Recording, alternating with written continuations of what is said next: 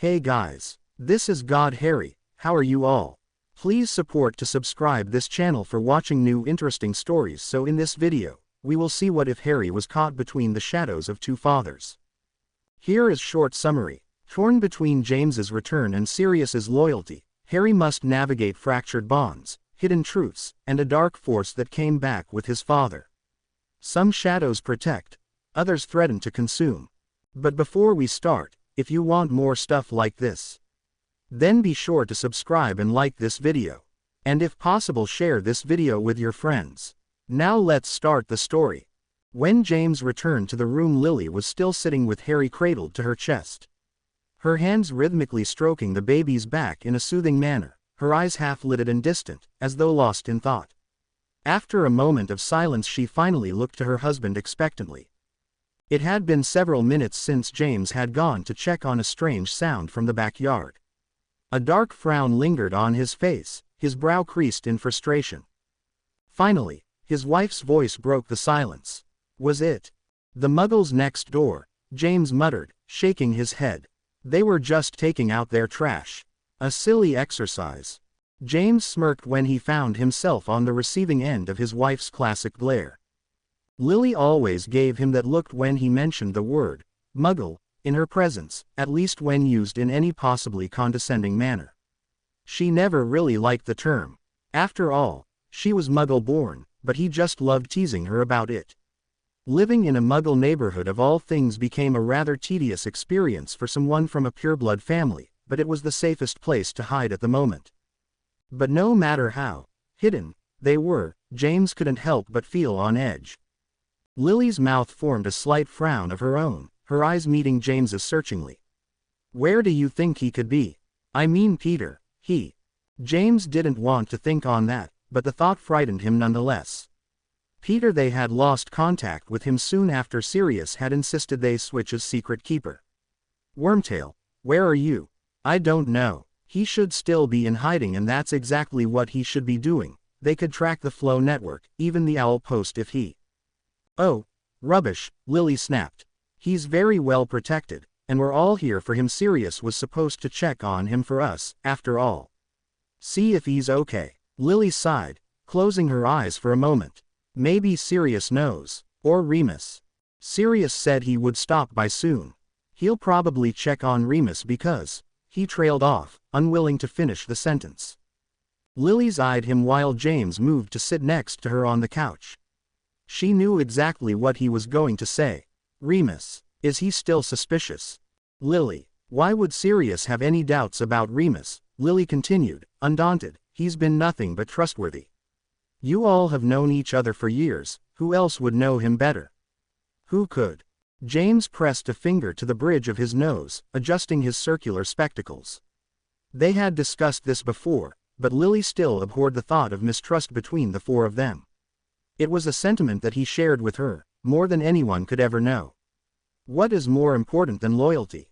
But as things stood, James saw no was to fix the problem. Yes, Sirius did have doubts about Lupin. They had all suspected a traitor amongst them, as much as James loathed to admit it. And, well, Lupin being a werewolf, Sirius was one to mistrust easily, but certainly not one of his friends, not someone like Lupin. The four of them were as close as they come, friends or otherwise. In fact, the animosity between Lupin and Sirius was becoming practically tangible. James wished nothing more than to just talk to them both, to sort things out. Maybe even bring some Veritaserum into the matter. But that was all impossible at the moment. James couldn't leave, couldn't apparate anywhere or use the Flow network. It was too dangerous. No matter how important the matter was to him, it would have to wait until they were all out of danger, whenever that would be. These days, though, James wondered if it was more of a question of if than when. Harry suddenly let out a small whimper, causing his parents to look down at him simultaneously. The child knew that something was wrong, his brilliant green eyes wide and confused. Even if he was too young to comprehend the situation, he could still sense things. James smiled comfortingly, brushing his hand over Harry's little head, where a patch of ink-black hair had sprouted. Harry giggled in response to the contact, the child's mood instantly brightening as he tried to grab at his father's hand. Lily smiled, shifting Harry gently into James's arms. James held Harry carefully. He had discovered that holding a child required no small amount of skill, and it took him a while to pick it up. Of course Lily could do it easily, it was maternal instinct. But when James first held Harry in his arms he couldn't help but worry that he would accidentally break him. Harry was so small and delicate, like he was made of glass. "Don't worry," James whispered. He smiled as Harry studied his much larger hand with profound fascination. "You know your mum will protect you no matter what, right?" He looked up at Lily. A shadow of doubt hung over her features, but her eyes were set and showed strength in more ways than one. "I want you to protect our son. I know you can. You're strong. Stronger than me, stronger than anyone I've ever known. You always have been, Lily." Lily's bravery was slowly returning, her shoulders straightening. He saw his wife, a fellow Auror, as he had always known her. Sometimes it was easy to forget one's own strength in the face of impossible odds. "James," Lily leaned forward as if to key him, but a noise startled them both. James quickly passed Harry back to Lily and she protectively clutched the child to her chest. James cautiously got to his feet and moved slowly toward the window, peering through the blueprint curtains. "James." Lily had gotten up as well, moving toward him cautiously. "What is it?" She narrowed her eyes, looking past through the curtain. She saw nothing but inky blackness, but that was odd in itself. "Has the streetlight gone out?" "James." Lily, "Move to the kitchen." James had taken his ward from his back pocket, holding his other hand up toward Lily as if to signal her to not move any closer. "Have your wand ready." Lily's eyes widened, but she did as she was told, moving slowly over toward the kitchen door. She fumbled around for an instant, removing her wand from her pocket and clutching it in her hand. Lily's breathing was becoming fast and ragged, her eyes darting from the window to her husband. "They can't, he couldn't have." James searched out through the darkness. "I don't." There was a sudden movement, a tall hooded figure darted out of view. His eyes widened in horror and he spun away just as the window exploded, the force of it knocking him off his feet. Lily cried out, doubling over to shield Harry from flying glass as James stumbled to his feet and reached Lily in a second. His face was cut, a stream of crimson running down from his brow. Someone was outside. Someone knew where they were. James shoved Lily forward, shouting, "Move." As he urged her through the doorway and into the kitchen. He could clearly hear movement outside now, the sound of a cloak bellowing in the wind. He was here already. There was no time. "Take Harry upstairs." The sound of an explosion could be heard. It had to be the front door. The house trembled and the lights flickered. Floorboards and crossbeams moaned from the force that hit it. He stood firm, keeping his balance when the house shook, a grip on Lily's shoulders as she nearly lost her balance. He was inside. Voldemort. He'd found them. "Peter." "Lily, take Harry and go." "It's him. Go. Run. I'll hold him off." He was practically throwing Lily forward, urging her to leave him. He knew that she didn't want to, that she wanted to help him, wanted to try. But they both knew there was nothing she could do other than protect their son. Harry had begun to cry, frightened by the loud noises. Another explosion soon followed, and the kitchen door was destroyed. Debris flew about and James raised his arms as to protect himself. When it was safe to look up, James held up his wand, pointing it toward the demolished doorway. He didn't have to look behind him to know Lily had gone upstairs. He could hear her footsteps pounding on the steps, the sound of his son's cries growing fainter. "Live, both of you, please." Laughter. High-pitched laughter. He could hear it now, from just beyond the doorway. A cloud of dust had risen, impairing his vision beyond the doorway and causing a thin film to accumulate on his glasses. It should have settled by now. Voldemort probably had something to do with it, to obstruct his vision. But his gaze and aim did not waver. James kept his gaze firmly on the doorway. He waited for a movement of any kind, and there. "Stupefy," he bellowed. The curse flew and hit nothing. James dived for the tiled floor as a curse went flying past him. He knew there was more to come. James would be hit eventually, he knew. No one could face Voldemort alone like this. No one. He didn't have a chance, he accepted that, but he had to buy time for Lily. An idea struck him, and he pointed his wand at the kitchen table. Wingardium Leviosa. The table began to float in the air, and then with another flick of his wand, James sent it flying toward the doorway. Before the table could make contact with anything, it stopped in midair, and came flying right back at him. James prepared to cast Impedimenta, but had barely spit out the incantation when a spell darted through the cloud of dust, hitting his wand hand. James could do nothing but let himself fall to the floor, and with good reason. The table sailed over his head, just barely missing his skull. A hit like that would have cracked his head open. James's wand hand was injured, and his wand itself in pieces, splinters of mahogany dangling from strings of the inner core. It had to have been Expulso, judging from the damage, carefully aimed. How could it be over so quickly? The next thing he knew, a dark figure moved through the doorway, the dust finally settling in. Crucio. Pain. Total, white-hot pain. James had experienced the curse before, more times than he would have liked, but none as powerful as this. This was pain, cast by someone impossibly skilled in its use, more so than any other being alive. Fire. Ice. But it all burned. White spots began to fill his vision. He was going to snap, to go insane. He couldn't take it. Then it was gone. He would have been relieved had it been any other situation. James found that he couldn't move his arms and legs wouldn't respond, like he had forgotten how to work them. But he could still feel things. How could he not? Every part of his body hurt. Then he realized he was screaming. Or at least he was trying to scream. His throat was tight, only allowing him to voice a strangled cry. That curse, it was so powerful. James knew why that spell had been so strong.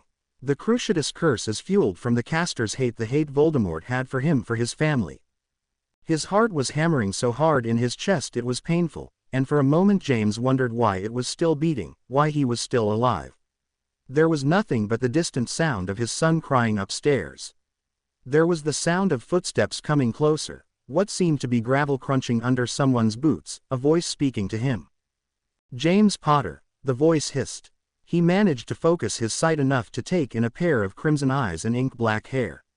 Those eyes glinted in a manner that could only be associated with the unfathomably insane. Something in those eyes made him feel a pang of fear as he had never experienced before, and James hated himself for it. Those eyes made the blood freeze in his veins. His heart wanted to explode. Voldemort spoke again, his tone suddenly very casual and quiet, but just as deadly. You and your family have caused me a great deal of trouble in finding you. I will not tolerate insolence, you see. Much less from a Muggle-loving Auror.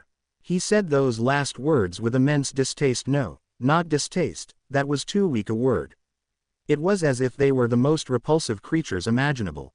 Someone that was unnatural, that should be destroyed. That probably exactly what he was thinking. Then Voldemort smirked, chuckling lowly. His tone became mocking as he spoke, but luckily my servant was kind enough to reveal your whereabouts. He laughed, a horrible sound. Peter. The realization was like a heavy weight upon his chest. It was crushing him, he couldn't breathe. James couldn't help but feel the worst hatred toward the man he thought was his friend. But no, maybe there had been another way. Peter would never. Voldemort saw this and took pleasure in his suffering. James didn't want to give him that satisfaction and attempted to hide his rage. The Dark Lord should just kill him now and get it over with. But Lily, he could still hear Harry crying upstairs. I know what you're thinking, Voldemort drawled. But no, I will not kill you, Mr. Potter. This didn't register well with James, who gained a look of utter confusion. He tried to move again, which only brought more pain. With an effort, he managed to croak, why? He hated looking so weak in front of this man. He wanted to say his name, Voldemort, to spit it in his hideously pale face. Show Voldemort that he really wasn't so afraid as to be forced to say, you know who. That he was no coward. He really wasn't afraid of dying, but his family was still in danger. Confused. You shouldn't be. I would rather keep you around a little longer. Voldemort removed something from his robes. It looked like some sort of time turner attached to a chain. Some say there are fates far worse than death, Mr. Potter. A foolish notion, only shared by weaker beings, such as yourself. I will show you such a fate, if you like. I can tell you want to know. The time turner swayed in his grip, catching the light coming from the kitchen ceiling. James couldn't take his eyes off it. Even a charm can make the worst curse of all. Did you know that, Mr. Potter? James hated the way this thing said his name. Hated it. James had never experienced a feeling so violently consuming. He hated Voldemort for doing this to him. Hated Peter for betraying him. Hated himself for being stupid enough not to see it coming. James was no longer aware of anything but the Dark Lord's bony hand clutching his hair in a tight, painful grip. Voldemort's snake-like voice hissed vehemently in his ear. Have you ever wondered, Mr. Potter, what it would be like if everything you ever loved dead? Everything and everyone you couldn't protect, destroyed. Where all light has been consumed by darkness. And there is nothing you can do to stop it, because it has already come to pass. You will discover for yourself, James Potter, and suffer. This will be your own living hell, boy. Know that you could have saved them all, just by giving in to me. Because of your son. Don't worry, no one will miss you. There will be no one left to do so. No one will know you're gone. Voldemort pointed his wand at the remains of the kitchen table, muttering something. The piece of wood began to warp, changing shape. Soon, it had become a person. Me, it's me. The table had been transfigurated into him. The form lay there, lifeless, its eyes staring blankly at him. It was like James was outside himself, like he was a ghost. And by the way, that sound you heard in the backyard. That was me. Your disgusting little mudblood wife isn't going anywhere, I assure you. It will be so good to meet young Harry. Laughter. James couldn't respond if he wanted to. As he opened his mouth to scream, to warn Lily, to try something, anything, then Voldemort draped the chain over his neck. James couldn't explain it then. A number of elements attacked his senses all at once. Tears. He could feel them now as they trailed down his face. There was the warm sensation of blood flowing from where his head hit the floor. Colors spinning. Everything going out of focus. Pain. Harry's cries. Voldemort's laughter. Lily's screaming. Pain. Screaming. Screaming. No. Halloween 1995. The Halloween feast at Hogwarts was well underway. The Great Hall was decorated as spectacularly as ever, with gold plates and live bats swooping down from the enchanted ceiling. The ghosts were not missed, most of them attending nearly headless Nick's Death Day party again, including Peeves. This wasn't a disappointment for most, considering how much trouble the ghosts would cause on a day like this. The Hogwarts ghosts had a habit of feeling very high and mighty on Halloween, like they were entitled. Ron grinned, surveying the food spread out before them hungrily, though he'd already finished 2 plates. What next? Hermione, who was sitting to his left, shot him a look and gave a noise of disgust.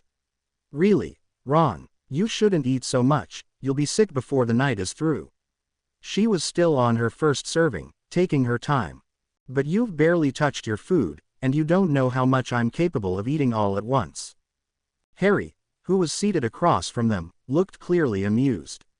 Yeah, she does, he said quietly, trying to hide a smirk despite it all. Remember earlier this year, 3rd day. Ron blushed. That's different. I could have won a galleon for that one. Can you imagine what I could get at Honeyduke's with 400 and some odd nuts? Hermione huffed. Is that why you listened to Fred when he told you to eat all that pudding? Honestly, you should know better by now than to trust your own brothers. Honestly, Ron mocked weakly, who could get tired of chocolate pudding? It's marvelous. You certainly didn't find it marvelous by the 5th serving. Anyway, Ron interrupted loudly, smiling cheerfully. I agree with you, Hermione. I have eaten quite a bit more than usual. Hermione and Harry gave him rather surprised looks, then he continued, that was the meal portion. So, now on to dessert, shall I? Ron spotted a tray full of fluffy-looking cake and reached for a slice intently, only to have his hand smacked away. Hermione, he whined, what was that for? Really, other people are going to be eating those, so at least serve yourself properly. She pointed at the said tool, a golden cake knife, which jutted out from the cake. Ron rolled his eyes but obeyed, filling his plate again before digging in. Hermione made no further protests. Harry, sitting to Ron's right, watched the scene, smiling as he took a gulp of pumpkin juice from his gold goblet. I think Myone's right. You'll have to take a trip to Madame Pomfrey because it'll feel like you. Hey, Harry. Harry couldn't hear Ron at the moment. He didn't know where it came from, but suddenly a wave of dizziness hit him. Unprepared, Harry swayed quite a bit, his goblet falling from his hand. He pressed one hand to his head, which was spinning, and the other over his heart. There was an odd squeezing sensation in his chest that wasn't at all pleasant. Was he having a heart attack? But if that were true, shouldn't he feel dizzy? Feel a sudden chill? He really had no idea, but the thought of actually worrying about it didn't even register in his mind.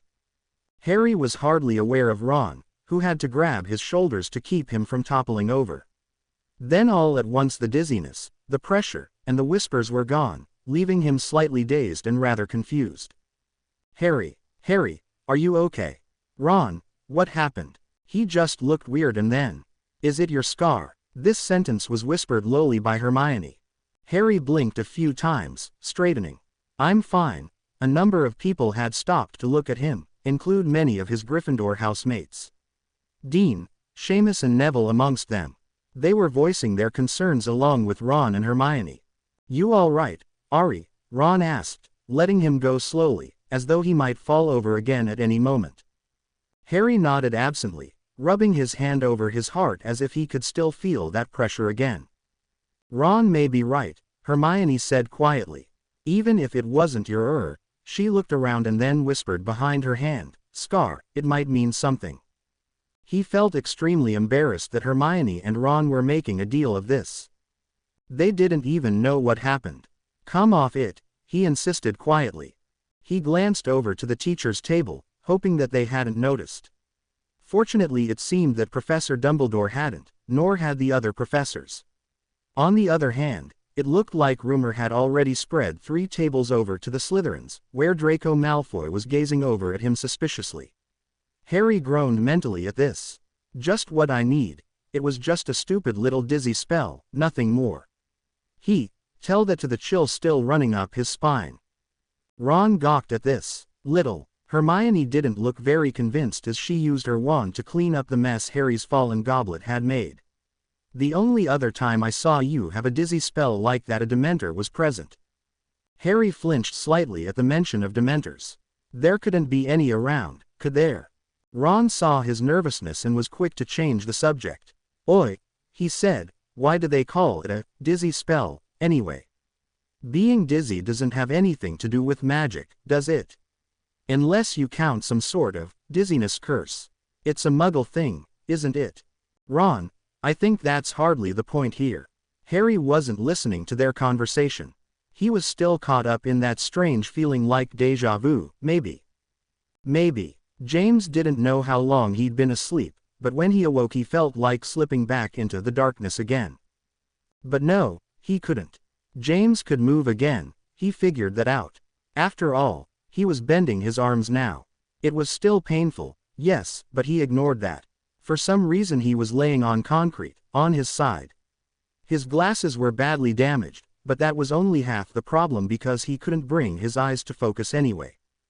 It took a moment before he recognized his surroundings. In front of his home. Destroyed. Sections of the building were caved in, blackened as if burned by fire. A sign nailed onto the still-standing wooden fence gate indicated it was marked to be torn down. Streetlight illuminated the front, throwing shadows and barely highlighting the dirty yellow police tape that was barely staying up anymore.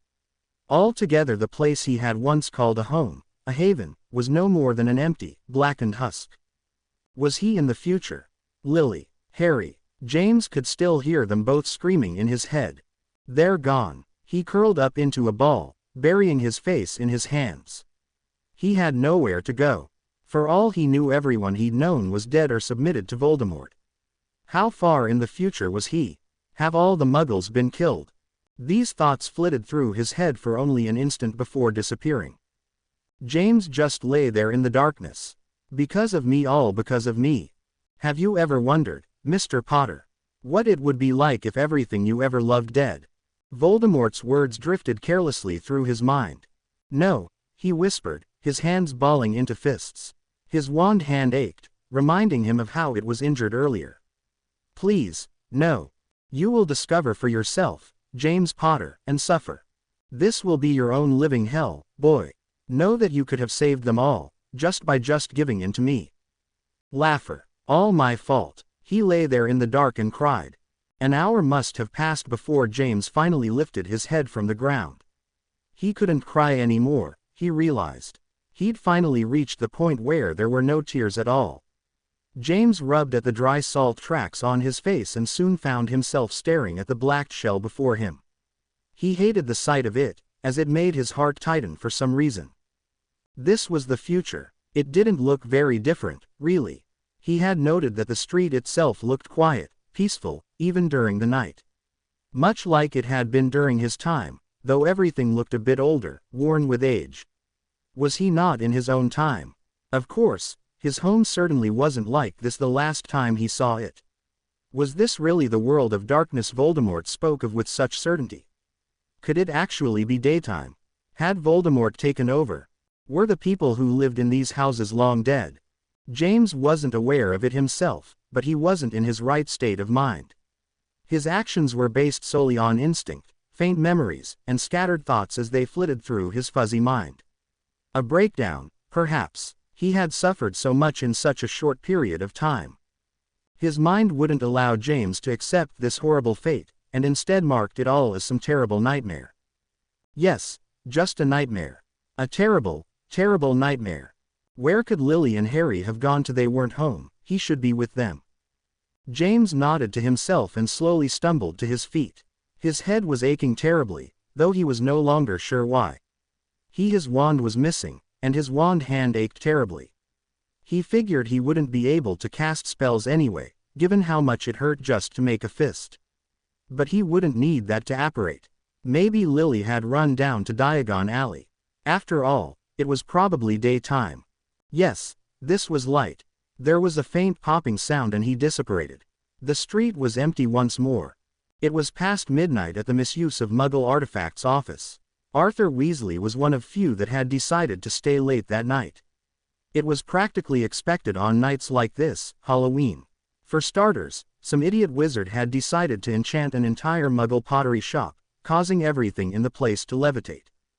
In another unrelated incident, some poor dear named Martha Hatchet had gotten a bit too drunk during the evening Halloween festivities and accidentally let a few curses fly. That resulted in a number of incinerated jack-o'-lanterns, as well as a few children being transfigurated into the very creatures they were disguised as. Then, after the accidental magic reversal square came to control the situation, there were some more upsets due to their new rookie. Most of this could be let go due to many carefully placed memory charms, and the excuse that perhaps the trick-or-treaters were a little too enthusiastic that evening. But Miss Matchett had been using magic while inebriated, and if Arthur heard the word, "Obliviate," one more time. Oh, it had been a long evening. Though Mr. Weasley had been close to finishing for the day, he had made the mistake of putting his head on his head and resting his eyes. That was some time ago. His sleep was interrupted, however, by a slight popping sound. He sat up suddenly at his desk, looking dumbly at the person who had just apparated. Percy smiled slightly at him, crossing his arms. "Mum wanted me to check up on you." He suddenly lost the smirk and frowned disapprovingly, eyes narrowing. "Good thing I did or you wouldn't be home until morning, if at all." Mr. Weasley blinked, then glanced at the wall clock. The arm had since moved past home, and now rested solidly on sleep. The arms were slowly moving back to the first message, now that he'd woken up. Drat, the paperwork would have to wait until tomorrow after all. "Hello, Percy," he yawned in greeting, stretching his arms. "How was your day?" Percy rolled his eyes slightly and pressed his glasses firmly to the bridge of his nose, a habit of his. He thought it looked cool, and hey, it did the first 3 times in the first 5 minutes, the same as always, a lot of paperwork, and a few classified documents. He sighed as though exasperated. "Mother is extremely frustrated that you for not saying anything. For all she knew you've been eaten by an ogre, or bitten by a vampire, some equally ridiculous, unlikely scenario given your occupation and location."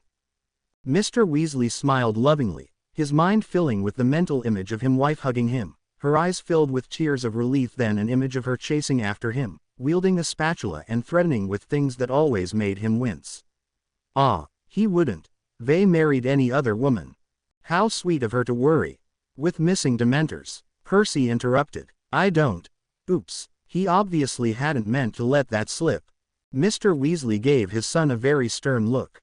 Where did you hear that? Percy seemed to regret saying anything. He lowered his head sheepishly, hurriedly saying, I heard some people talking about it, saw a few files. Ah yes, Percy just loved knowing things that other people didn't. Sometimes he ended up knowing things he shouldn't, sometimes it worried Arthur, like right now. Percy, he said quietly, you know perfectly well that the Ministry is simply on edge because of the rumors.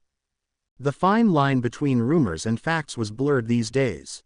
The Weasley family had taken Harry Potter's experience as solemn truth rather than mere hallucination or spectacle as the Ministry would like to believe. The Dementors aren't truly under the Ministry's control, everyone knows that.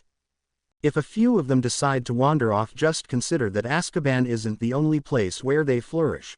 Percy looked unnerved at this fact, so Mr. Weasley quickly added, if you say even a single word to your mother, I can be certain that she won't allow me to return to work ever again, much less allow any one of us out of the house. She's deadly protective. Mr. Weasley allowed a hint of humor to enter his voice, seeing as how his scolding had gotten to his son.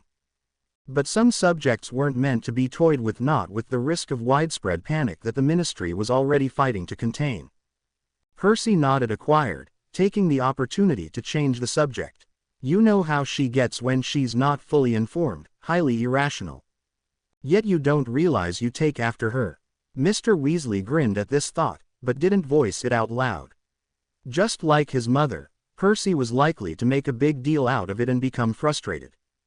And when he was frustrated, he let everyone know, also just like his mother. Mr. Weasley stood and began gathering his things, placing them in his briefcase. I've been right here this whole time, anyway the house clock should say so.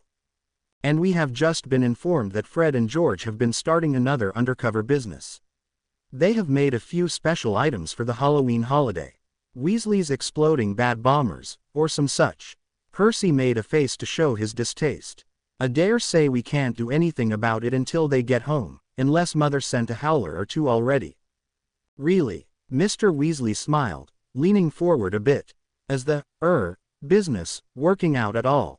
Father, I can't believe you would approve. Where do you think they get it from, their mother?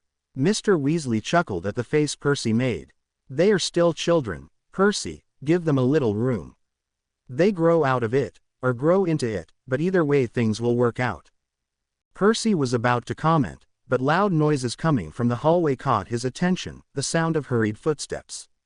Next, a man holding a thick stack of files came bursting in, his face flushed with excitement. He was practically trembling, eyes glittering. Arthur, you won't believe what's happened. Mr. Weasley looked confused, stepping away from his desk. What is it, Will? Wilford Jensen, a fellow Ministry employee in the transportation department, took a paper from one of his files and shoved it excitedly in his face. Today, the Ministry got wind that some wizard went off and dissipated in a Muggle neighborhood out west. He was laying there for a while, and a Muggle family called the police. Then he just got up and poof, was gone. They told the police about that, too, and afterwards they had to use Obliviate on him. Arthur couldn't help but wince. Obliviate, again, don't know where he went, exactly, no one can figure that out. He isn't a registered wizard, either. Every wizard and witch in Britain is registered under the Ministry, like having a social security number in America. That isn't right, Percy spoke up loudly, coming to stand by his father, his chin held high as he nodded knowingly. The Ministry should be able to figure out who it is. If he left the right traces, they surely can. If they find some traces, yeah. The Department of Magical Transportation got right on that. But that's the thing. For Jensen's voice had lowered and become very grave. They did figure out who it was. The guy had bleed all over the sidewalk. But his name's been off record for the past 14 years. Merlin's beard. Mr. Weasley's eyes had widened in shock, then shot up to meet for Jensen's. There must be some mistake. There must be, yeah. You don't keep dead men on record. A prank of some sort, probably. Although to pull a prank like this you've got to be pretty clever, Arthur. Ferguson paused for a moment, seeing how pale Arthur had become. The creepy thing is that whoever the bugger was, he'd been standing right in front of the Potter's old house. Potter. James Potter. Percy had looked over his father's shoulder, and was now goggling just the same. That's preposterous. Who could do something like this? Why, and tonight of all nights? Well, Mr. Weasley said sternly, handing the paper back, I want to see the rest of this report. I don't care if this isn't my department, and don't give me excuses. Percy, go home and don't breathe a word of this to your mother. I'll be working later than I expected tonight. Percy didn't get a chance to argue, his father had already strode out of the office with Ferguson. James apparated only to find himself in darkness again. He was in a small room filled with tall shelves, each and every one of they full of tiny boxes from floor to ceiling. A storage room, perhaps. Oops, he must have gotten it wrong. This isn't look at all like Diagon Alley. There were no people, no noise. I need to sleep, he stated to himself, his voice barely audible even in the silence. He was exhausted, mentally as well as physically. James vaguely wondered what had happened to make him feel that way, but gave into it just the same. Sleep didn't seem like a bad idea at all. He would look for Lily and Harry when he woke up, when he got his energy back. Maybe then all the clouds in his head will have cleaned. He settled himself tightly in a dark corner, wrapping his arms around himself. The person who owned this place, wherever it was, would have minded if he stayed for the night. Yes, James would find Lily and Harry tomorrow. It would be odd, sleeping somewhere other than his bed, with his wife lying next to him. The sound of her light breathing, her red hair tickling his nose when they got close. A faint memory flashed in his head, but he couldn't focus on it. Flashes of color, red laughter. Horrible laughter. Something was wrong. Something wasn't right. Why wasn't Lily with him? She was always there. Slowly, James let blackness fill his mind as he fell into a dreamless sleep. Harry lay awake in bed, his eyes half open. His curtains were open the slightest bit so he could look out the window at the moon-filled sky. For a brief moment, Harry thought of the fact that Professor Lupin would be transforming tonight. It was a full moon. And all the while he couldn't figure out why he was being plagued with anxiety. Well, it was sort of like anxiety. It was also this oddly warm feeling he had in his chest. Harry had been feeling it since the Halloween feast that evening, but still couldn't put a finger on why. His thoughts went back to the conversation he had with Ron just before they'd gone to bed. Flashback. So, Ron prompted. Harry looked over at him as he straightened out his blankets for the night. So, what?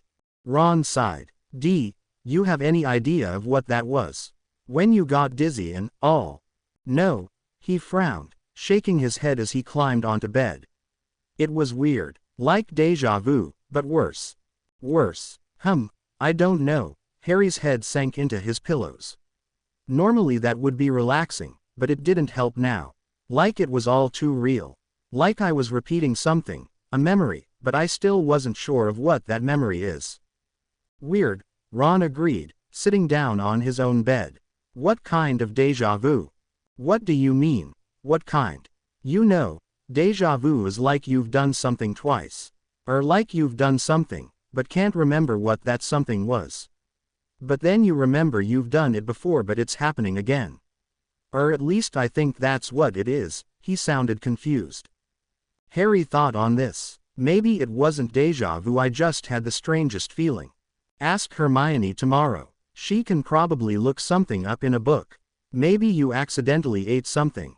Or you still had something on your hands from potions. And Weedroot or whatever can do some weird stuff. Silence. You feeling all right, Harry? Harry sighed, but smiled. Of course I don't really want to think about it anymore. Good night, Ron. Yeah, night, Harry. End flashback. So much for not thinking about it, he scoffed mentally. Maybe Harry was just making a big deal out of nothing. After all, it wasn't like his scar was hurting or anything. Maybe if it still bothered him in the morning he'd talk to Dumbledore, and he could mention it in his next letter to Sirius. Finally, after much effort, Harry drifted off to sleep. "Wake up," James grumbled, shaking his head. "No." The sound of footsteps, a hand on his shoulder. The hand shook him persistently. Then it moved away. "Wake up, I say. Who are you? What are you doing in my shop?" Frustrated, James slowly opened his eyes. It was still dark, and that alone was beginning to annoy him. How long had he been asleep, anyway? "Who are you?" the voice repeated. The man was no more than a faint black outline before him, holding his wand at a ready position. "If you don't tell me immediately, he shifted his wand hand some more, indicating that he was more than ready to simply let a curse fly. James knew that voice. For once, a happy memory came to mind and he smiled. "Mr. Ollivander, how good to see you, hear you." The shadow, Ollivander, stiffened. His wand hand lowered a bit, and then he lifted it again. Lumos. He winced at the sudden presence of light. James held his arms in front of his eyes in an effort to keep it away. When that didn't help, we patently waited for his eyes to adjust. Then he was able to see Mr. Ollivander clearly. The man stood, looking rather terrified, actually. What in the world would he have reason to be afraid of? Who are you? James was finally able to look up toward the light, but unfortunately his glasses weren't doing much to focus his vision anymore. They were badly damaged by now and scraped up as though by sandpaper. He smiled slightly, unaware of Mr. Ollivander's reaction. "Don't be daft, I'm James, as always. I thought you remembered every customer you've ever had. Mr. Potter." His voice was trembling and he shifting on his feet. 12 inches, phoenix tail feather, beechwood. 11, he corrected instantly. Mahogany. James chuckled knowingly. "Trying to trick me, are you? And no, Lily has a unicorn tail hair. Remember, Willow, 10 1/4 inches. We're looking forward to the day when we can bring Harry here, when he's old enough of course." He didn't need perfect vision to tell that Mr. Ollivander was in some sort of shock. "Are you all right, sir? You look like you've had quite a fright, like you've seen a ghost. The Halloween spirit got a little away with you, He laughed at this, and didn't stop. It felt good to laugh. James wasn't paying attention as the older man knelt down next to him and examined his injured right hand. It wasn't broken, he didn't think, but it felt bruised and was terribly painful to move the fingers. "How did this happen, Mr. Potter?" James. It was as if saying that name was frightening and painful in itself, like he had some difficulty getting it out. But nevertheless, his voice was soft and quiet, just like it normally was. "What an absolutely pleasant fellow. Where is your wand?" He instantly stopped, laughed, looking into the other man's eyes. "I don't quite remember. Oh yes, Voldemort had a few tricks up his sleeve, I suppose." "No wait, that was the dream." He noted that Mr. Ollivander flinched when he said that name. "So, people still feared that name." "Oh yes. Have you seen Lily? I am sure she's here somewhere. I had the worst dream." He stood, realizing that Mr. Ollivander was urging him to get up off the floor. "It's very good to see you, my boy," Mr. Ollivander whispered, squeezing his shoulder as if James was in need of some sort of comfort. He didn't need comfort, he was perfectly fine. "I don't know why or how." He was led forward toward a chair. Around the corner of a shelf James could make out a window. Sunlight was streaming through it. So there still was daylight after all. It had all been a dream. "Thank God. Where is Lily, sir?" Mr. Ollivander once again didn't answer his question and instead said quickly, "You say your wand was destroyed." Tsked. Pity. He was speaking 10 times faster than James was accustomed to. Was he nervous? "But wait here, I think I can find another one similar, one that will suit you." Then he was off, looking at a shelf that was out of sight. He nodded absently as the man left, barely taking notice. James enjoyed just watching the sunlight. Faintly, he could make out the noises of people walking up and down the street of Diagon Alley. Not very many people at the moment, though. It must be very early in the morning, otherwise the streets would be jam-packed, as the underground of London usually was. Well, at least he had gone to the right place after all. Imagine what would have happened if he found himself in Knockturn Alley. It was no wonder he'd recognized this place, though. You don't forget the place where you buy your first wand. Never. All those many years ago he couldn't wait to take Harry to get his first wand. Lily would be so proud. His beautiful Lily. He saw Mr. Ollivander go to the front door for a moment, flipping a small sigh on the door to indicate the store was closed, and lowered the shades. Even though the room was now magically illuminated, James couldn't help but miss the natural sunlight that had been shut away. Why would Ollivander need to close the store?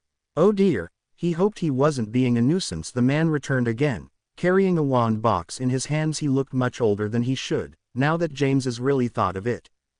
Here. Mr. Ollivander carefully opened the box and brought out the wand inside. Mahogany, phoenix tail feather. 10 inches, but rather close, I should hope. The build very strong. Absently, James reached for the item with his right hand, his wand hand. It still ached terribly, and he noticed that the rest of his body still felt the same. Goodness, a lot must have happened to him. Why couldn't he remember? Mr. Ollivander noticed his discomfort, but prompted, "You just need to test it, dear boy." Each word he uttered was quiet and precise. How peculiar the man had become. I hate to admit I'm not skilled in the ways of healing, but maybe I can find something. Trust me when I say you will need this for your own protection. Holding the piece of wood delicately, Mr. Ollivander thrust the wand forward so the handle was touching James's palm. You won't have to cast any spells right now, just give it a wave. James obeyed, taking the wand, and with a bit of difficulty, wrapped his fingers tightly around it. He gave it a small wave, and ah yes, a stream of gold and red sparkles flew in front of his eyes. Just like the first time he'd ever gotten a wand. He could hardly see a difference. How pretty. James smiled at the memory, remembering how his father and mother had reacted with such joy. Thank you, sir. Oh, I will need to get some galleons from Gringotts. I'm afraid I have no money with me. If maybe a few Muggle coins. He tried handing back the wand, but Mr. Ollivander refused. No, no, no, he insisted, pushing his wand gently back to him. It's yours, you need one. James smiled. Thank you, sir, I don't know what to say. Just take it, please.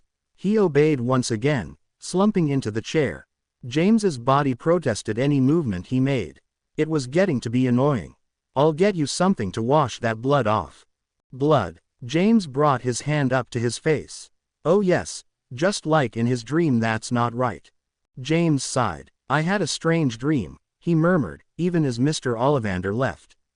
Lily and Harry were in danger. Voldemort. I hit my head on the kitchen floor, I think. Then I was at our home, but it wasn't really. It was gone. I disapparated and apparated here, I think. He touched the long line of dried blood that clung to his brow and down the side of his face.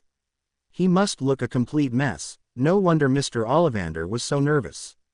How very odd. He noted that dried blood was caked under his fingernails. Mr. Ollivander returned, juggled a bowl of water, a rag, and a half-full bottle of some sort of clear blue liquid. For the lack of a table nearby, he set it all at James's feet. The man still seemed very apprehensive. James couldn't remember ever seeing the man like this. Is something wrong, sir? No, my boy, nothing is wrong.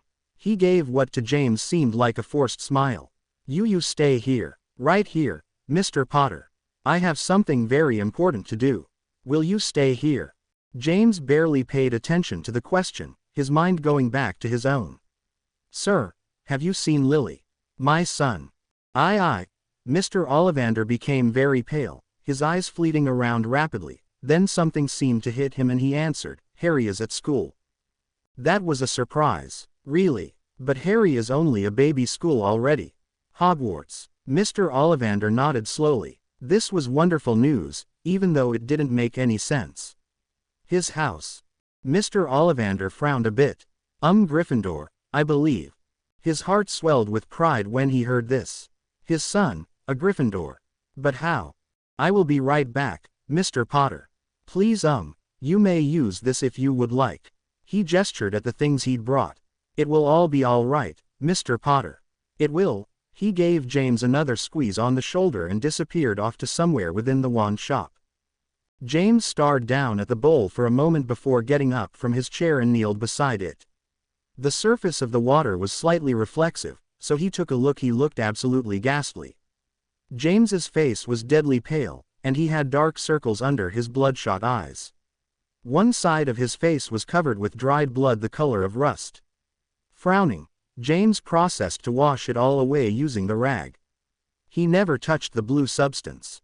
When you can't identify it, assume the worst, that's the key. He and Sirius had learned that the hard way one day in second-year potions. James never liked that class, but at least it wasn't herbology. Dreadful subject. When he was finished, he half wondered where Mr. Ollivander had gone. Then, oh yes, Lily. He felt a little better, so now he could go look for them. Borrowing a cloak which he found on a wall hook nearby, James hurried from the shop and into the slowly growing crowd outside. I'm coming, love. It was all a dream, it was all a dream. Just a nightmare. Mr. Ollivander returned after a moment to check on James. He shouldn't have left the poor boy alone, not in his state, but when he returned, Mr. Ollivander found the chair James had occupied vacant. The rag and water were tinged with red. James had used them, and it stood as the only evidence that the boy had ever been there at all in the first place. This gave Mr. Ollivander some measure of relief, because that meant that he wasn't going insane or hallucinating. Though his cloak was missing its hook, and the front door was wide open. Oh dear! Clutching the letter he'd just written in his hands, Mr. Ollivander rushed into the street to see if he could stop the man. But he was long gone, and there would be no one to pick him out in the crowd. Quickly, Mr. Ollivander disapparated to the Owl office, the one right near Gringotts. Phantom hallucination, a cruel trick or not, he had to tell Albus Dumbledore of what he'd just seen. The next morning at Hogwarts was a dingy one, but no less cheerful in his case. It wasn't an hour until the students, most of them anyway, would be getting up from bed. Most of the faculty was also awake, to either get lessons ready or to eat. Albus Dumbledore was heading out of his office early that Tuesday morning, ready to walk down to the Great Hall for breakfast. Going there early was always a good habit, where he could think and gaze up at the incarnated ceiling. And, from time to time, prevent the Weasley twins from planning jokes under the Slytherin table. Though, watching a person become totally blue and sparkly was indeed an amusing sight. Though it's no good to encourage such behavior, maybe he should stop it, then. He also wished to talk to Dory, the new defense against the dark arts professor. Sadly, the man didn't seem to up for the job any longer. A number of Slytherins had gotten it into his head that he wouldn't last through the year, considering the number of people who've gone through the position in the past 4 years, and even long before that. Which was, admittedly, true. Perhaps it was better that he got out while he still could. When Dumbledore reached the stone gargoyle outside his office, he found a large gray owl stood perched upon the gargoyle's head. A minute owl, by the looks of it, and a very nice one at that. It also looked exhausted, its rapidly heaving chest feather fluffed up in an attempt to block out the chill from the cold winds it had flown through. "Hello," Dumbledore said, eyeing the message tied to the owl's leg. "Is that for me?" He saw no outside indication of who the letter was for, but the owl gave a weak hoot in response and allowed Dumbledore to remove the parchment. "You've had a long flight, friend. Just rest a bit." The owl simply hooted, tucked its head under its wing, and fell asleep instantly. For a moment Dumbledore thought of waiting until he got to the Great Hall to open the letter, but curiosity got the better of him. If someone was this eager to get a message to him, then it must be important. He immediately recognized the symbol on the wax seal to be of Mr. Ollivander's wand makers. As he walked toward the Great Hall, he began reading. He only traveled a few paces before stopping in his tracks. Dumbledore's face gained an unusually serious quality as he began walking again. Well, running actually. He now had a very urgent mission for both Severus and Minerva. Word to Sirius would be sent immediately to Lupin's home. They needed to know. The Dementors are moving, Master. Good. Very good, Wormtail. How soon? They will reach the underground with W within the next few hours, I think.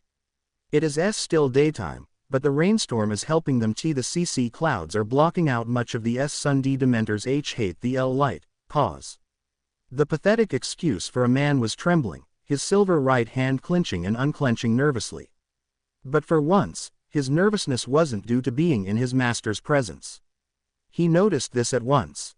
Voldemort shifted his fiery gaze toward his servant. "What is it?" His voice spoke volumes on his irritation. If Wormtail wasn't careful, he would suffer more pain than he had his entire petty life.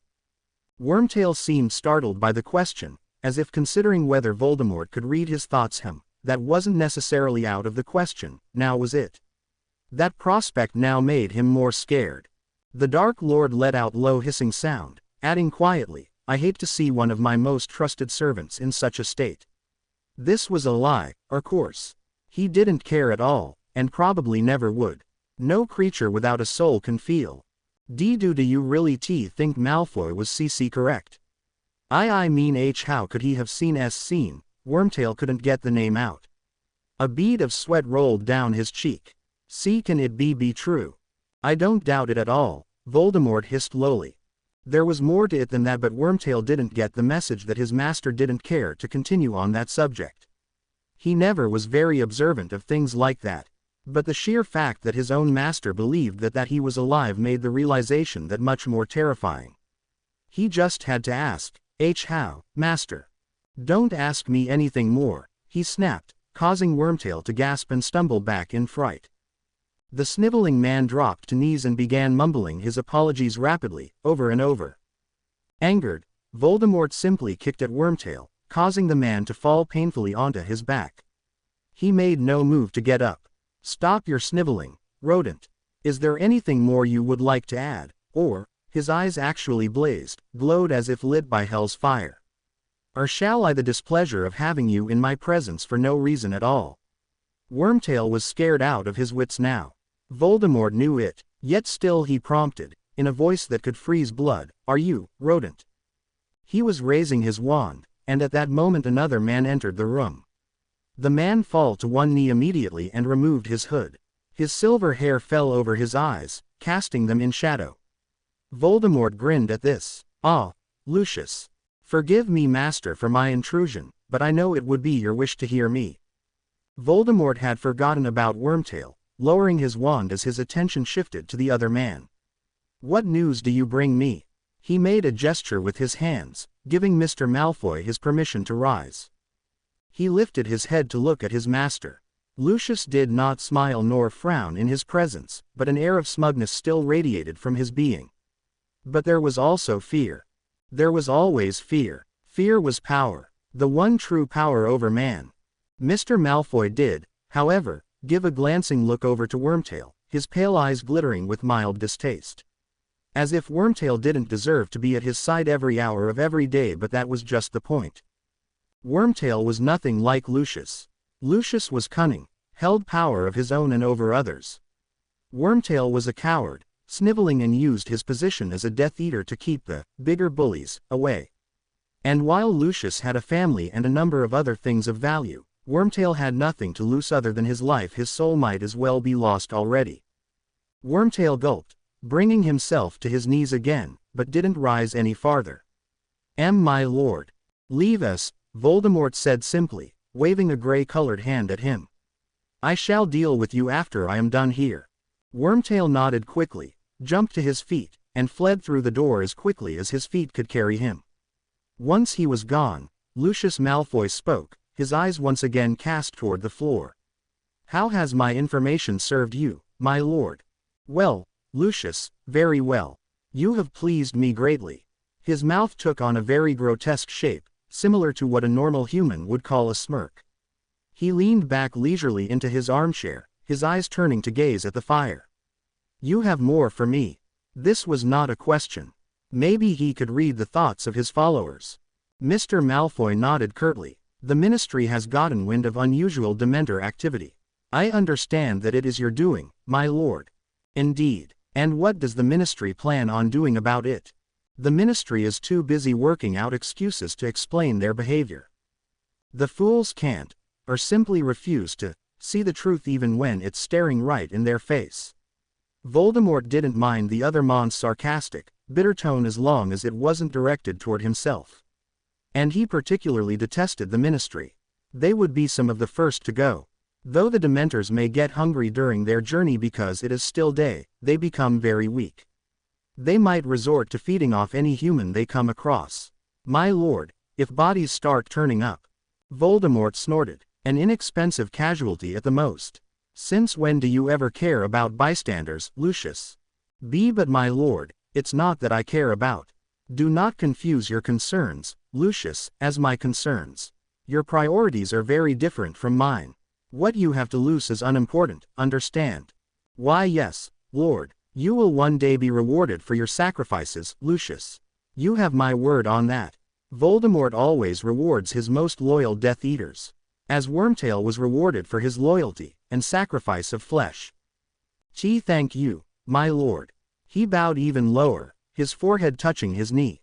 Was this man really willing to lose his wife and son for his master? Only time would tell on that. Besides, he added darkly, it won't be long the blood of my foes shall paint the sky, all of them, the firelight reflected in his eyes.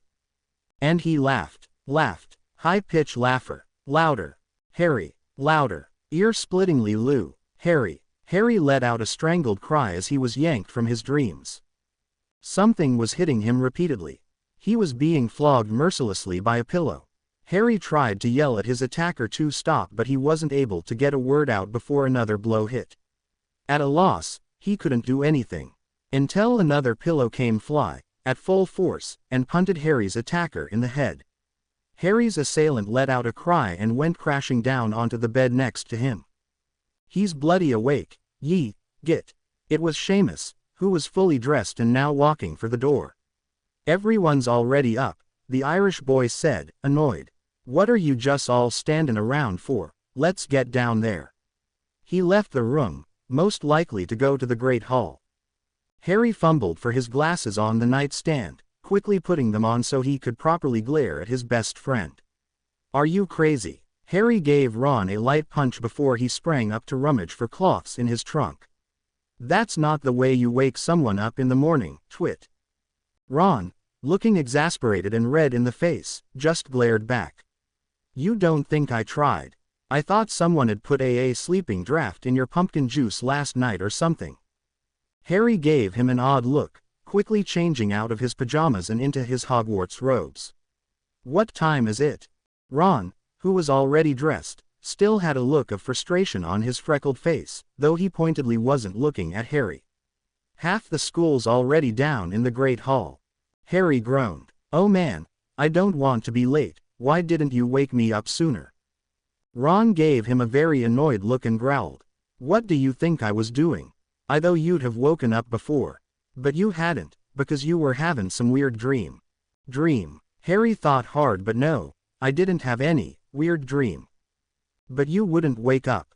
You were all scared, and looking as if you were being chased or something, and I was not. Harry blushed in embarrassment. As he tried to adjust his tie, Harry found it too much of a bother and left it as it was. Hadn't the wizarding world discovered how useful a clip-on is? But it's true. I was getting really worried. I mean after yesterday, though you were, like I don't know, dying in your sleep. He hadn't expected Ron to say something like that. Harry saw his friend's distressed expression and smiled a little. I'm not in any trouble. Really, maybe I did have a dream, but I don't remember it now. Ron looked Harry in the eye now. You going to be okay, then?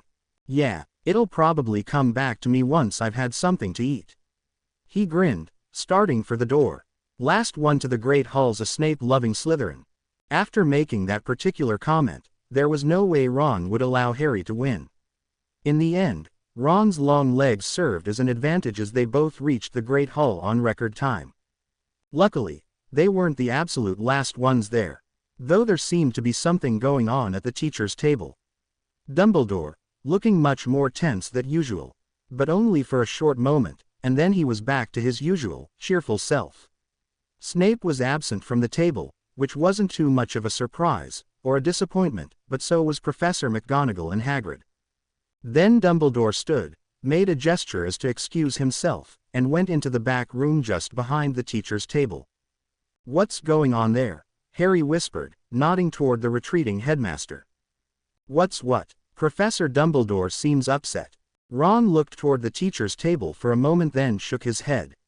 Nope. Don't see anything. Maybe it's your imagination, Harry. Maybe. They then took their sets at the Gryffindor table, where Hermione was already waiting. He stopped pacing when the headmaster finally appeared in the doorway. You don't understand what you're asking, Albus, the man said darkly as soon as Dumbledore closed the door. You don't understand. His eyes narrowed accusingly. Dumbledore's eyes burned into Snape's from behind his half-moon spectacles, the pale blue flashing intensely. It was at moments like this that a person knew not to underestimate Albus Dumbledore. I am afraid I know exactly what I am asking, Severus. Snape's eyes narrowed accusingly. And knowing, you would still have me do this. I hope you understand, that isn't much of a choice at this time. Silence. Snape shifted uncomfortably on his feet. It took a lot to make the usually cold and collected potions master nervous, but this wasn't some simple matter of business. No, this was something completely different. Please place petty hatred aside, Severus. Petty. Just this once is all I ask. Snape looked at the man as though studying, then nodded. It looked like he was struggling not to scowl. Yes, but never again, Albus, and if one of the others sees me, you know what that will cost all of us. You will not be seen, Dumbledore said flatly. I trust you will make sure of that, my boy. I know you to be quiet, the resourceful wizard, Severus. Snape still looked uncertain, his own eyes flashing as if a million thoughts were going through his head. Mr. Malfoy has yet to see you, so he has nothing of value to tell his father. If all goes well, you can be back before classes start. What you're asking for is a miracle. Dumbledore clapped a hand on Snape's shoulder, causing the taller man to blink. What I am asking for, Severus, is that you will try. I know this is asking much of you, but you are the only one here fully capable.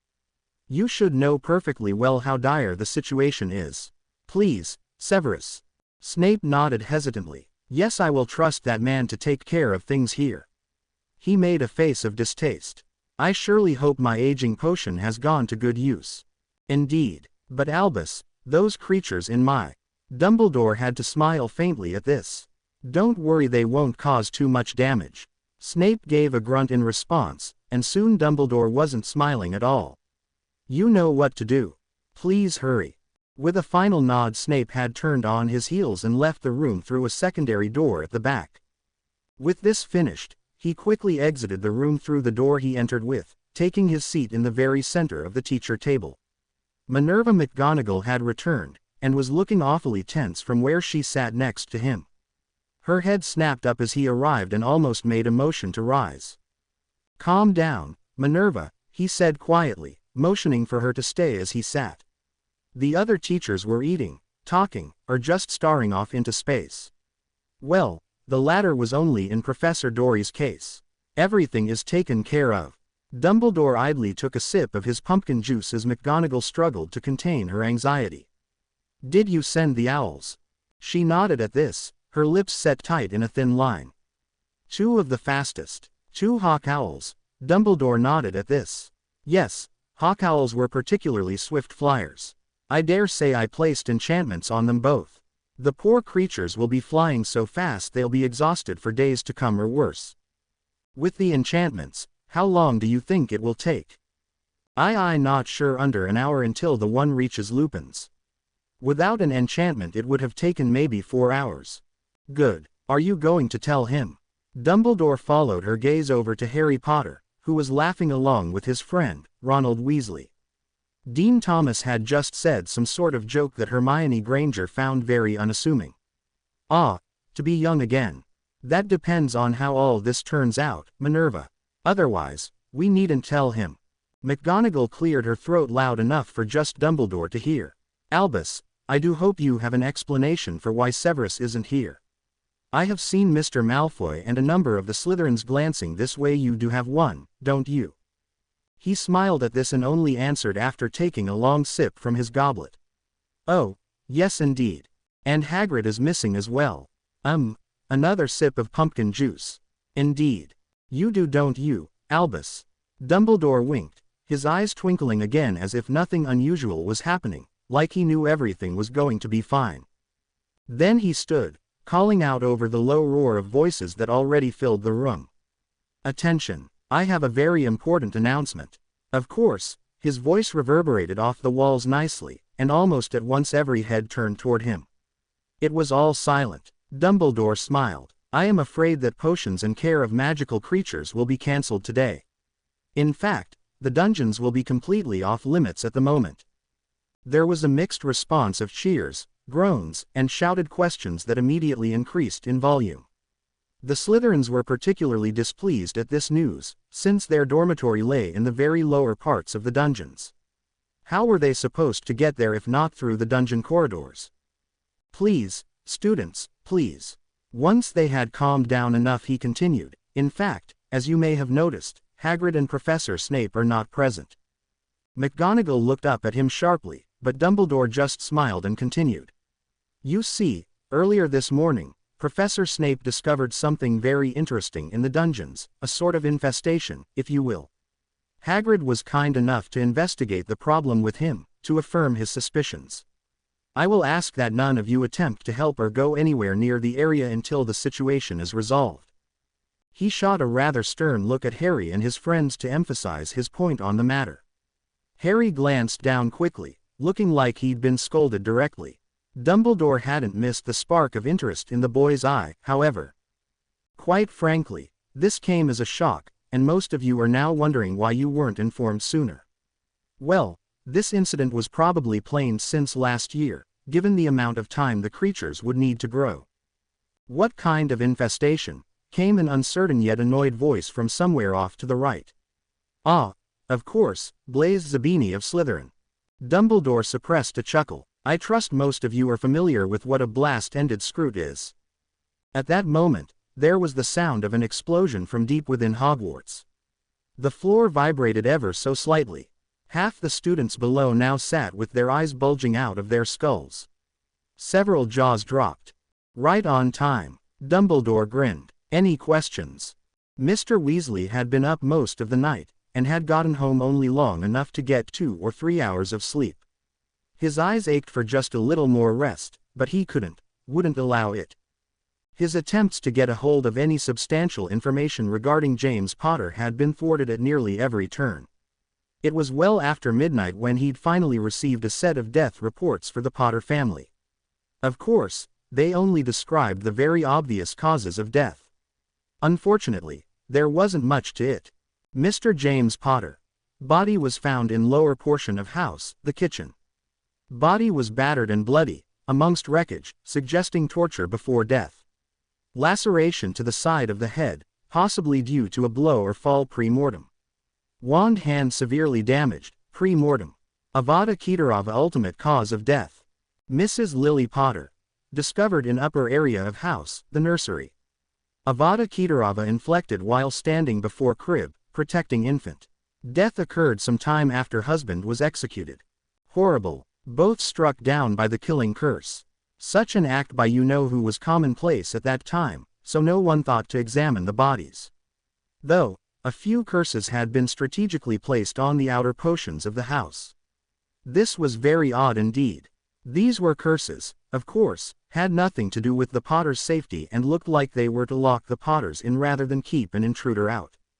Very ironic. Now Mr. Weasley wished nothing more than to just apparate back to the office, where he could see if the situation had changed, to check on the Dementors, even. There was a good chance the man, who could simply be posing as James Potter, had been apprehended. It had taken Arthur the better part of an hour, but he had finally convinced his wife to let him go back to the ministry.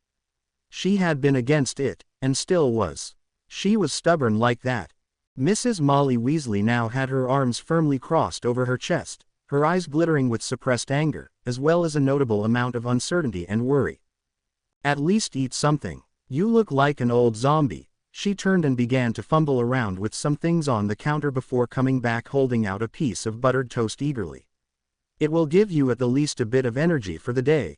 Judging by the look he was receiving, there was no way he would leave the house without eating every last crumb. Mr. Weasley sighed, taking the toast hesitantly. He didn't really feel like eating. The whole situation made him lose his appetite. "Yes, dear." His wife seemed to read his mind.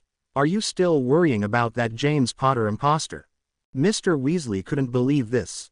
He thought his wife would be happy that Harry's father was alive, or at least that there was a possibility, however unlikely. Happy for Harry, but the evidence, or lack thereof, how do you know he's not the real thing, Molly? He's dead, Arthur. She began putting thing away, pointedly turned away from him this time. But maybe he wasn't really dead. Even the Ministry can make mistakes, and maybe it's not always an accident. Just look at Peter Pettigrew. Also, who knows what he who must not be named was up to that night? Mrs. Weasley looked skeptical. And how is that? How could anyone manage that? A time charm maybe. Arthur, you know those charms are highly illegal for just that purpose. Mr. Weasley knew this was true, though when had he who must not be named ever done anything legally? He would have said as much, but didn't feel like butting heads with her. Mr. Weasley didn't have the energy even if he wanted to. Now the muscles in his upper back were aching from sitting at his desk all night. Mr. Weasley moved to check something in his briefcase when he spotted a letter on the table. Still nibbling his toast, he picked it up. There was no address. What's this? It's a letter for you, she said, while trying to busy herself with a number of tasks. Now she was straightening the tablecloth, though it didn't need it. Mrs. Weasley didn't like talking about Harry's father. His dead father, so she believed. Mr. Weasley was very aware of how his wife wished to be a sort of surrogate mother for the boy. The last thing she wanted was to upset Harry with a potentially false rumor of his father coming back from the dead. She would hate to see him crushed like that, again. He already had so much loss in his life. Mr. Weasley didn't know what he would do if something happened to one of his own children. It's from Hogwarts, Mrs. Weasley said regarding the letter, and it's about the boys again. You can deal with it. I've opened enough of those letters already. There was a nervous edge to her voice. Hopefully it wasn't some sort of anxiety attack. There was no calming her if that happened.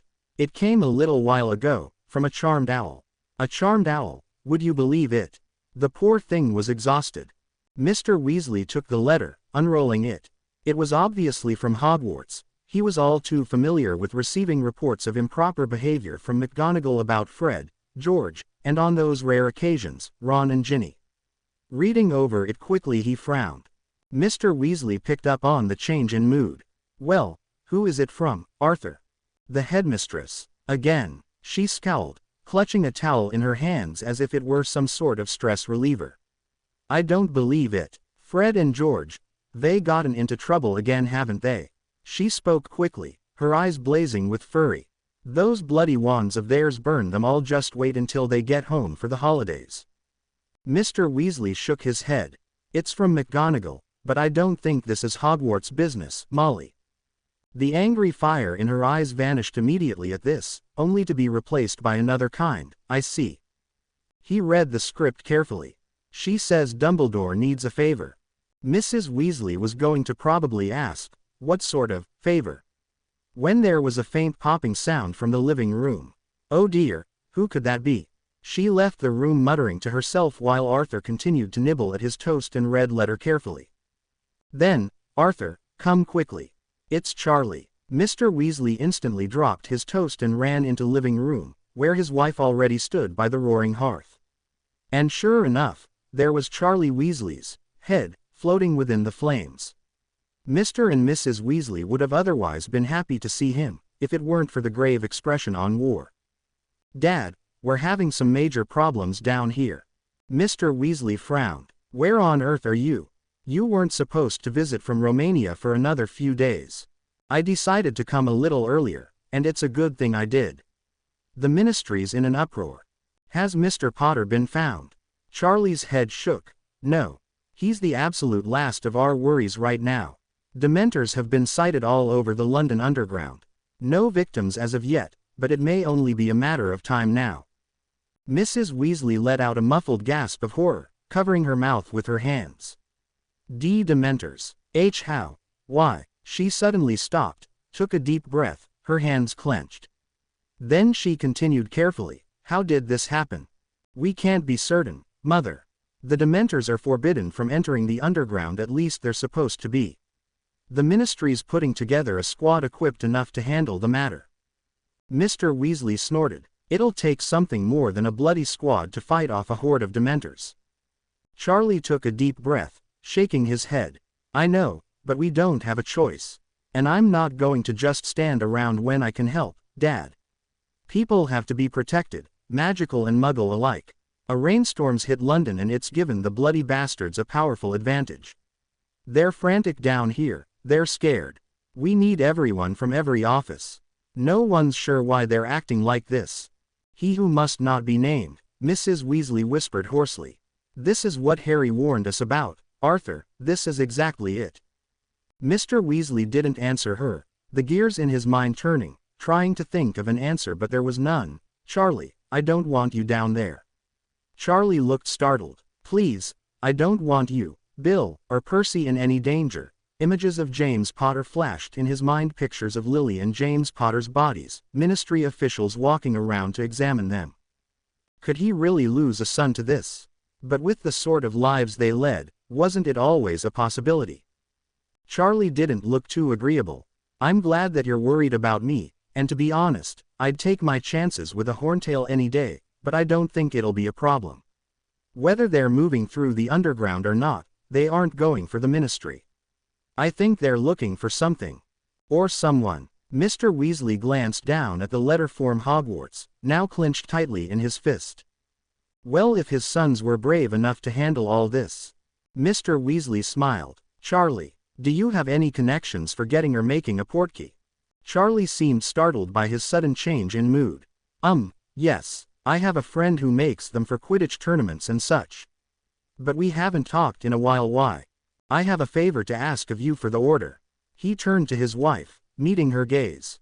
Her hands were folded so tightly together that her knuckles had turned white. Molly, can you apparate a letter to the Diagon Alley Owl office? It's very important, but I don't want you to linger any longer than you have to. There should be someone in the area we need to get a message to. Immediately. Somewhere in a small country half-wizarding town just outside of London, Remus Lupin was making his way through the upstairs hallway of his temporary home. He carried a large mug full of herbal tea. Of course, this type of herbal tea was more to help with a hangover more than anything else. It also served as a delightful pick-me-up early in the morning, and his current guest did not like getting up in the morning. Especially not after last night. Sirius, he called out. Oops, almost spilled some tea here. It was still very hot. As he ventured closer to the bedroom he paused twice, once to straighten a crooked picture frame and a second time to whip a small smudge off the hall mirror. It was pointless, he knew. The frame would tilt again when he wasn't looking and the mirror was impossible filthy, but he did so out of habit now. He should be up by now, shouldn't he? Sirius. Lupin walked up to the guest room door, tapping at it. Sirius, he repeated again, louder this time. He reached for the door handle, but before he could even touch it, the door flung open, revealing the face of a very cross-looking fugitive. Can you scream any louder? He asked lowly, brushing his bed-ridden hair out of his face. He hadn't the mind to bother trimming it anymore. I don't think the witch doctor downstairs heard you. Lupin smiled and thrust the mug at him. No one can hear, or see for that matter. It was true. The witch doctor Pruitt, a friend of Albus, owed him a favor, owned the building. Pruitt had allowed Remus to use the topmost floor for the past few months, and Sirius more recently, though the doctor probably didn't know. The doctor himself was usually traveling, seeking patients outside of town, and had been gone for well over a month now. Lupin vaguely wondered what could be keeping him. While most knew the place was owned by Dr. Pruitt, one could easily consider the old house long abandoned. Every window and curtain had been drawn for the past few months now, and a silencing charm was placed on the building when Lupin arrived, just in case. They had noticed Lupin eventually, when he would venture into town for supplies. This made people curious. The Muggles in town thought this especially peculiar. But like most Muggles, they kept their noses out of other people's business for the fear of getting mixed up in something they'd rather not be. I don't know what you're worried about, Lupin admonished. Sound charms, remember. People would have heard last night. Sirius didn't comment on that last part, taking the proffered mug. You're far too optimistic, Sirius gruffed. He took a small sip of the liquid, made a face, then began drinking it down in large gulps. Lupin just gave him another cheerful smile. And you're too much of a pessimist, Padfoot. The taller man chuckled at this, smiling. You're right, I do need to fix that, if I can. Sirius was already half-dressed, minus his cloak and outer robes. Sirius didn't really wear night clothes, though Remus had offered him some on more than one occasion. He was still appeared rather sleepy even after the tea. Lupin could see it in his eyes. Sirius flopped down onto the bed, sighing deeply. After all, I have a bed to sleep in, a roof over my head and the company of an old friend. For the first time in 14 years, yes, Lupin frowned, noticing his friend's exhaustion. Sirius had come to stay only a few weeks ago. The witch doctor hadn't been around when he arrived, but permission or not, Sirius insisted that he stay. His current accommodations, so Sirius claimed, were not acceptable. He said he needed to get away for a while. Sirius wouldn't have taken no for an answer anyway. But last night had been a full moon, and Lupin thusly became a werewolf. His screams and howls as he transformed couldn't be heard from the outside, but they were deafening from within. Fortunately, Lupin had readied some wolfsbane potion. Initially the witch doctor would make it for him. Part of the arrangement he made with Dumbledore, but without him Lupin made do. It had been a long, tiring night for the both of them. Since Sirius had come to stay with him, Lupin was able to keep human company for the first time in that state. Sirius stayed a human rather than changing into a dog. It was refreshing. Actually, just having Sirius there made everything so much more pleasant. Lupin hadn't been this amiable since his time at Hogwarts. He had someone to talk to if he needed it, if he got lonely. Someone whom he trusted, that already knew his secret. Just like old times. I didn't mean to keep you up, Lupin apologized quietly, his stomach falling a bit. He hated the thought of making his best friend unhappy. After all he'd gone through, I wouldn't hold it against you if you wanted to return to Grimma. Sirius snorted at the comment, loud enough to effectively interrupt him. Don't be stupid, there's hardly a comparison. I would much rather stay here with you, even if you didn't have that potion. A short pause, then, it does make some difference, Sirius. I can't believe you're worried about something like that. After all these years, it's not like we're sneaking out of the Gryffindor dormitory, Remus. I don't have to go anywhere. I don't have to break any rules. Sirius chuckled, his voice muffled as he brought his mug up to his lips. Don't have to worry about the headmistress catching a few loose animagus wandering outside their dormitory after hours. Lupin stared at Sirius, something pleasant flickering behind his eyes, then he smirked. Well, you may have to sneak out somewhere. Sirius' expression brightened a bit, taking the mug away from his mouth and raising an eyebrow. What? Wolfsbane potion, it needs to be taken directly, remember. And Dr. Pruitt isn't around to help. I need to stock up on certain things for next month. It was always good to plan ahead, though some of the ingredients were difficult to store properly. He'd messed up on the potion so many bloody times in the past, it would usually take him a few tries to get it right. Sirius didn't hide his grin. Not a problem. Who was he to turn down a walk outside, even as a dog? He was constantly being encouraged to stay indoors. Lupin knew why, but no one in this town recognized Lupin for what he was, and they were even less interested in his furry companion. He had taken Sirius out to town twice before, though Lupin hardly had a reason to go himself. Get dressed. Remus threw Sirius his robes, newly cleaned. Sirius was accustomed to his own tattered black robes, and refused to replace them no matter how many times Lupin tried to convince him otherwise. Instead, since Sirius didn't want Lupin to spend any money on him, Lupin compromised by instead washing them constantly, and had preformed several repairing charms on the already ragged fabric. You smell, would be his blunt, and only half-joking comment. Sirius wouldn't care, but eventually gave in to his constant badgering. But Sirius just stared at the robes for a moment. I don't need to get dressed for this, you know. Humor me, I'll be waiting downstairs. Yes, Mother, Sirius muttered, examining his spotless robes with mild interest. He still couldn't get used to clothes that weren't at least a little dirty or torn, even if they still were a bit tattered. You would make a wonderful housewife, dear. Lupin grinned, his eyes narrowing. And what would you be? A wonderful house dog, perhaps.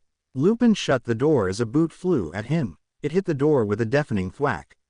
He waited a moment, listening to Sirius, wild cursing before going down to the kitchen, intent on getting a spot of tea. When he reached the kitchen, however, he was met with the sound of tapping coming from a window. Drawing his wand, he cautiously walked towards the window and peered through a crack in the curtains. But it was only a large owl, a hawk owl, in fact. Lupin didn't recognize it, and it certainly wasn't from the owl post office. "What is it, Remus?" came Sirius' grave voice from behind. Lupin turned to find Sirius peering out from the corner of the doorway, eyeing the window as if something horrible awaited him on the other side. His wand was clenched in his fist. It took Remus a moment to realize his own wand was still drawn, and quickly put it away, feeling a little acquired. It wasn't a good idea to get Sirius riled up. "Relax, it's just an owl." Sirius looked disbelieving, though, his eyes narrowed with an air of suspicion. Perhaps it wouldn't be a good idea to take him outside after all, but then he asked peevishly, "It's not that damn banshee from down the street again, is it?" Remus couldn't seem to hide his mirth, the mood suddenly lifting. "Miss Sydney is not a banshee, Sirius. Be kind. That damn woman is senile, she still wants fresh dog ears for that blasted potion of hers." That was funny, considering that all the other pet dogs on the street had mysteriously disappeared in the last month already, or so he'd heard. Miss Sydney had come knocking twice after seeing Sirius in town, but Remus simply didn't answer. "Well, see who it's from. It might be Arabelle, or Harry," Lupin suggested. Sirius smiled at this thought. Lupin opened the window, allowing the hawk owl to hop onto his arm. There seemed to be something terribly wrong with the bird. He realized this as soon as it passed through the window. It was shaking violently, breathing too quickly, eyes shifting wildly. Its claws dug into the cloth of his brown shirt, drawing the tiniest bit of blood. "Wait. This owl's been enchanted." He pulled out his wand once more, pointing it toward the suffering creature. "Finite incantatum. Enchanted." Sirius' eyes widened as the owl slumped forward in exhaustion, Lupin catching it before it could fall to the floor. "Good lo, what's happened to it?" Lupin set the creature on the kitchen table, where it let out a weak hoot of thanks. It lay in a position that suggested it had run into a glass wall, wings fanned out, taking up the whole table. Its breathing was slowing gradually, but it probably wouldn't be getting up any time soon. Some sort of energy spell. I'm not quite sure. Someone wanted this message to get here quickly. He untied the letter from the bird's claw as gently as possible, his eyes widening when he recognized the seal on it. "It's from Hogwarts." Sirius looked bothered, confused and panicked. "Hogwarts? You mean Harry, or Dumbledore?" Lupin began scanning over the message. "From Professor Minerva McGonagall." He stopped suddenly. The letter slipped from nerveless fingers and fluttered to the floor. "Oh, he's alive. He was alive." Lupin's breath came out in shuddering gasps, like he was having difficulty getting air in. For a moment he looked like he was going to faint. This reaction panicked Sirius, and he rushed forward to steady his friend, steadying him at both shoulders. Remus, what's wrong with you?" He's alive." Lupin had grabbed hold of Sirius' shirt sleeve, gripping it tightly. "They've seen him." Sirius eyed the letter as if it were alive and dangerous, unable to figure out what Lupin is talking about. "Who's alive? Who's seen who?" While holding into his friend, Sirius steered Lupin over to a chair. The man collapsed into it, bringing a trembling hand to his forehead.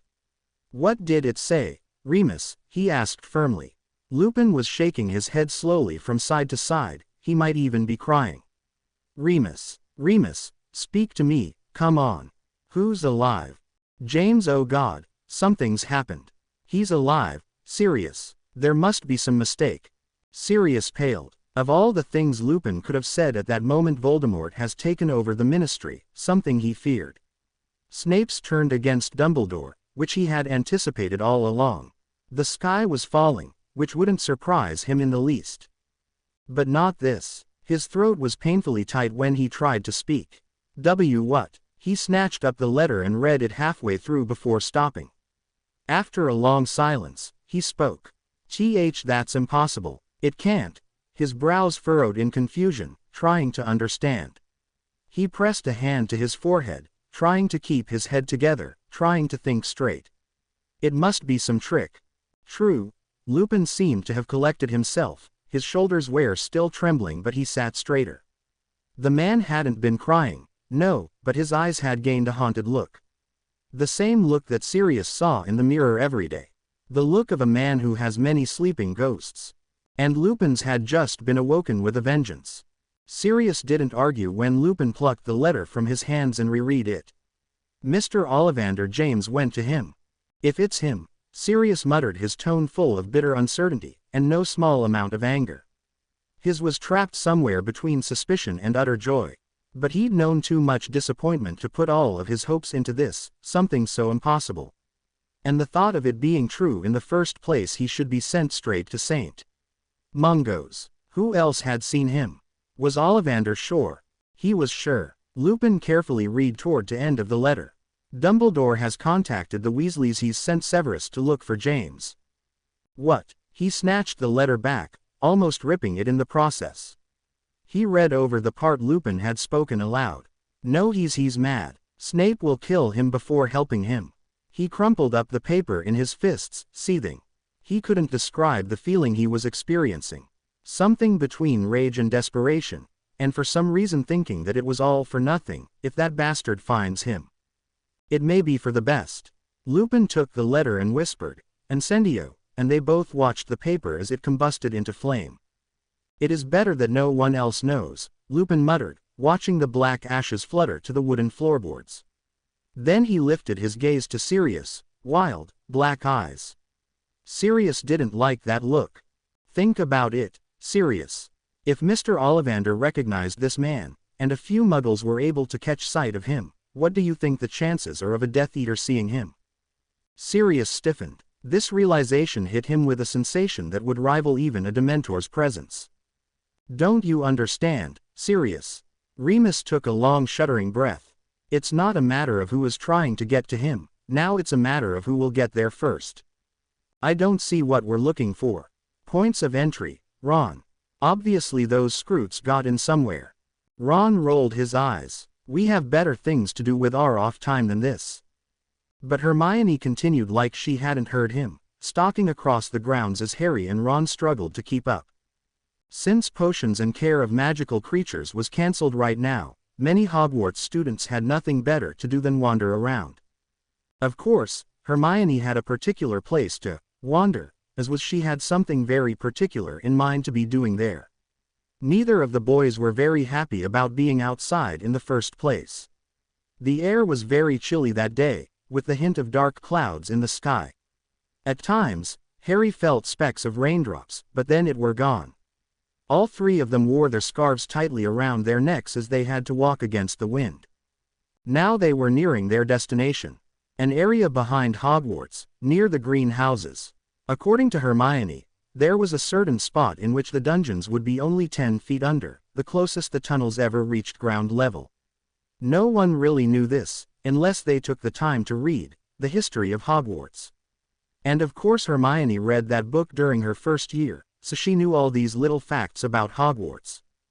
After a few more paces, Hermione stopped dead. Ron, in an effort not to ram into her, stumbled back into Harry. In effect, both boys went tumbling onto the grass. Hermione finally noticed them since she had started her little expedition and huffed. Boys, do be serious. Ron tried to protest but she already continued, speaking under her breath, 40 paces from the north side, due north 30 paces west, en route 50 paces northwest. This is it. She fell to her knees and started feeling around. Harry had pulled himself and Ron up, frowning at Hermione as she began crawling around. I don't see anything, Hermione. Of course not, Ron insisted, his voice slightly muffled by the scarf wrapped over his mouth. His nose and cheeks were pink from the cold. The dungeons are too far down after all. Stupid Skrewts, but they did get us out of potions. Harry nodded vigorously in agreement. Hermione looked frustrated, straightening her back while still remaining kneeled, her hands on her hips. I don't get it. How could Skrewts infest the dungeons without a way in? They certainly couldn't. They made it through the castle unnoticed, and they're not diggers. Unless it's a new breed of some sort.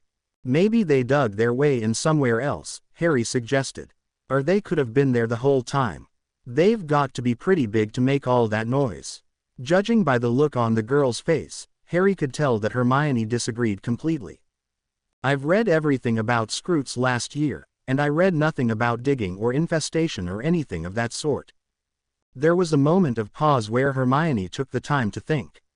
Harry and Ron just stared at her, waiting for a reaction. When none seemed to be coming, Ron leaned in to tell Harry something, but suddenly Hermione snapped up, getting to her feet. That's it, Hermione snapped loudly, making the boys jump. Dumbledore must have been mistaken. There is no way Skrewts could have infested the dungeons. Harry blinked, he and Ron glancing at each other. But, why? For one, Skrewts don't like closed-in spaces. They end up killing each other. 2. They need proper nutrition in order to grow that size. Harry shrugged. They got pretty big off the junk we fed them last year, remember? Hermione tut-tooted him. Harry, they got big last year because they were eating each other. You saw the way they started decreasing in numbers. Harry pulled a face of disgust. Ron shrugged. Who knows what they eat? There could be all sorts of odd, slimy little creatures skittering around the dungeons. Harry couldn't suppress a grin. After all, Malfoy and Snape belonged down there, skittering about. Ron snapped his fingers, grinning. They could be eating off of Slytherins. Now it was Hermione's turn to roll her eyes and make a face of disgust. Anyway, Harry insisted, his grin growing wider. Dumbledore said not to get involved. Harry remembered the distinct look of warning Dumbledore had shot him in the Great Hall. Hermione blushed while Ron snickered, her mouth opening and closing, and she looked for all the world like a suffocating fish. Were not actually in or near the dungeons, were just above them.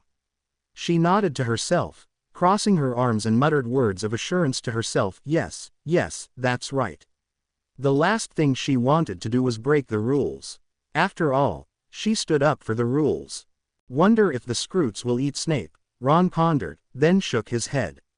Nah, he probably tastes as foul and greasy as he looks. Harry laughed heartily, and Hermione was going to comment when suddenly the ground rumbled. The event was brief and passed quickly. Ron gulped, looking around wildly as if he could find the source of the rumble. What was that? Hermione, too, was looking around, confused. Harry remained silent, trying to figure out where the rumbling had originating from. Then the ground began rumbling again, vibrating. It was coming from directly beneath them. The rumbling was becoming clearer, louder, and closer. Harry let out a gasp as the earth around them began to rise. He stumbled and fell into his back, rolling along the rapidly forming slope. He thought he heard Ron exclaim, "Bloody hell!" Ron and Hermione had kept their balance, but it was all for nothing when the earth heaved upwards in one fast motion. Hermione screamed and almost toppled head-first onto the ground when Ron grabbed her around the waist, hurling her and himself away from the spot. Then the ground exploded. Harry covered his head with his arms, glancing up only after it had stopped raining dirt, stone and flame. He saw Ron helping Hermione to sit up while the poor girl clutched a hand over her heart, her eyes bulging out of her head. Soon, all three pairs of eyes were set on one thing. A huge gaping hole where they had been standing but a moment ago. "What is that?" Ron asked loudly, his voice cracking slightly. He looked considerably shaken, his usually smooth red hair a shambles. He must have lost his scarf somehow because he wasn't wearing it anymore. Hermione was holding onto him now, keeping a firm grip on his sleeve even as the boy tried to stand. Harry, are you okay?" Harry coughed, feeling as if the breath had been knocked out of him. "I'm fine," he managed to croak. He didn't have a good tumble and his head was spinning, but nothing seemed broken or bruised. "What?" Hermione let out a choked cry when something appeared at the mouth of the hole. His mission was fairly simple. Snape had to fly a broomstick to the very edge of the Hogwarts grounds, where spells and charms didn't affect one's ability to apparate. Riding a broomstick had been a less than pleasant experience in his part. The last time he'd ridden one of the blasted things was when he played on his Slytherin Quidditch team all those years ago. Some things he just didn't want to be reminded of. If there was one thing he hated besides Potters, it was broomsticks, but the sooner he got to Hogwarts Edge the better. The fastest broom available had been an old Nimbus 2001, the brooms Lucius Malfoy had graciously donated to the Slytherin team 2 years ago. This mode of transportation had made it all the better, actually, though it was still dreadfully uncomfortably and humiliating. Snape could get to his destination quickly, and then he would apparate to Diagon Alley and look for him. How he would get back was easier said than done, if he knew exactly what to look for. Easier said than done. Snape never wanted to see that face again. Never wanted to hear his name uttered. But now he would have to confront that hatred and try to hold it in for the first in his life. Potter, how can you be alive? Snape pondered this now that he wandered the crowded streets of Diagon Alley. Careful as to not be seen, he kept his hood of his cloak hood up and secure. No one could see his face unless they shined a light charm in there. Where are you, you stupid man? He muttered. But the crowd was so thick and it had just started to rain. How was he supposed to differentiate one person from another? What was Potter even wearing? If he was wearing Muggle clothing, then they should be easy to spot. But if he was wearing wizard robes, then it was worse than hopeless. Have you heard? Someone said nearby. Snape froze, waiting. No, it can't be right. Don't be a fool. Of course it can. What can? Said another man. You know, Dementors in the underground. I just heard a rumor about it. Snape's steps faltered slightly, causing him to stumble. But he quickly regained his footing as well as his composure, letting that rumor sink into his mind. Had he heard that right? Dementors. Did Voldemort already know? A slight itching sensation came to his left forearm. Though he wanted to stop and duck to the ground, he forced himself to keep walking. There was another Death Eater in the area. He glanced around quickly, trying to see if he could spot anyone he recognized, but he saw none. The sensation continued, but Snape suppressed the urge to reach out and touch it. If the Death Eater, whoever he was, saw this, he'd probably try following him, assuming that he had the dark mark, of course. Closing parenthesis dot. But it could be anyone. Then two figures caught his attention, standing side by side near a stack of shipment crates. Yes, he recognized them from the last time Voldemort had called them all. Birtwick and Stevens, two fairly new Death Eaters. But they took their positions with pride. They took pleasure in knowing what they were capable of, just because they now had the mark. Sickening, but at least there were two of them. The mark reacted around other Death Eaters, but they wouldn't be able to pick him out if they stayed close to each other. A low hooting sound caught his attention and Snape glanced up. A small, circling shape could be seen above. It was an owl. Yes, the creature was trying to land, a letter clutched in its talons. It was trying to find a place to perch on, but couldn't seem to find one near whomever it was trying to reach. Snape kept his movements as casual as possible, trying to show that he had no interest in the owl. After all, his hadn't been the only one's attention caught by the owl. A number of people were looking up still, pointing, including Birtwick and Stevens. Snape made his way swiftly to a near alleyway, where it led into one of hundreds of passageways which went to the Muggle world above. He waited there silently, listening to the faint dripping sound of water. Then, as he suspected, the owl came diving down after him. It let out another low hoot before dropping the letter into his hands and ascending into the air once more. Snape expected the letter to be from Dumbledore, or even McGonagall, but discovered it was from neither. He read silently. I know what you're looking for, Professor Dumbledore has informed me. When and if you find the boy, we understand he may not be in the condition to apparate. A portkey has been constructed for your use. Look for an old sink near the passage leading to London Bridge. It will return both of you to Hogwarts. A friend. Dumbledore told him to expect a message like this. Everything was set, but now, how was he supposed to find Wait? Taking his wand into his palm, Snape carefully considered a charm he'd learned at Hogwarts during his 4th year, a long time ago. Point me. His wand rotated like a compose, turning once. It pointed toward the blackened passageways. Snape knew very well that wizards never ventured into those passages alone. It was very dangerous, and few people had a need to take those routes. And since flow power and apparate were the main forms of transportation, there was hardly a use for the tunnels anymore. Who wanted to go up to the Muggle world, anyway? Not to mention the area was getting rather old, and a number of the exits and entrances were no longer fit for use. Charms would fade, and sooner or later the openings would be taken down, or in some cases disenchanted, and eventually rebuilt. But crumbling walls were the least of the trouble. Many creatures liked the darkness. Well, it looked like he'd be risking his life once again because of that man. "Don't expect me to do this again, James Potter," Snape muttered bitterly. Ignoring the persistent discomfort of his dark mark, Snape stepped into the darkness without glancing back at light. Very soon, the Dementors are drawing closer. They reached out with their senses, searching for their prey. Where? Ah, there he is. And the Dementors continued their journey through shadow. Mr. Ollivander nervously paced his shop, fiddling with his hands anxiously. Now and then he would glance around the edge of the curtain or remain still and quiet when someone tested his door, seeing if he was actually open and that the sign was wrong. He had remained closed for the first time in years. Mr. Ollivander was still incredibly scared and jittery from James's earlier visit if it was him.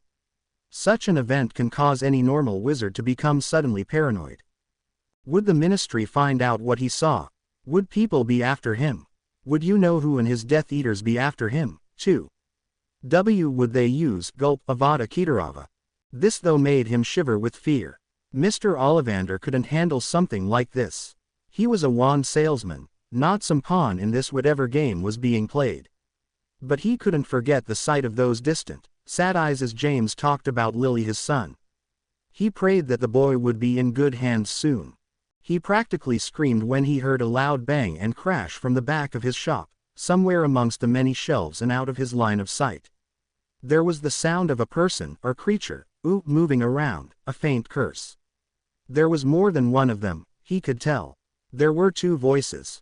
Mr. Ollivander's hands trembled as he gripped his wand and he was considering the option of running. But who knows who'd run into then, and he didn't want this people left alone with his wands. Then again, he could die right now. Someone's here. They've come for me. Avada Kedavra. I'm finished. Well, we got here. Pause. Don't give me that look, Padfoot, we have a job to do. Are you okay? This is Ollivander's. He knew that voice. Then Remus Lupin's head appeared around the side of a shelf. Mr. Ollivander. Mr. Lupin, he gasped in relief. Forgive me, I thought you were a Death Eater. Then he remembered that Lupin had been talking to someone. Who is? He stopped when he saw a huge black dog at the man's feet. Oh, Padfoot is your dog. Lupin raised an eyebrow, glancing down at the dog Padfoot, and strangely enough, the dog seemed to glance back at him as well. Yes, this is Padfoot. People call him Snuffles. Snuffles let out a low grunt. We're here because of word sent from Albus Dumbledore. About the appearance of James Potter. He jumped at the mention of that name, nodding. Oh, of course. Would you like to take a seat? He made quick, rapid gestures toward a wooden chair set against the wall. I can. Lupin raised his hands a bit and shook his head. No, thank you. I need you to tell me exactly what happened while James was here. Time may be growing short, and James could be any more. His voice seemed almost uncertain when he said the name, James. Mr. Ollivander nodded, pocketing his wand which he had been still gripping in his nervousness, and he began pacing again. This whole thing was beyond his capacity to cope. What do you want to know? In the back of his mind, Mr. Ollivander noted that he'd received no response from Professor Dumbledore whatsoever, about sending Mr. Lupin and his dog to investigate or anyone otherwise. Mr. Ollivander, he snapped out of his troubling thoughts, nodding. Why yes, I was ready to open the shop this morning, and I noticed someone here.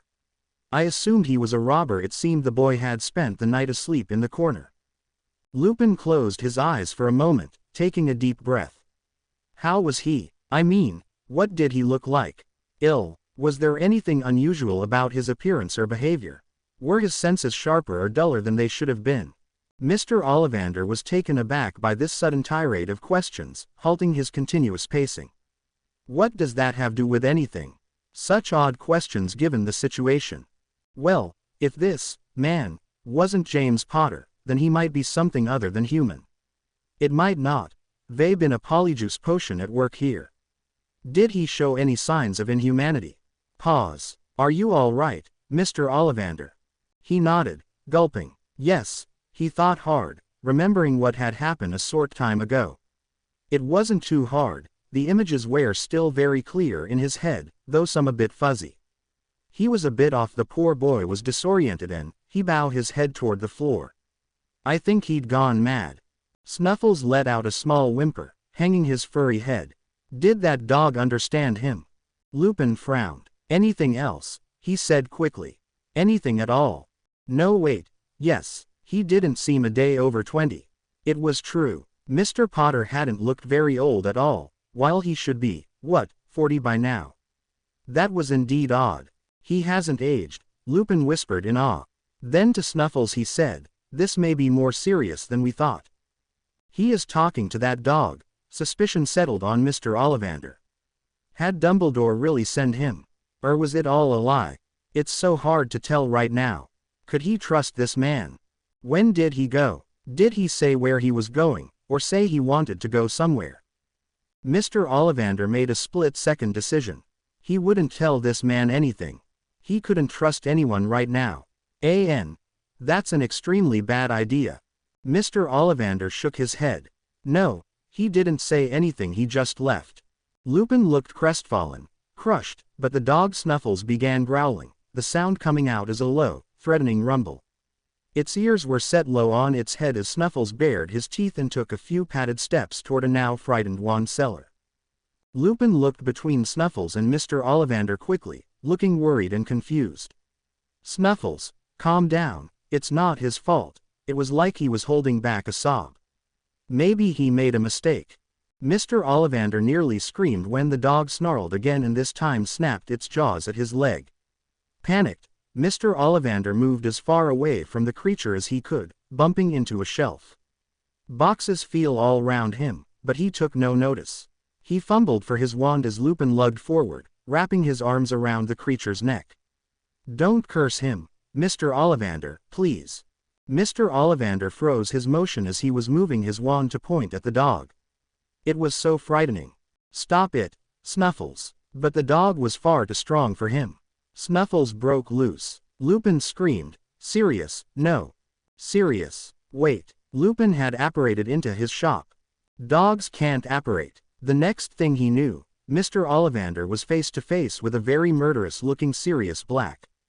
A huge blast-ended scroot rose up before them, its silver-like armor glinting in the light of the sun. It towered high, standing about 4 feet tall and 10 feet in length. Hermione clutched to Ron as the creature turned towards them. It looked, for the lack of a better word, hungry. Then it shot forward. Ron and Hermione had nowhere to go. On instinct, Harry pulled his wand from his robes in an instant and, impedimenta. The blast-ended scroot froze on the spot. Harry wasted no time in scrambling over to his friends. He was both relieved and startled that the spell had worked. After all, the scroot's armor should have repelled the spell at least a little. Harry didn't see a second and third scroot crawl from the hole. He didn't see until one of them had swung around and slapped him to the dirt, hard. His wand flew from his hand and landed few feet away, out of his reach. Luckily, Ron and Hermione were now ready with their own wands. They both had the same thing in mind, screaming, stupefy. The curses hit both scroots and they slumped to the ground instantly. Hermione blinked in confusion, looking down at her wand in disbelief. Ron in the meantime was collecting himself. Merlin's beard, he gasped, trembling. How did they do that? I told you they don't like closed spaces. And they're called blast-ended scroots for a reason. They sure don't, he muttered crossly. He rushed over to Harry, helping the boy to his feet. Harry's own legs felt like rubber all of a sudden. You okay, Harry? Yeah, he had to shake his head a little to get rid of some dizziness. The hit had been a real shock to his system, and hitting the ground after that hadn't helped, either. Thanks, both of you. Yeah, you really scared us, too. Look out for it next time. Then Ron patted Harry on the back, grinning despite himself. We showed him, then, didn't we though? Harry smiled, cheering up almost instantly. Yeah. Hermione, however, hadn't given any comments, and instead examined the scroot frozen by Harry's impediment curse. Ron wondered what she could possibly be looking at. What is it, my own? She made another, noise, shaking her head. This scroot is extremely underdeveloped. If I knew better, I would say it was under an engorgement charm. Ron looked totally lost. Come again, look. She pointed at the underbelly of the creature, which they had to bend low to see. The scroot was definitely female because of its beepers. You see its armor. It's hardly formed at all. She pointed along the edge of its armor. The break here is much wider than it should be. Hermione was right. Harry remembered from the Tri-Wizards tournament, he'd seen a full-grown armored scroot. Its armor had repelled the spells he tried, and the only way he defeated it was by aiming for a gap in the armor on its underside. But the armor gap in this one was very wide, just as Hermione had observed. So that's why our spells didn't bounce off. Hermione nodded. Exactly. Since the armor isn't formed all the way, it doesn't yet have that ability. Or so I assume. I've never seen or read about anything like this. But they're so big, Harry insisted. How? An engorgement charm, she repeated. Hermione was grinning now, tapping her chin in thought. That proves it. Ron growled, feeling both left out and stupid. Proves what? Someone put them here, and put the engorgement charm on them for. Ron let out a startled cry, interrupting Hermione's sentence. Something's coming out of the hole. More of them. All three of them had their wand ready this time in attack position, aimed for the hole. There was definitely something moving. Then a huge hand appeared over the edge. Harry gasped. Hagrid. Sure enough, it was Hagrid, struggling to climb from the hole. Ah dear. Leal rascals. Then he saw Harry, Ron, Hermione and the scroots, his jaw dropping at the sight. Ari. Why ye all? What are ye all doin'? Nearly getting eaten, Ron remarked, eyeing the scroots just in case they started moving again. Hermione pointed an accusing finger at Hagrid as he climbed the rest of the way out. You're the one who put the blast-ended scroots down there. How could you, Hagrid? And an engorgement charm. You're not allowed to use magic.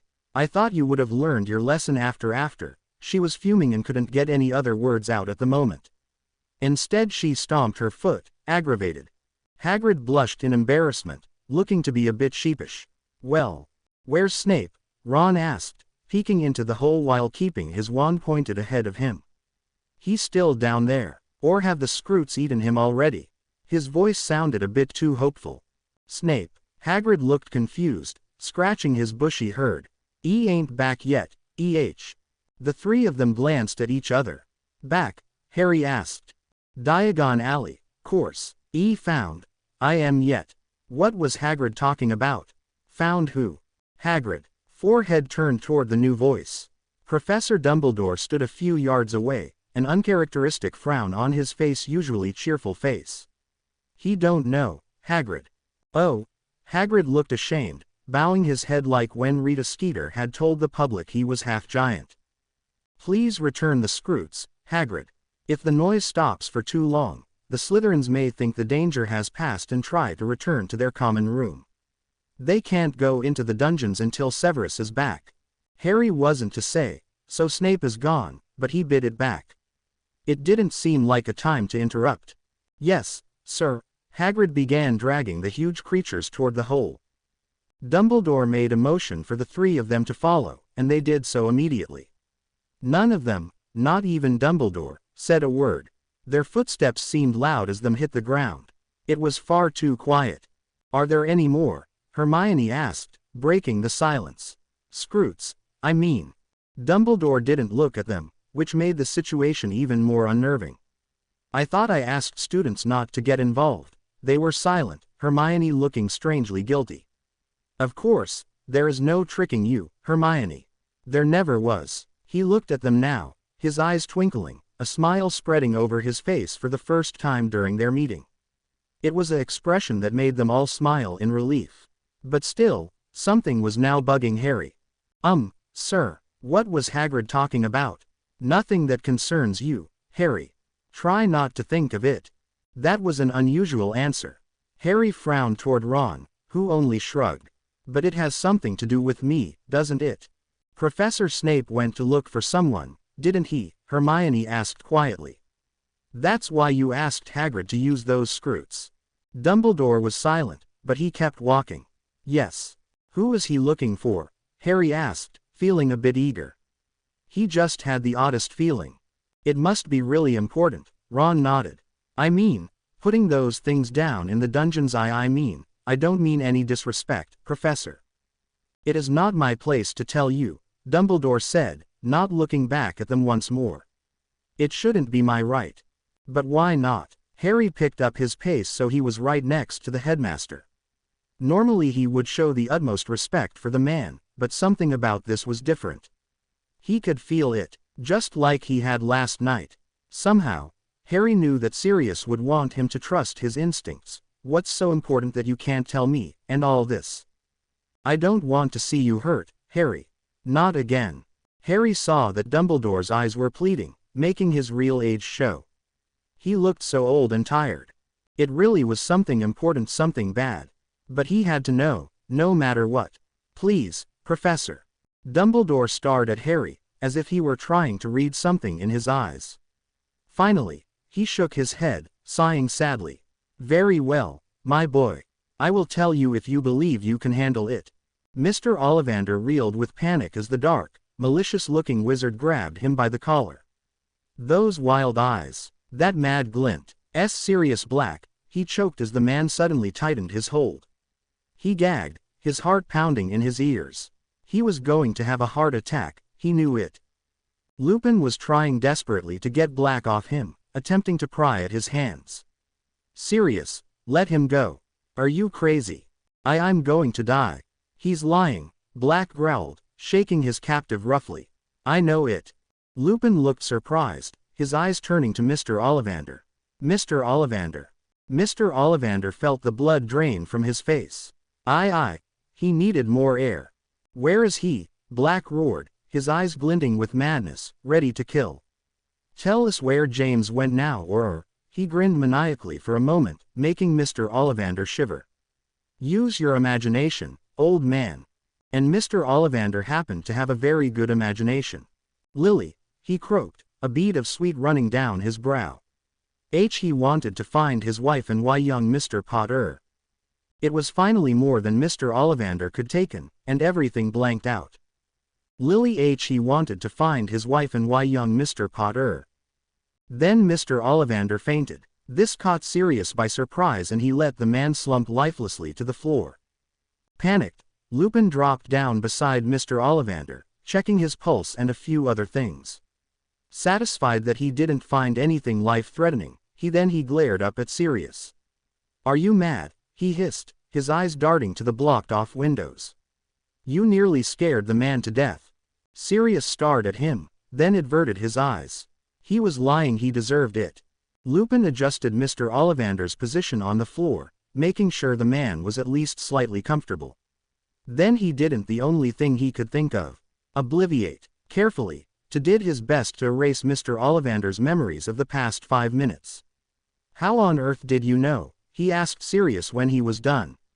His friend was search around the wand shelves for something. A ghost-like smile passed the monk's lips. Imagine the sort of people I was locked up with. 12 years in Azkaban teaches you a few things, Moony.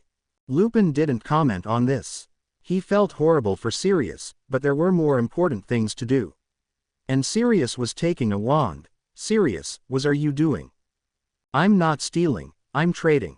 I'm not going to face who knows what with an incompatible wand. He replaced the new was this his own. Sirius had stolen it from a witch months before. 14 inches, unicorn tail hair, beechwood. Not his type. Lupin wouldn't argue, it was true after all. Change back now, he snapped, shooting the man another glare. If someone sees you, he was furious at Sirius for his behavior. He was letting his animal instincts rule him for too often. Being an animagus affected the human mind as well as the animal mind. Sirius listened to him, however, and in moments a huge black dog stood where a man had previously been. Almost immediately, Sirius seemed to smell something on the floor, and in moments found a blooded water bowl in the hall. Sirius let out a whimper. Lupin had followed Sirius into the hall, kneeling down by the bowl. He wrinkled his nose at the lingering, sore smell of blood that hung in the air. It was nauseating. This is his. Can you tell it's him for sure?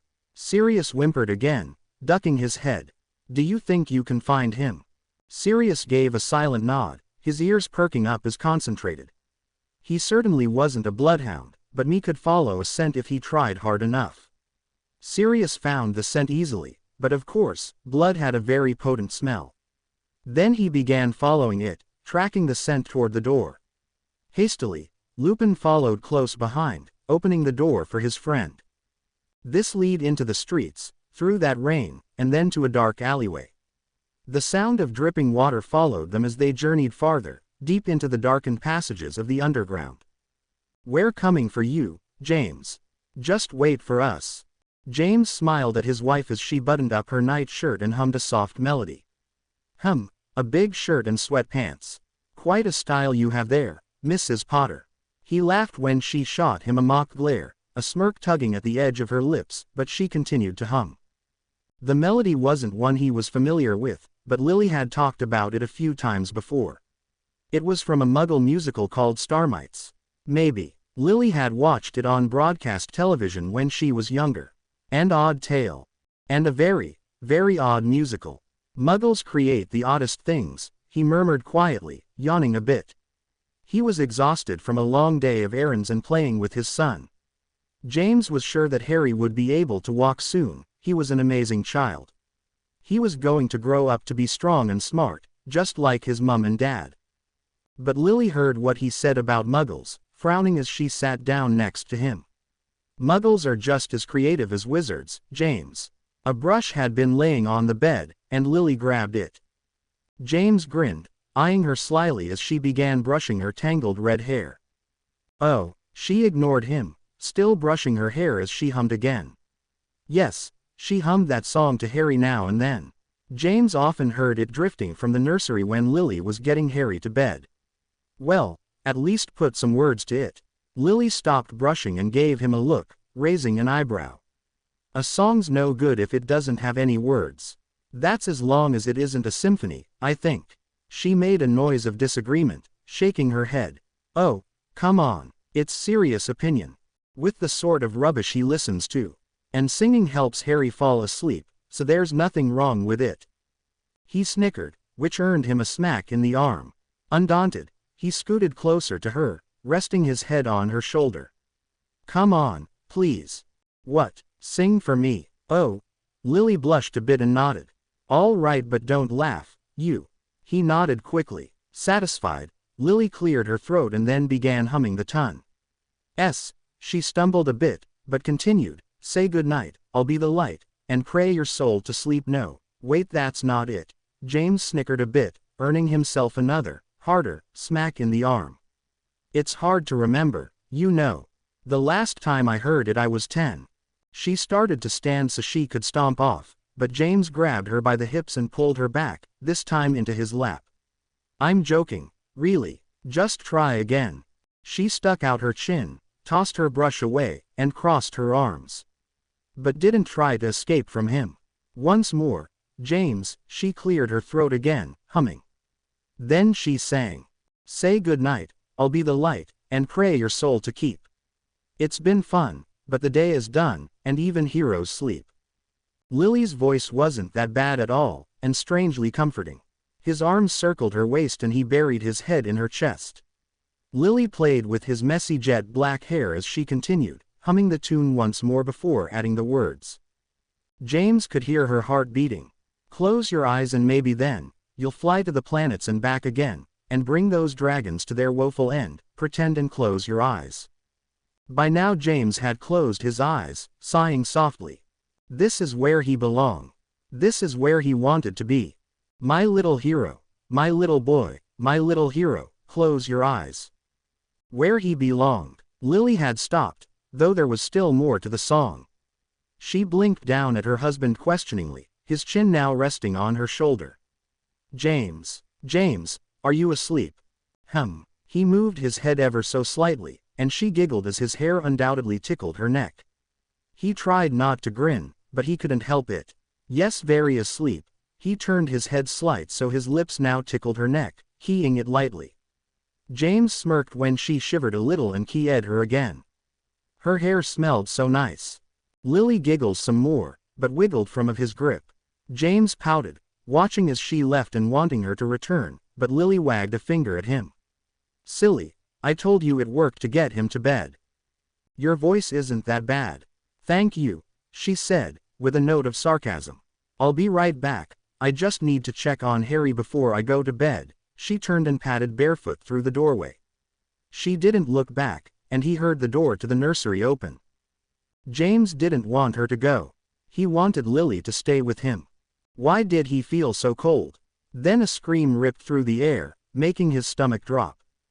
James, Lily. He dashed for the door, but just as he reached it, it slammed in his face. No, Lily, Harry. The doorknob wouldn't budge and he didn't know where his wand was. He began pounding on the wood. The screams continued, but Lily was no longer screaming his name. Harry was crying. Not Harry, please not Harry. Then there was another voice. Another horrible voice. Stand aside, you silly girl, stand aside now. His throat tightened. I can't be Harry. Not Harry, please no, take me, kill me instead. James gasped. No, Lily, no. Suddenly a pain shot through his right hand, forcing him to stop. He hissed as the pain intensified and began shooting up his arm. Lily, don't do it, please. Not Harry, have mercy please, have mercy. Blinking back tears of pain, James forced his arms up again, slamming them as hard as he could into the door. All at once, it seemed to break free with the sound of splintering wood. He found himself in the nursery. Just as Lily collapsed to the floor, a dark shape looming over Harry's crib. James awoke. He wasn't in his house anymore. He was in the London Underground, shaking. He realized he'd been pounding on an old blocked passageway. He and Lily would always take this route to enter the Muggle world. It led right into some nice little shops in old Muggle London. A beautiful place to go during all times of the year. James and Lily loved to go there. Harry loved watching the bustling streets, the attention he got when Muggles stopped to tell them what an adorable baby he was. The streets all full of people as the sun shone down upon them. But now he couldn't believe what he was seeing. The passage was blocked off for construction. It now stood as a plain unmoving wall of stone. Only one piece of wood served as a marker, which was now broken in half. James must have broken it himself, that's why his hand hurt so much. It read, Caution, Muggle Passageway, Middle London. Closed due to reconstruction. Please use alternative ways on entry. Possible danger due to charm deterioration. C. Fudge. September 17, 1994.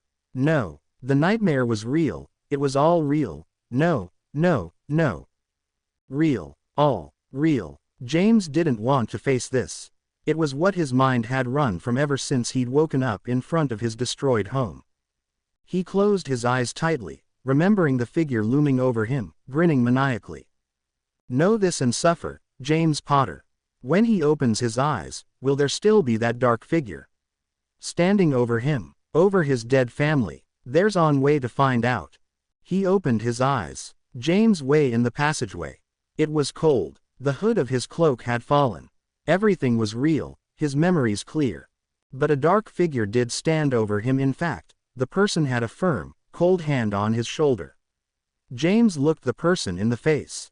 He knew that face. Sirius could feel it now. He'd felt it a million times before for so many years. Right now he couldn't speak in human tongue, but he wanted to scream. Soon Lupin would know as well. Their presence couldn't go unnoticed forever. Dementors, Remus, they're coming closer. Mr. Potter, I didn't think I would be able to find you.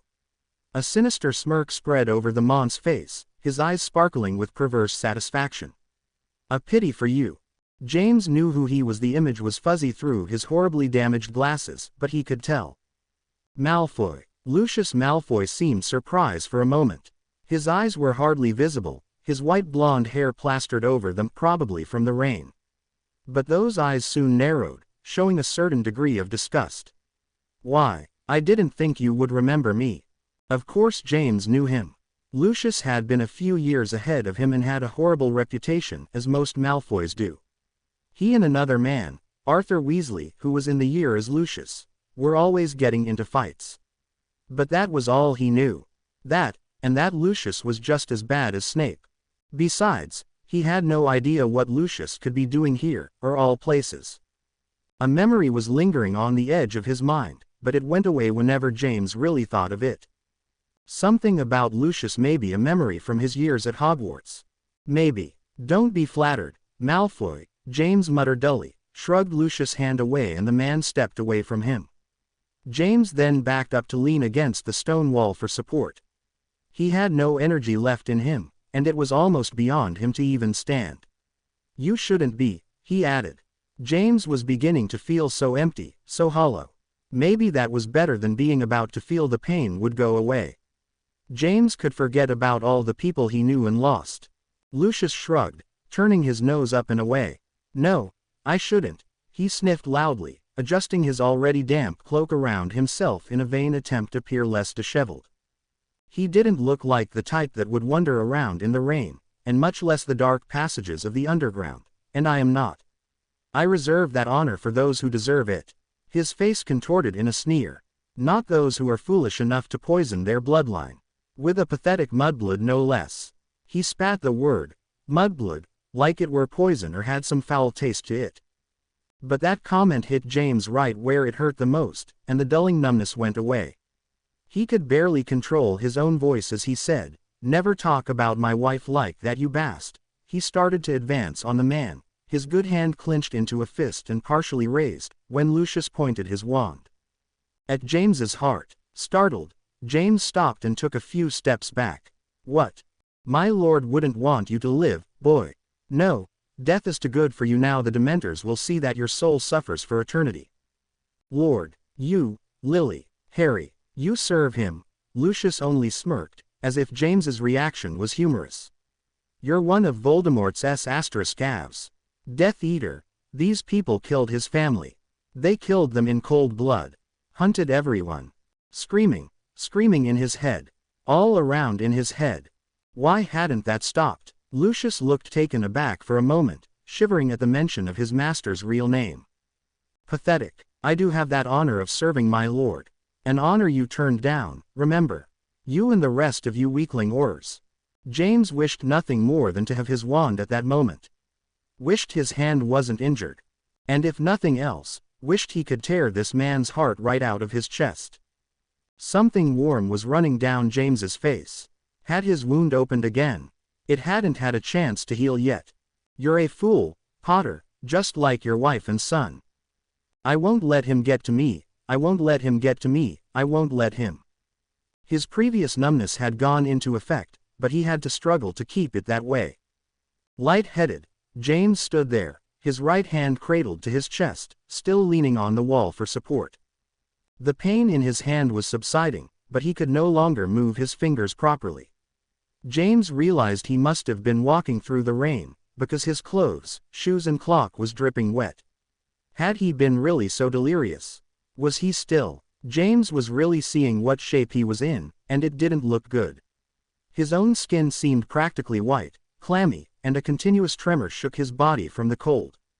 The only thing warm he could feel was the liquid once again flowing from his brow. Deep beneath the surface, James's emotions still raged. Anger, hate. He'd been feeling a great many things the past few hours, but none of them like this. Guilt, sorrow, hopelessness. Yes, he still had those feelings. But now there was something to focus his losses on. Something that was at least partially to blame. Lucius stood like a statue, his body and wand unmoving. It must be so fun for him to play another person's life on the end of a string, with all the intent of cutting the thread nevertheless. Helplessness did not become James, and no matter how much he though otherwise at times he didn't want to die. Not if it would satisfy Voldemort. But hadn't that been the purpose of all this? Didn't Voldemort send him here so he could suffer? Was this just some sick game? What this all in his head? Maybe he was going insane. Screaming, in his head. So clear. His guard, who at first seemed to be getting bored, now was very apprehensive, eyeing every dark corner like something was going to jump out at him. James thought for a moment that maybe he could apparate, but his head was still foggy, his mind still scattered. Splinching himself wouldn't be a good thing. If this is a trick, just a game, then maybe everyone's okay. Maybe everything okay, and he didn't have to worry. He didn't have to hear the screaming, or feel his heart aching, but somehow, he knew that not to be true. But what was the truth? This was all going around in circles. He had to try to think clearly. He hated this. While trying to collect his thoughts, a very difficult task, indeed. James must have shifted his footing slightly. Lucius saw this movement, and took this opportunity to make an example. Curio. The spell was cast and ended almost immediately, and its effects passing quickly, but it was enough to force James to his knees. Another jolt sent him sprawled over the stone ground, where rainwater had flowed down from the tunnel openings. He moaned in agony, his teeth clenched and grinding together. Lucius was laughing at his pain, repeating over and over in his head, over and over and over. "Don't try to move again, Potter, or you'll get much worse. I'll kill you. If it will make it all stop, I will." You're in no position to make threats. He walked up next to James as the suffering man tried bringing himself up to his elbows, but Lucius gave him a swift kick in the gut. Gasping as the breath was forced out of him, James fell again, only to be pinned down by Lucius' foot. "But you really want to kill me, don't you?" A small chuckle. What would your precious dead mudblood think of that? Knowing her beloved husband not only wants blood on his hands, but thirsts for it. That you want to rip a man's throat out. So it's true then. He smirked, leering maliciously. "You're no better than the rest of us, Potter. You would kill me. I have a son, too, you know. And a wife." For a moment, it was as if a note of sadness touched Lucius' voice, but then it was gone, his voice cold and indifferent once more. "Would you kill me, knowing what would happen to them?" "No, I'm not like him." Malfoy would do the same, he wouldn't care. James didn't know what to think. He had the urge to cry uncontrollably once more, like he did when he first awoke in front of his home, but forced himself not to. And no matter how much he tried, one tear escaped him. He cursed it, just like he cursed his own weaknesses. His tears showed his weaknesses, his inability to change his situation. To change anything. Why won't it stop? The only difference, you see, is that I am the one with the wand. I chose the right side, I always do. The Dark Lord rewards his closest followers. He sounded disgustingly proud of himself. May your soul rest in hell forever. They killed them. They killed them. Murderers, all of them. They killed his family, his friends, everyone. Padfoot, Moony, Wormtail. There was a stabbing feeling in his heart, remembering that Peter betrayed them all. Lily, Harry. Because of your son, not Harry. Please no, take me, kill me instead. His own son never had a chance to live. Death, death, death. That's all James saw, all he could understand. The sorrow and the anger was now mixing into someone truly terrible, screaming in his head. "Stoop. Don't worry, the Dementors will be here any moment now." He was staring onto the darkness around them, his expression sobering. "They're coming for you, can you feel them?" Yes, he did. A slight chill was creeping up his spine. A new fear was filling his heart. Even in death he was bound to suffer. "And my lord didn't say I couldn't torture you a little, after all. I'll just make sure you're unable to run when the Dementors get here." He made a quiet, HMPF sound, shivering slightly. "I don't think I want to be around when they come." James could help but cringe as Lucius dug in with his heel in his spine, nearly causing him to scream in pain. He had to bite his tongue to keep himself from doing so. He wouldn't give Lucius the satisfaction. Too bad Severus didn't have this opportunity. He might have enjoyed it more than I will. But don't take this as something personal, Potter. I hardly know you anyway. Lucius positioned his wand. James tried to brace himself, but it was useless. B couldn't even bring himself to close his eyes. so he didn't miss the brilliant flash over silver light. The sound of crashing, screaming. But they weren't his own screams. There wasn't even any pain.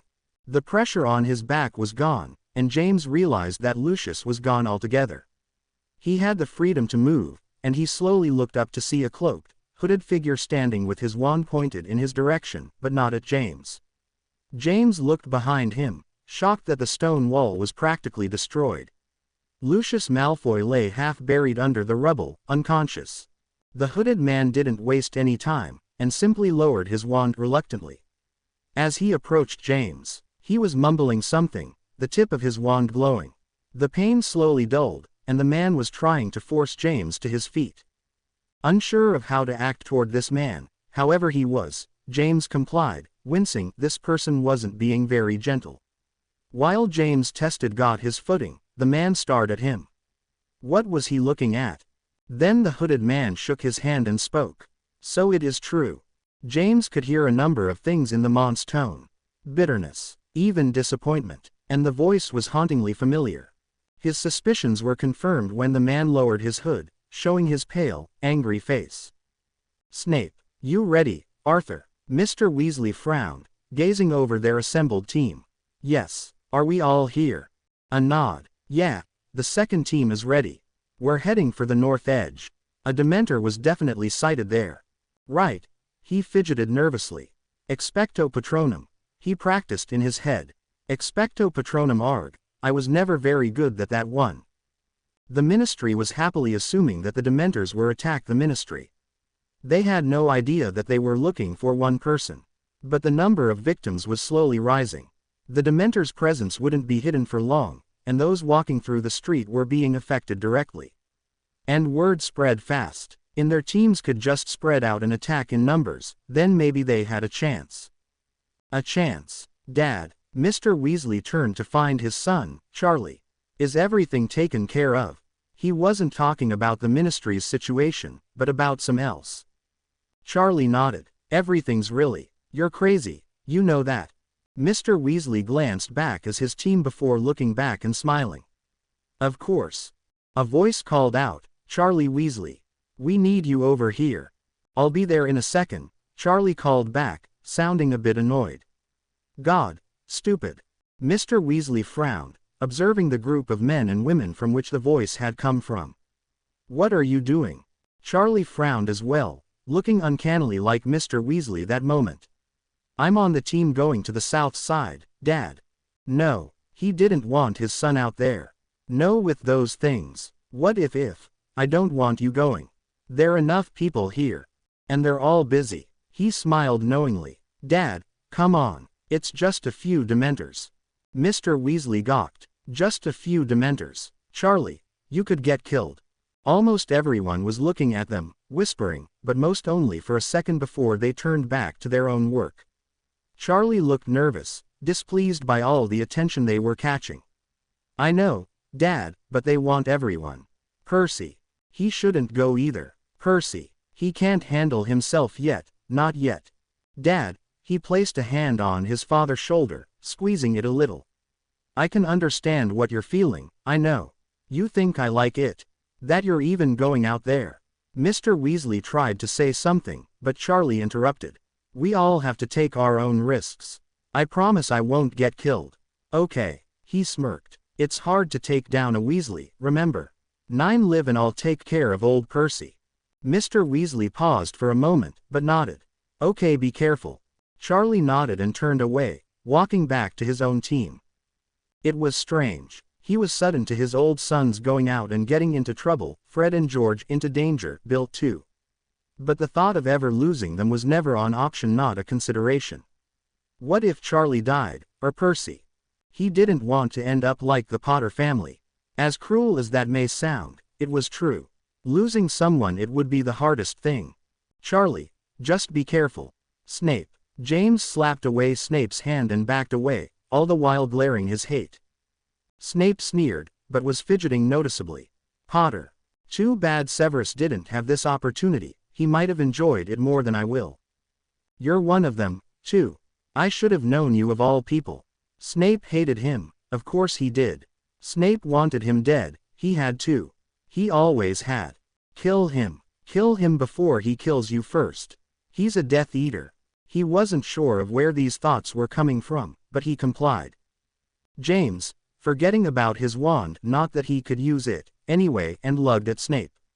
Snape hadn't expected this, and when James rammed into him his wand accidentally fell from his grasp. But James was too focused on Snape, wrapping his hands tightly around the Mont's neck. Kill him, you killed my family. You and your bastard lord killed them all. Snape was reacting now, but was trapped under the other Mont's weight. Get off me, Potter.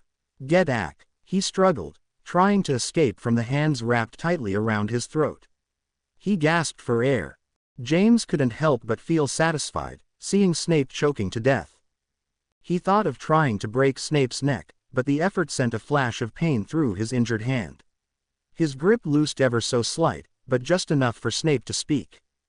Get off me now, I'll kill you, I don't care, I hate you. Snape let out an angry roar, reaching out to grasp James's neck with his left hand and pressed his right one flat against the Mont's face. James ignored that pain, and gasped in shock when something hit him in the gut. Snape's knee. Who? James went flying backward, falling to the ground. Breathing heavily, he sat up at the same time as Snape. They glared at each other, both kneeled on the stone ground. The tension between them was so intense it was like electricity. Each man wanted to destroy the other. Both wanted their own revenge, though for different reasons. I shouldn't be doing this, I need to stop, I'm not a killer. But I want to, and I don't. I want to hurt him like he hurt me. My friends. He's one of them, he doesn't care. If it will make the screaming stop. Snape's pale face was flush, his mouth formed an angry snarl. You'll regret that, Potter. He was trembling in anger, reaching for his wand. James saw this. Bastard. He didn't need a wand to hurt Snape. He was mad, he wouldn't listen to reason. Snape had come all this way to actually help this man, and he didn't want it. Well, that was just fine. He didn't want to anyway. You'll regret that, Potter. So Snape reached for his wand. It laid only a few feet from him, the dark wood barely visible in the dark. Once he had it, he'd knock Potter out. That was the best way to do it, but Snape didn't expect it. No, he wouldn't even have guessed it. As he reached for his wand, Potter began to change. The action made him pause for a moment, and that was something he would soon regret. A creature, something brown-black, shot at him. It couldn't be. And then he felt something stab into his chest, piercing his flesh. He screamed in pain, ripping away from the creature's Potter's blooded prong. The stag breathed heavily, its head held low, its eyes on him. Animagus, a bloody animagus. Snape's wound didn't seem terribly deep, no, but it was bleeding terribly. When Snape tried to make another move, Potter rammed into his again, though this time not with his horns, but caught him right in the stomach with his head. In a sense that had only been a near miss, but it still knocked the wind out of Snape. If those antlers had gotten him, Potter was really trying to kill him. Gritting his teeth, Snape was barely able to stand as the white stag backed up for another go. Potter's dark eyes flashing, staring in his. He was truly mad. Potter now stood between Snape and his wand, and there was no chance of getting past the animal, unless he wanted further injury. His wound must have been deeper than he thought, because it was pulsing with heated pain, still bleeding. It made Snape angry seeing his own blood glittering on that animal's antler. He just wanted to rip it off of Potter's skull. But Potter staggered, his front right leg giving way. He let out a pained wail, and all at once he was a man again. Blood, Snape's, was smeared over his forehead and hair. But still, his eyes never left Snape's. Potter was hyperventilating, holding his right wrist. This brought Snape some sadistic pleasure, and he decided not to kill the man right then and there. He had to control himself. Snape was a patent man. And he'd made a promise to Dumbledore, and he always kept his promises. Potter, he said quietly yet venomously, you can't fight me right now. Snape eyed Potter's condition, wrinkling his nose. He was suffering from some sort of catatonia, that would be the Muggle term. And as much as I hate to admit it, I'm here to help you. That word was too difficult to saw. How was he supposed to carry it out? Potter's eyes narrow in disbelief. Waiting for the Dementors, Snape. You'd better get out of here before they come, he giggled and the sound made Snape's skin crawl. Potter was disturbed. Just run along, Snape, before I try to. He stopped, suddenly looking overcome with a deep thought. Snape eyed him, but began moving toward his wand. Potter couldn't fight him off now. But still, if he was catatonic, the last thing Snape needed was to get him riled up. Maybe if he could just knock him out, yes, an unconscious Potter would be easier to deal with than one awake, Dumbledore sent. Cold ice filled his blood. No, not yet, they can't be, but they had to be. Snape found himself in fog, and an all too familiar memory awaiting him just beyond. Snape was screaming, clutching his head, falling to his knees. That scream, filled with pain and horror, broke James from his thoughts. All his rage, his fury was washed away and replaced by infinite confusion and doubt. The scene had changed so quickly that James wasn't sure of anything anymore. What was happening? What was he doing? Then they came. Black, shifting forms, rising from the shadows. 3 of them, gilding over the stone ground towards them. The sound of cloth dragging. Dementors. Fear filled him and all of a sudden the screaming became all too clean. Everything. Snape was screaming. Lily, Harry, Lupin, Sirius, all screaming, shrieking inside his mind. James screamed as well, clutching his head in a similar fashion as Snape. Fog attacked him on all sides, he couldn't fight it. He was being overcome by cold, his teeth chattering loudly, but not as loud as the screams. Couldn't fight. But he had to. James fell onto his side, his head smacking into stone, but that didn't affect the screams in the slightest. He fought to see as images, hallucinations, flashed before his eyes. Voldemort, laughing, standing over him. The Dementors, reaching out with their rotting, gray hands. How could I have been like that? Why? Am I a killer now, like them? One of the creatures was leaning over Snape, its hood lowered. He-Man had gone limp as the Dementor grasped Snape's neck. No, don't kill him, I didn't mean it. Maybe was really trying to help. Lily, James. I don't want anyone to die. Lucius, you're no better than the rest of us, Potter.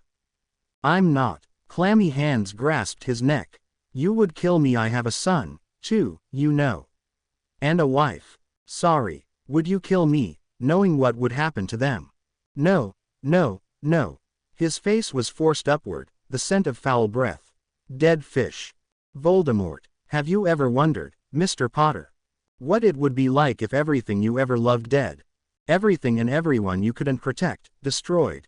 Where there is darkness in place of light, and there is nothing you can do to stop it, because it has already come to pass. Know this, and suffer, James Potter. I have, oh, how I have. You will know this. I have. Please, just let it stop. Screaming. The fog was closing in on him. The cold was turning his blood to ice. James saw only one thing before the screams dragged him in his nightmare. His hell. A gaping, shapeless mouth. Hollow eyes. A dark, laughing figure. The horror painted over Lily's beautiful face. He ran, as fast as he could. He must have been in the rain at some point, because he was dripping wet. It was pouring outside, the sky blackened. Storms can come so quickly. I know this will come as a shock, Harry. I have to save him. And I know that this is hard to believe, but please know that what I say to you is real, and the truth. He's real. Harry James, your father. He's alive. Where is he? When? Harry, he is in great danger and I can't guarantee his safety. You understand why I didn't want to tell you. No, he can't, not now. I haven't. We are all fighting for him, Harry. All except me. I need to help. There are many people looking for him now. One of ours should find him soon. Including Snape of all people. Was Dumbledore crazy? The man was more likely to kill him than anything else. Snape hates his father. He had a father. Just wait, please, Harry. Harry, wait. Harry ran to the Gryffindor common room, screaming the password to the fat lady breathlessly. Startled, she opened up for him quickly and he stumbled inside, ignoring the strange looks he received for other students. He raced to the fifth-year dormitory, glad to discover that no one else was there. All he needed was his firebolt and invisibility cloak, then he'd be set. His father was not going to die, not now, not when he'd just found out without a chance to ever meet him. Harry dropped to his knees, desperately fumbling with his trunk lock, then opening the lid wide. Then there was the sound of the door banging open behind him, ragged, quick breathing. A voice cried, "Harry." Ron had no idea where Harry went, not after his friend started running. What a nasty shock, unbelievable. Dumbledore had taken them to one of the greenhouses, where no one could hear, one in which Professor did not occupy. It seemed like it started raining only moments before, but they were expecting it, anyway. Why he wanted Ron and Hermione to stay Dumbledore didn't mention. But Ron knew now, the headmaster wanted them there for Harry, he was going to need them more than ever. Dumbledore took a deep breath, his eyes closed. Ron could see Harry tensing, looking curious, and even fearful, of what Dumbledore was going to say. "Harry James, your father." Blimey. The news was shocking, but not as much for Ron as it was for Harry, obviously. Ron sort of phased out, no longer listening to the heated conversation Dumbledore and Harry participated in as Hermione watched near tears. Then Harry was running, right out the greenhouse and into the pouring rain. Dumbledore politely asked Ron and Hermione to find Harry, make sure he was okay. Trying to do the logical thing, which wasn't an easy thing for him. Ron knew of one surefire way to find Harry. The Marauder's map. Ron ran the whole way, never pausing, taking a second glance at people who yelled after him. "Harry, you idiot, don't do anything stupid." He practically rammed the door down when he got to his destination, the door swinging open and hitting the wall with a loud bang. He was surprised at who he'd found. Harry. Ron wanted to scream, either for joy or pent-up anxiety, he didn't know which, but chose to remain silent. Yes, Harry was there, searching through his trunk. The raven-haired boy seemed startled, his eyes wide. But that look soon vanished and became one of angry determination. "Go away, Ron." Ron only shook his head, stepping up so he was beside Harry as the boy looked through his trunk. "You shouldn't. They run away, Harry. We're worried." Hermione almost broke into tears. Harry wasn't listening, which sort of annoyed Ron, but considering the situation, what are you doing? Harry. A feeling of dread hit him, and suddenly Ron knew exactly what Harry was doing. "No way, Harry." Harry once again ignored him and took up his invisibility cloak and firebolt. "Just go away, Ron, okay? You can't stop me anyway." His voice was flat and emotionless, and it unsettled Ron. Then Harry stood and began walking toward the window without so much as a glance Ron's way. But Ron wouldn't have that, and he quickly jumped forward and sidestepped Harry, blocking his way. Harry didn't take this interference very well, glaring at Ron with his teeth clenched. "Get out of the way. You're not thinking clearly," Ron insisted sharply. He refused to move, opening his arms wide, and glared right back at Harry with a note of defiance. "You wanna help, huh? So you've decided to just jump out a window? Listen." Harry wasn't listening, he was trying to move past Ron. Growling in frustration, Ron grabbed his friend's arm. "Harry, listen to me." Harry didn't respond well with this action, his eyes flashing. "Let go."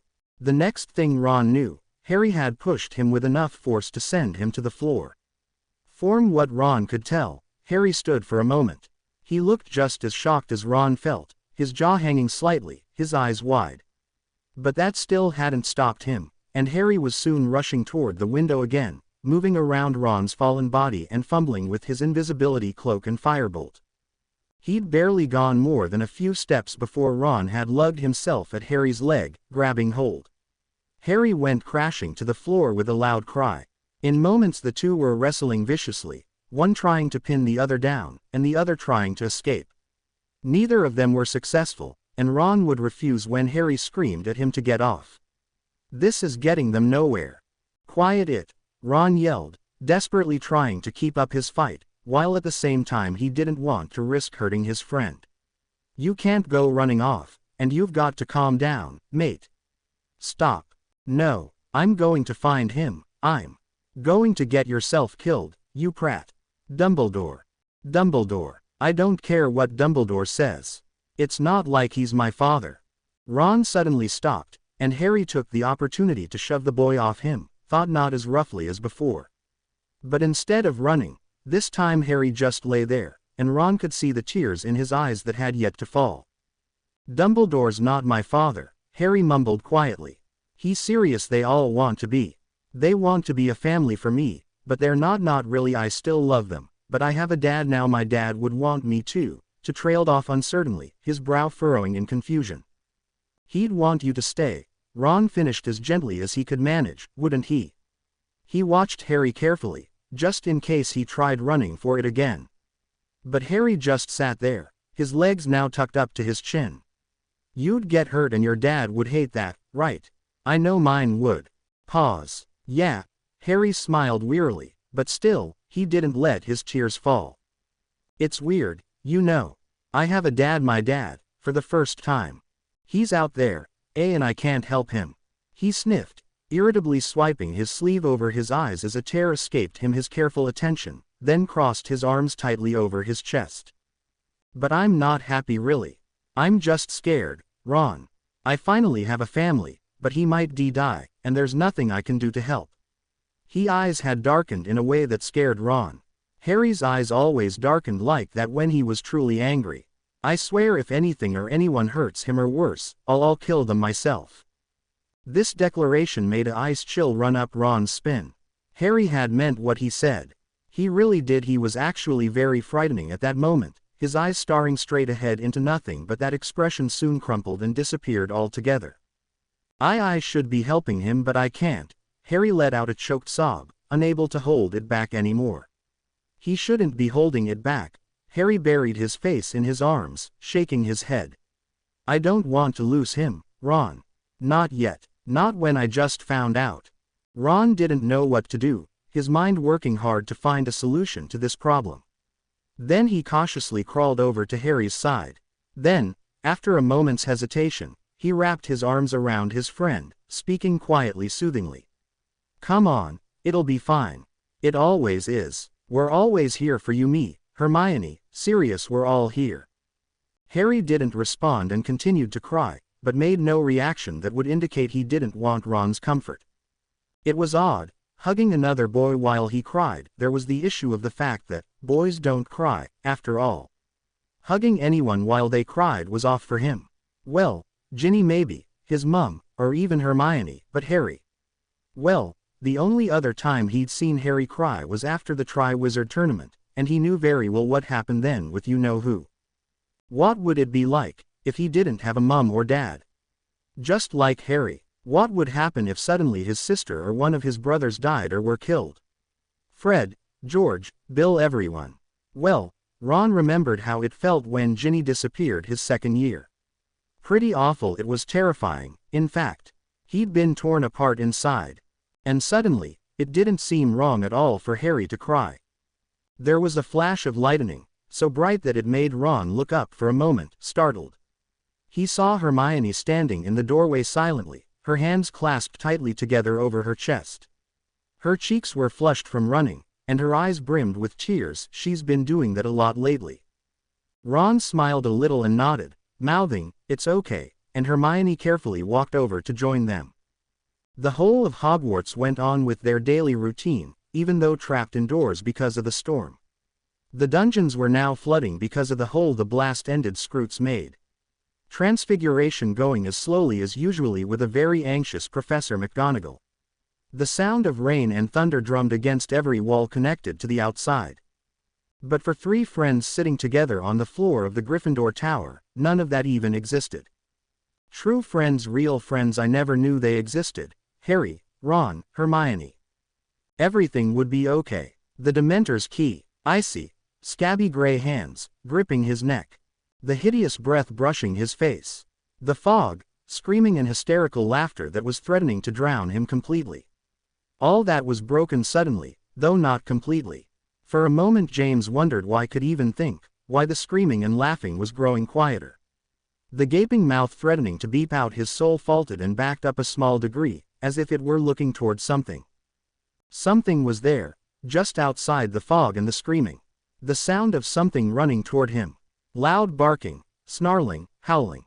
And, on the other side of the fog, a huge black shape come out of nowhere and collided with the Dementor holding him. The fog lifted a bit more, but the feeling of fear still remained as he began to shiver feverishly, beads of sweat forming over his face. He felt ill, horribly, horrible ill. From where he lay, James could make out Snape's still form as the Dementor bending over him turned its attention toward the intruder, but it did not move. The black creature had jumped at one of the two Dementors standing by James, the one performing the Dementor's key. It had sunk its huge jaws into its robed arm. The Dementor was trying to get it off, but the animal was very determined, like it was trying to rip that horrid rotting gray arm off. It was a dog. Yes, a huge, black it couldn't be. Sirius Padfoot, he's alive. James cried out in horror as another Dementor came up behind the animagus and grasped him by the neck. Sirius yelped in pain, whimpering and trying to struggle from the creature's grasp, but the Dementor was too strong. He tried craning his neck, looking for something he could bite, scratch, harm in any way, but there was nothing. Sirius was losing. No, let him go, he screamed weakly, trying to get their attention. They couldn't kill Sirius, they couldn't. You want me, just kill me. The Dementor did release Sirius, though, throwing him to the hard stone ground with a loud thump. The fog was trying to move in on him again, the screaming was trying to fill his mind, the laughter, but he didn't let that stop him.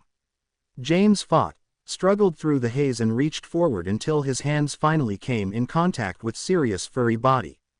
He was still breathing, though very shallowly. A low whimper was sounded with each labored breath. James didn't care that the Dementors were coming for him again, reaching out. Didn't care about the fog or the screaming or the laughter. All cared about was his friend.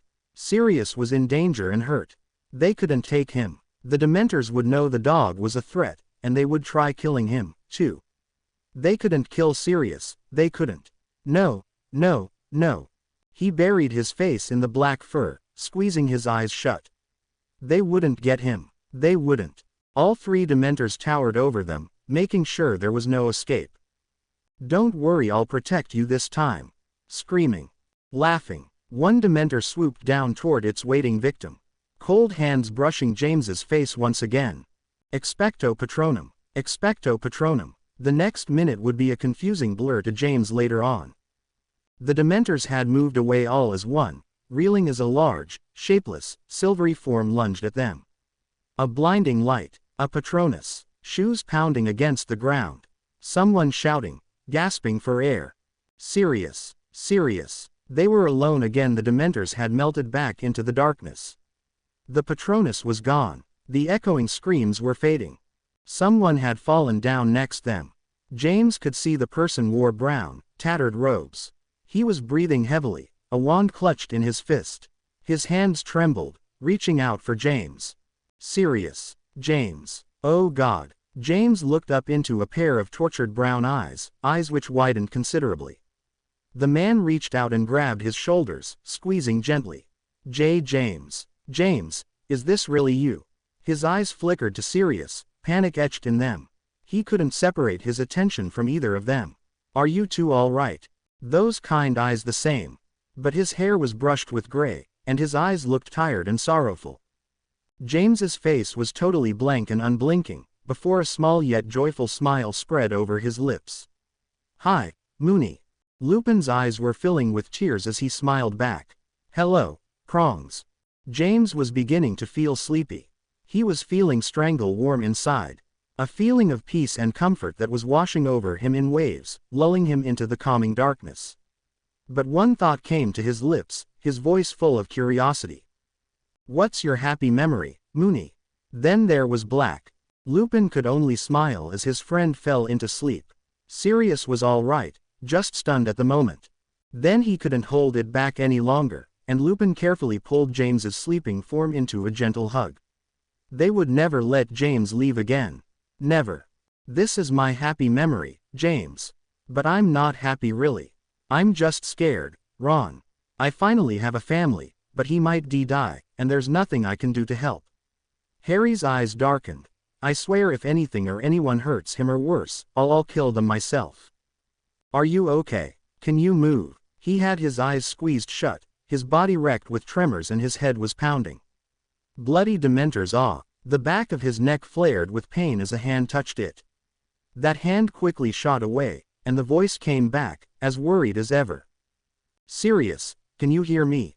"Of course I can," he wanted to say, but instead a low whining noise came from his throat. Sirius, body hurt, his shoulder aching with waves of pain, was it broken? It hurt to breath. Sirius could even hear his own breath coming out in quiet gasps. That Dementor had really gotten him. They are much stronger, physically, than they might appear. Sirius broke through the clouds of nausea and chill that had plagued him moments before, desperate to rid himself of the feeling, one that still haunted him from his years in Azkaban. Going through it again wasn't the most pleasant experience. Lupin was bending over him, a hand resting gently on his head. "Always so worried about me, Lupin." Sirius wanted to laugh, but he soon found that Lupin was trying to examine him, lifting up his right eyelid and allowing cold air to sting bare eyeball. Growling, Sirius moved his head sharply, no too much though, even that slight movement was painful, blinking away the cold as Lupin frowned at him. He could be such a frustrating man sometimes. The last thing he remembered was Dementor's a silver creature, a wolf, maybe. Something like that, and James. More of the fog had cleared from his mind and panic hit home. Of course, the reason he got hurt in the first place, why he attacked the Dementor. He was trying to help James. Sirius raised his head quickly, ignoring the pain, then he noticed he couldn't move his body. For a moment Sirius feared he was paralyzed before he realized there was something laying on him. And turned and saw James. All he could make out was a head of messy black hair. James was trying to hold on to him, even as he slept. Mentally, Sirius smiled affectionately. "Always the hero, you bloody fool." A wave of nausea and dizziness hit him, and Sirius could barely find it within himself to keep his head up. He grunted with effort, but in the end he had to lay his head on the ground, waiting for the feeling to pass. He felt cold. While trying to will away his own discomfort and pain, Sirius didn't see as Lupin moved again.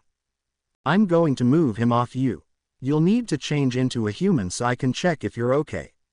And chocolate is poison to dogs." Of course, chocolate. It would help rid him of these feelings. It wasn't very smart to charge it like that. You could be dead right now, but if you hadn't run ahead, sigh. Feel lucky that thing didn't break your neck. Sirius let out another low whine, gesturing his head as much as he could toward James. "But what about James? Is he okay? Is he hurt?" Lupin saw Sirius' reaction and smiled reassuringly. "Don't worry, I think he's just in shock. No, calm down. He's fine, Sirius. Just fast asleep." Lupin disappeared from view. Out of the corner of his eyes, he could see him lifting James carefully. Sirius felt the weight leave him. He could breathe a lot easier, too. Lupin laid James on his back, carefully adjusting his head so he was comfortable. For a moment, Lupin paused, as if he saw something on James's neck, then he was moving again, putting something in his pocket. After a moment of looking around, Lupin nodded seriously toward Sirius. "Change." Sirius did so. His body screamed in protest the whole while, but it was over quickly. He still felt ill and shivered as if from the cold, damp air, but of course this was only because of the Dementors. He was hardly even aware of Lupin checking him, poking him in the sides and shoulders. Sirius soon discovered that his left shoulder was badly bruised, and he hissed in pain. His neck was also just bruised, but both hurt terribly. "Stop it." His words were cut off as a chunk of chocolate was shoved into his open mouth. He nearly choked in the process, but he managed to chew and swallow it. He wanted to yell, but Lupin had already backed off, nodding. "You'll be fine," he said matter-of-factually, getting to his feet. "I need to check on Severus, he's not moving." But Sirius didn't care about that man. He cared about James. He turned, his eyes landing on James. He was really looking at his friend for the first time since they'd found him. Sirius' throat tightened. The man would have appeared completely dead, a corpse, if it weren't for the tremor-like shivers that followed him even into unconsciousness. His chest lifted and fell, his breath coming out in shaky gasps. James's skin had become horribly white and damp with a cold sweat, his hair plastered to his forehead. He was dirty, disheveled, and blood, he said aloud, his voice barely a whisper, reaching out to examine James for himself. The man's round glasses were scratched and bent. Carefully, Sirius removed those glasses, finding that they were partially stuck there from the drying blood. Instead of fixing them, he simply pocketed them for the moment, otherwise they might fall off and get lost. The blood, the sight and smell made Sirius even more nauseous than he already was. His heart was aching in a way that he couldn't explain in words. Memories and old guilt rising anew in his mind. What's happened to him? James. Lupin. He's bleeding. There was a sudden pained gasp, probably from Lupin. It's mine. Sirius tensed. That voice wasn't Lupin, and slowly looked back. No, not now, but sure enough, the cold, bitter voice had originated for none other than Severus Snape. Sirius hadn't really registered the fact that the man had been there the whole time, but now he knew very well. Lupin must have been checking him for injury as well, because Snape was holding his friend's wrist in a tight grip. His fingers were practically digging into Lupin's flesh. Lupin was flinching as if in pain, his teeth gritted, which practically made Sirius' blood boil. But before Sirius could voice his thoughts, Snape gave a grunt of disgust, releasing Lupin roughly, and started to stand. I shouldn't known you all would do something like this. All those pranks. You're all animagus, aren't you? Besides the werewolf. He shot a cold sneer at Lupin, who was rubbing his wrist tenderly. All those rumors of strange animals roaming the Forbidden Forest, the school grounds, I should have seen. Sirius growled, narrowing his eyes.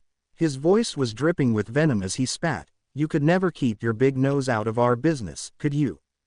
Hardly, Snape said loudly, drowning out Sirius' voice.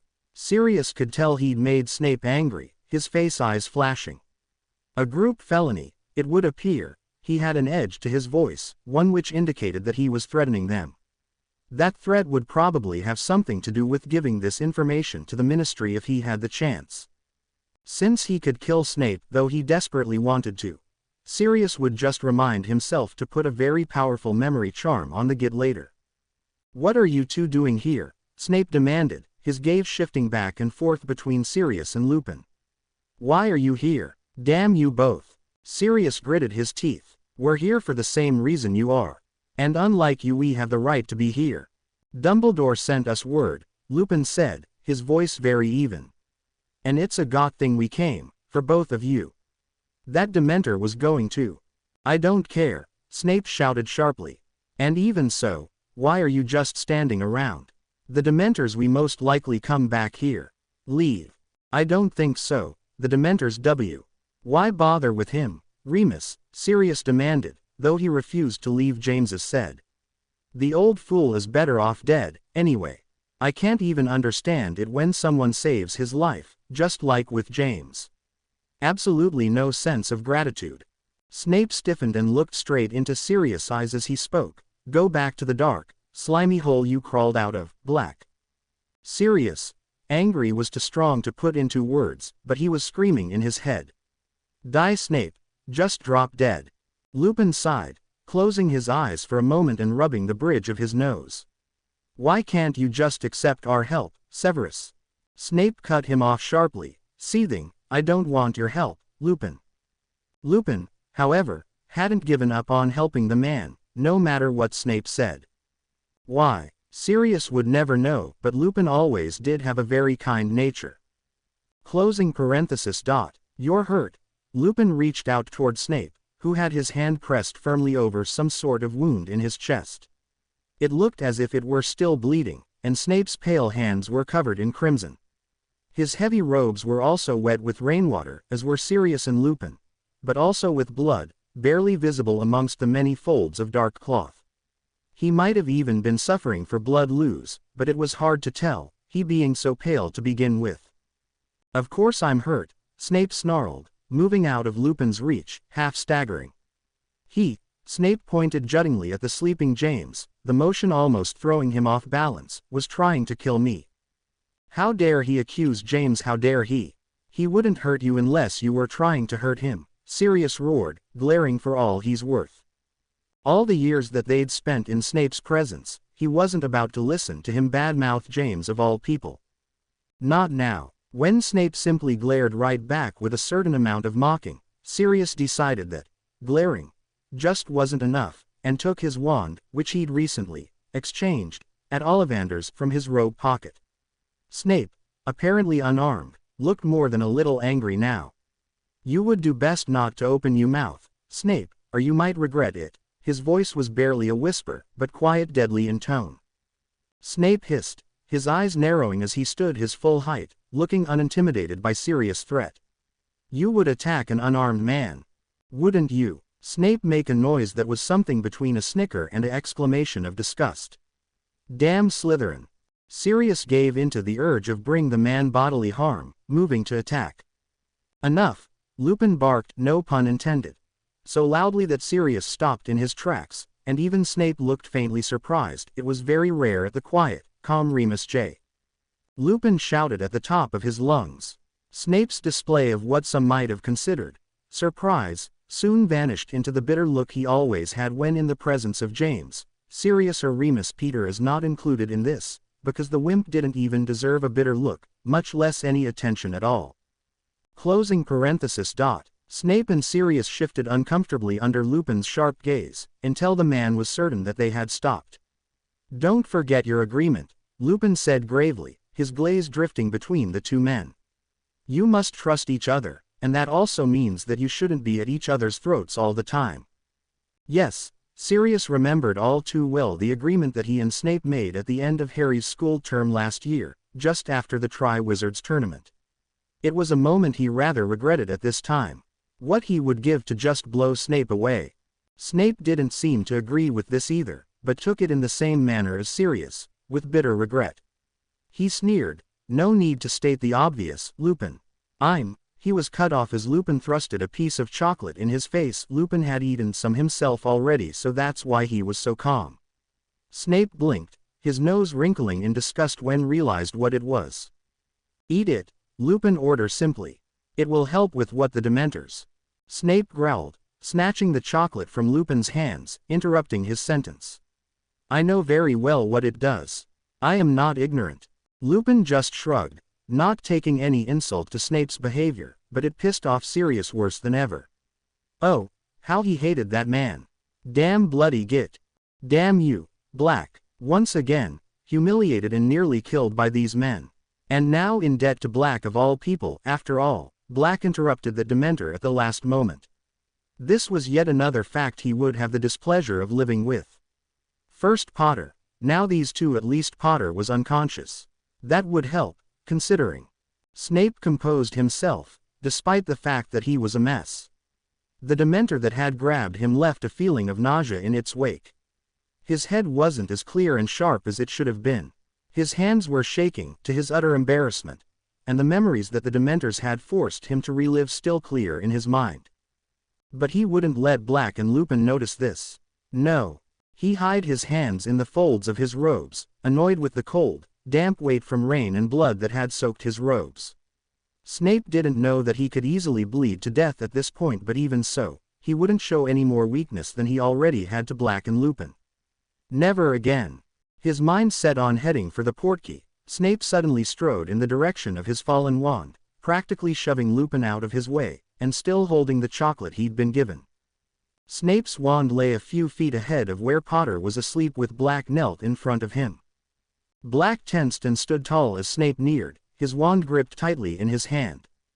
Snape almost smirked, satisfied that Black was so wary of him even while unarmed. But he just brushed right by him and Potter, robes bellowing, plucking his wand from the damp ground. While his back was turned to both Black and Lupin, he stuffed the chocolate into his mouth, eating and swallowing it quickly. He didn't want Lupin's help, but he needed to be able to think clearly. And chocolate was disgusting concoction altogether. Dementors could be such horrid pests. Hate them. Almost immediately his mind cleared, his hands stopped trembling, the nausea left him. But there had been traces of his own blood still on Snape's hands, giving the sweet chocolate an added, bitter taste. The smell of it filled his nostrils, nearly making him gauge. He grimaced in disgust, wiping his muddy wand and bloody hands on his robes in an attempt to clean them, glancing at Black out of the corner of his eye. Black was eyeing him steadily, his eyes slightly narrow.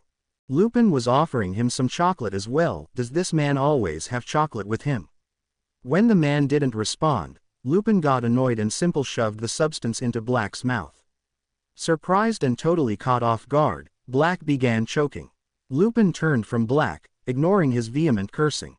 "Why did James attack you, Severus?" Lupin asked gravely, his eyes darting to his unconscious friend.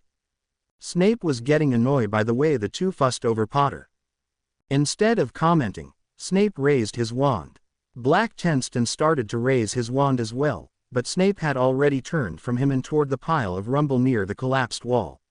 The body was still laying there, half buried. Snape held his wand ready, though, just in case, approaching to body with caution. Lupin must have seen the body, his eyes widening in dread and horror. "What have you done, Severus?" "That was fine, just fine. He goes through all this trouble and suddenly he's accused of murder." "Wonderful ungrateful. You would be good to know I have literally saved your precious Potter's life," he said slowly, dangerously. Maybe he had agreed to trust Black, but the agreement had nothing to do with verbal bantering. "Lucius," he wedged his boot under the body before him, turning the man over so Black and Lupin could see the man's pale face, "was so good as to disclose some facts about my station as a Death Eater." Lupin and Black were silent, staring at Malfoy. The man was more bruised than bloody, with a few scratches along his face and arms, which were now exposed because his robe sleeves had ripped. All of it could be easily healed, and he wasn't dead, after all.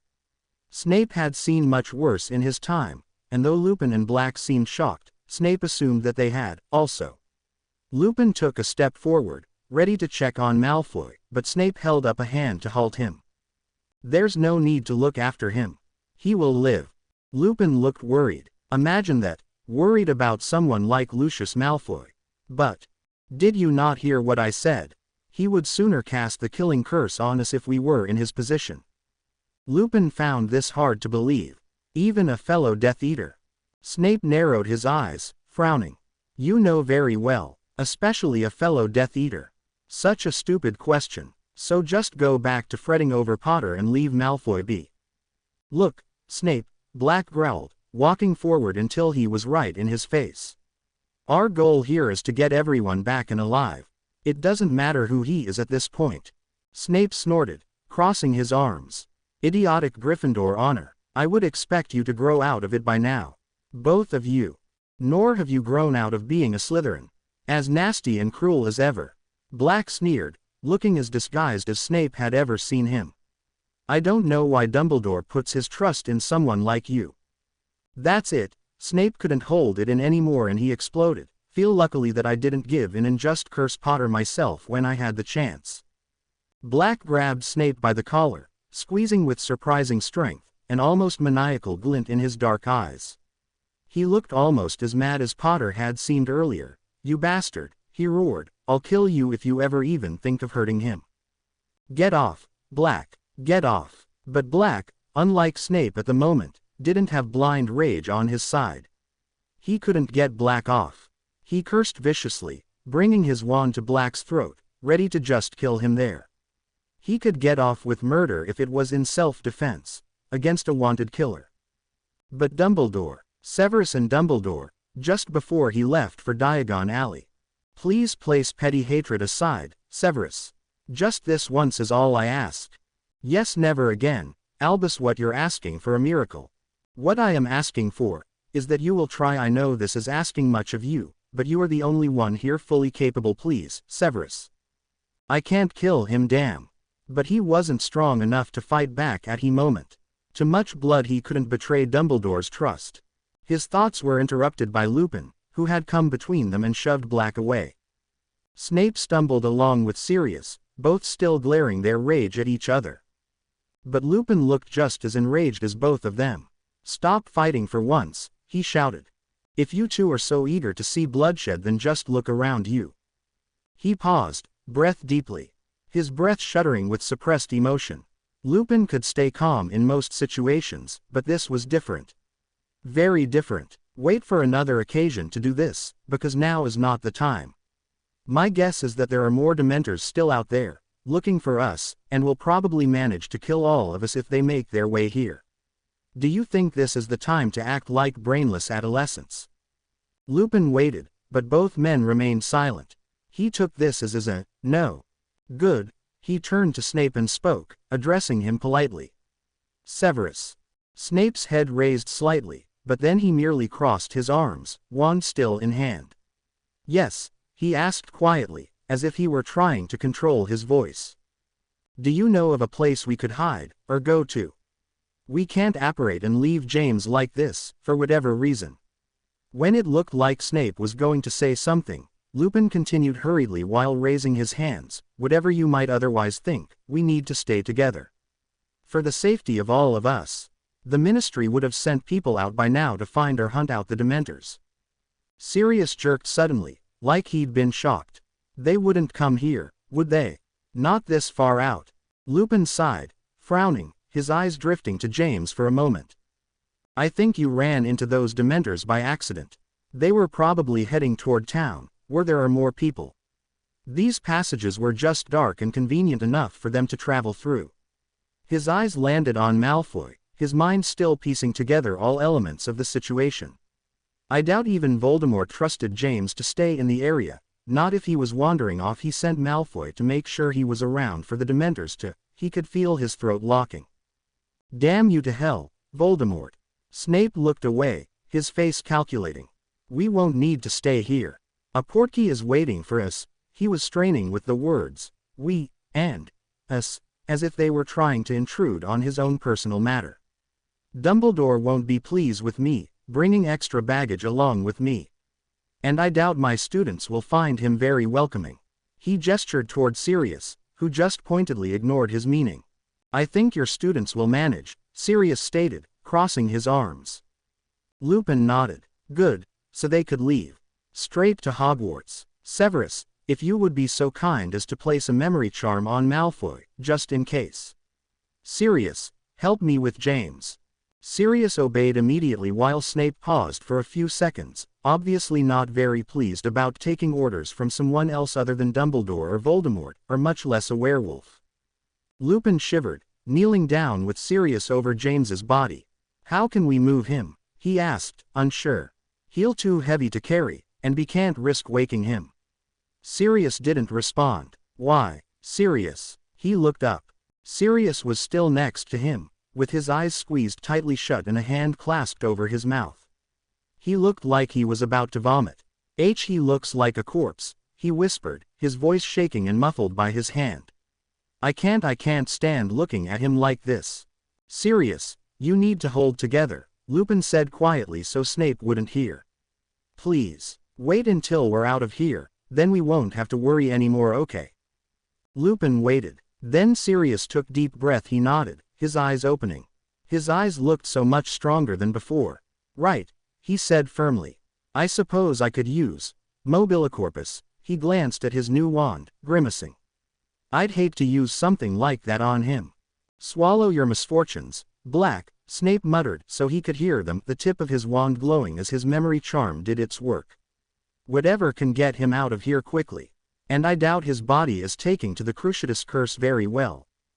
Cruciatus Curse. Snape shot Sirius an annoyed look. You've probably experienced it as many times as I have, Black. You should know the signs by now, HMPF. Don't look so worried. Malfoy would have done much worse had he been alone with Potter any longer. Malfoys usually enjoy such sadistic pleasures, along with many others. His face showed an expression of distaste. They live up to their bad reputation. But you stopped him. The thought struck Lupin like a volt of electricity. Malfoy would have done much worse had he been alone with Potter any longer. Snape had stopped Malfoy. Snape, of all people. He'd attacked another Death Eater, a Malfoy, knowing the personal risk in doing so. Maybe he could be trusted after all. Lupin's eyes were wide, his mouth almost gaping in awe. He couldn't help it. Thank you, Severus. Snape started, looking up from his work on Malfoy. He seemed to be done, but was checking over his work. What? He said this in a tone that added, did I hear you correctly? Sirius frowned. Why are you thanking him? He didn't.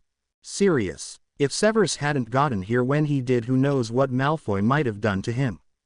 Sirius. Jaw snapped shut as he was about to saw something, a rather guilty look crossing his face. He turned to Snape. I don't want to hear it, Snape said quickly, waving them off. The portkey is waiting at the London Bridge passage, a mile from here. I think we will need to walk on foot along with Potter, but it should take too long. He lifted the hood of his cloak, adjusting it tightly. We can't be seen, though I doubt there is anyone else down here at the moment. We would hear them. Sound carries very far in these passages. Unless they're trying not to be heard. Snape held his wand in his hand, and said firmly, "Point me." As Lupin and Sirius watched, Snape's wand spun once before pointing deeper into the passages, opposite of where they'd all come in the first place. All they could see was black, and this wasn't a good sign, as far as Lupin was concerned. He pointed in the direction his wand indicated. This way. Snape took a few steps, and tipped over dangerously.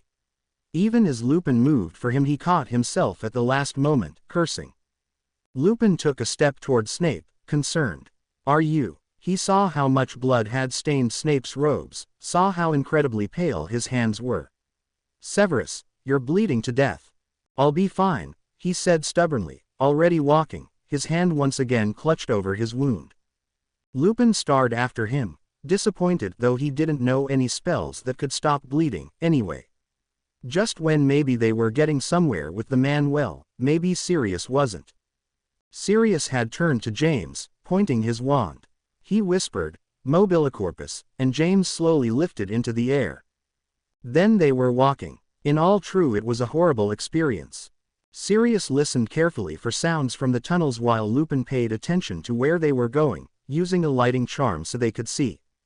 In the end, Snape was lagging just behind all of them, probably due to his lack of full strength. Snape had to use his wand a few more times during their journey as they met a number of twists and turns. Though it was just a backup, all of them, including Snape, knew the way to the London Bridge passageway. Lupin had used it himself once or twice when he was too young to apparate legally. But that had been years ago, and he had no use for the passages since he got his license. The worst part of the situation was James hanging lifelessly out in front of them like a freakish marionette, his head lolling slightly. Lupin saw why Sirius didn't want to cast the spell in the first place. And having to keep his thoughts and feelings bottled inside for the time being was driving Lupin mad. They must have been halfway there when Snape nearly collapsed again, the man gasping in pain. "I'm fine," he insisted as both Lupin and Sirius moved toward him. He was sounding a lot stronger than he looked. "Just keep moving." His breathing became heavy, labored. To Lupin's surprise, Sirius was the one that moved to Snape's side. Sirius grabbed Snape's left arm and placed it around his shoulders and then put his other right arm around Snape's waist, supporting most of the man's weight. Snape was too weak from blood loss to make any protests or give a fight, but he was grumbling, his expression hidden beneath his hood. Bloody Gryffindors. Snape would just have to wait until he was strong before he could hex Sirius for this. Then they were walking again, in total silence, Sirius having to half-drag Snape along. The man refused to be levitated about like James. Snape would still have to use his wand to point the way from time to time, but they were coming closer to their descension. Lupin kept a close watch on James while Sirius helped Snape. The only sounds they could truly hear were the dripping from the rain above and their own footsteps on the cold stone. The air was still very chilling, and probably even more so in these passages. The streets of the underground had long since been abandoned. Most people had locked themselves into buildings, or their own homes or shops. All of them knew by now what terror awaited them on the streets. Many had already fallen victim.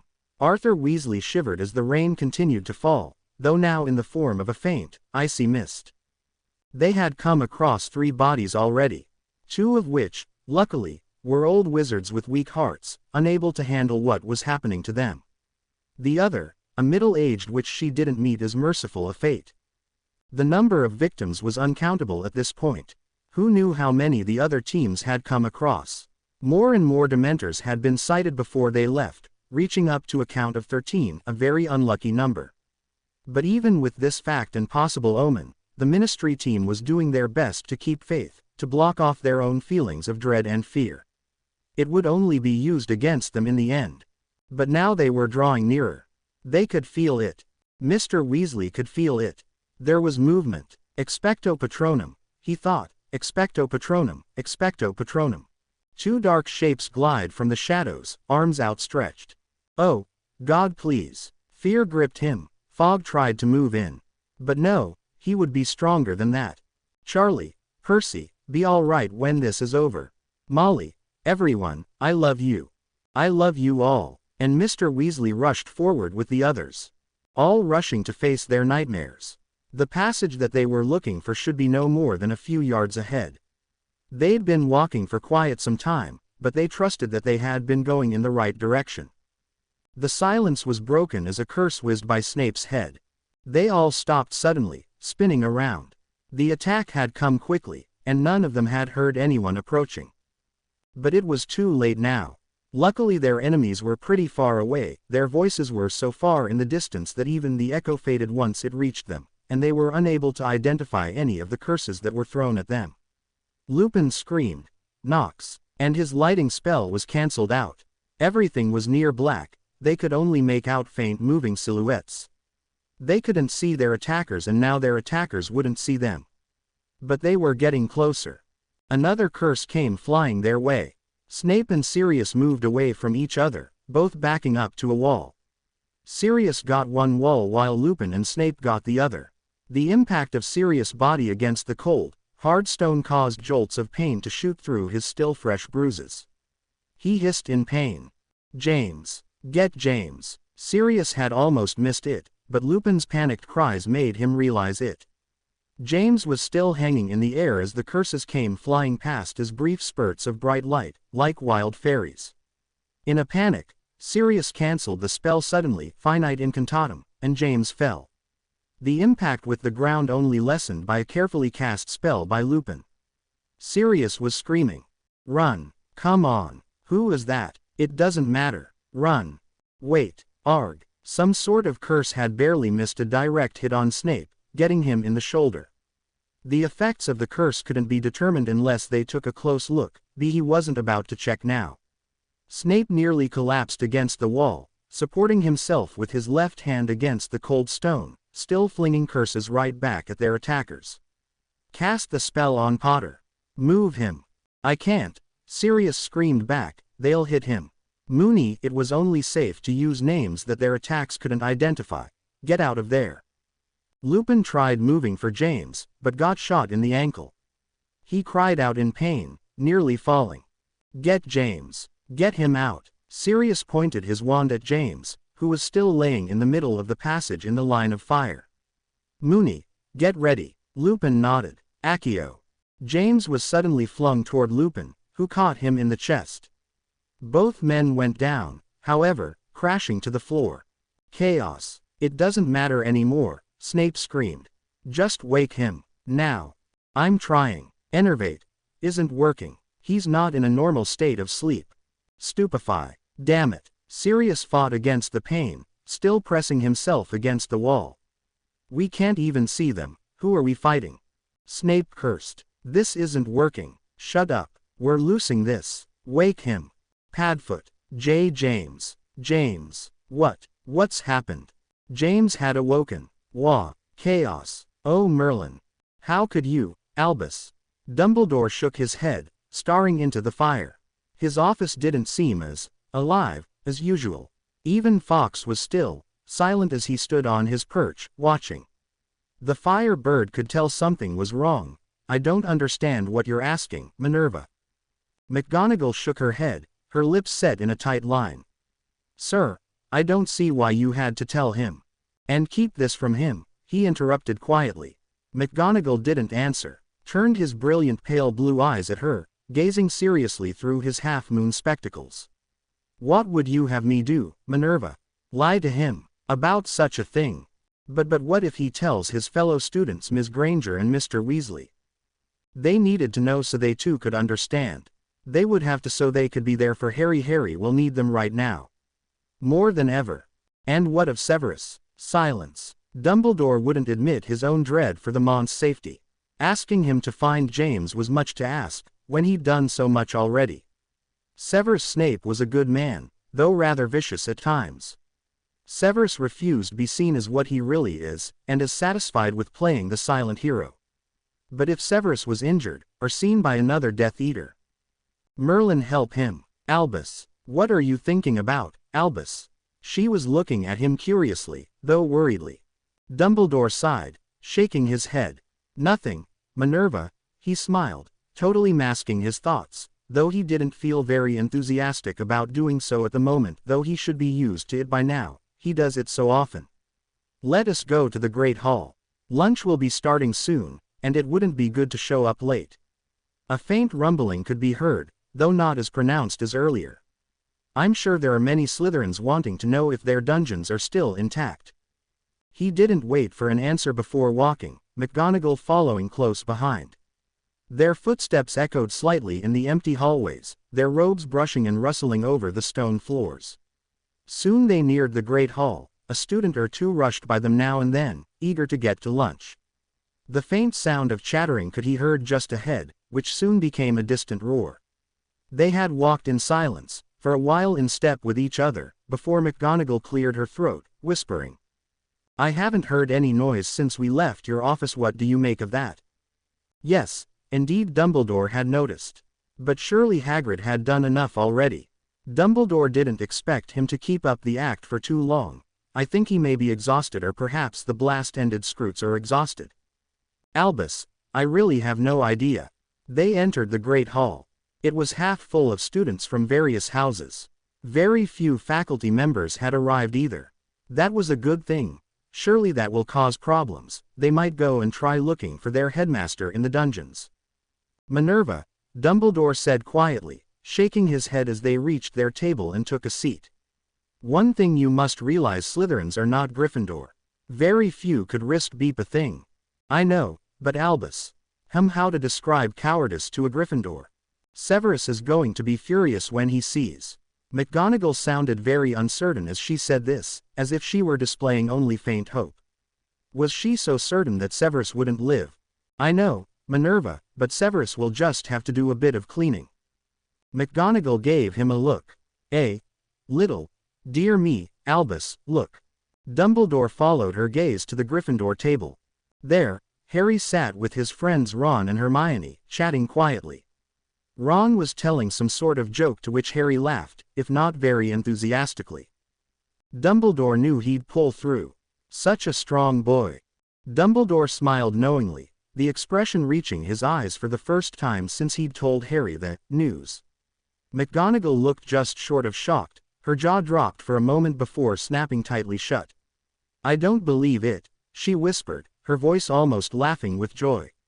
How can any child look so calm, knowing what he knows? You would be shocked, Minerva. He took a sip from his pumpkin juice. You were right, Albus, she bowed her head.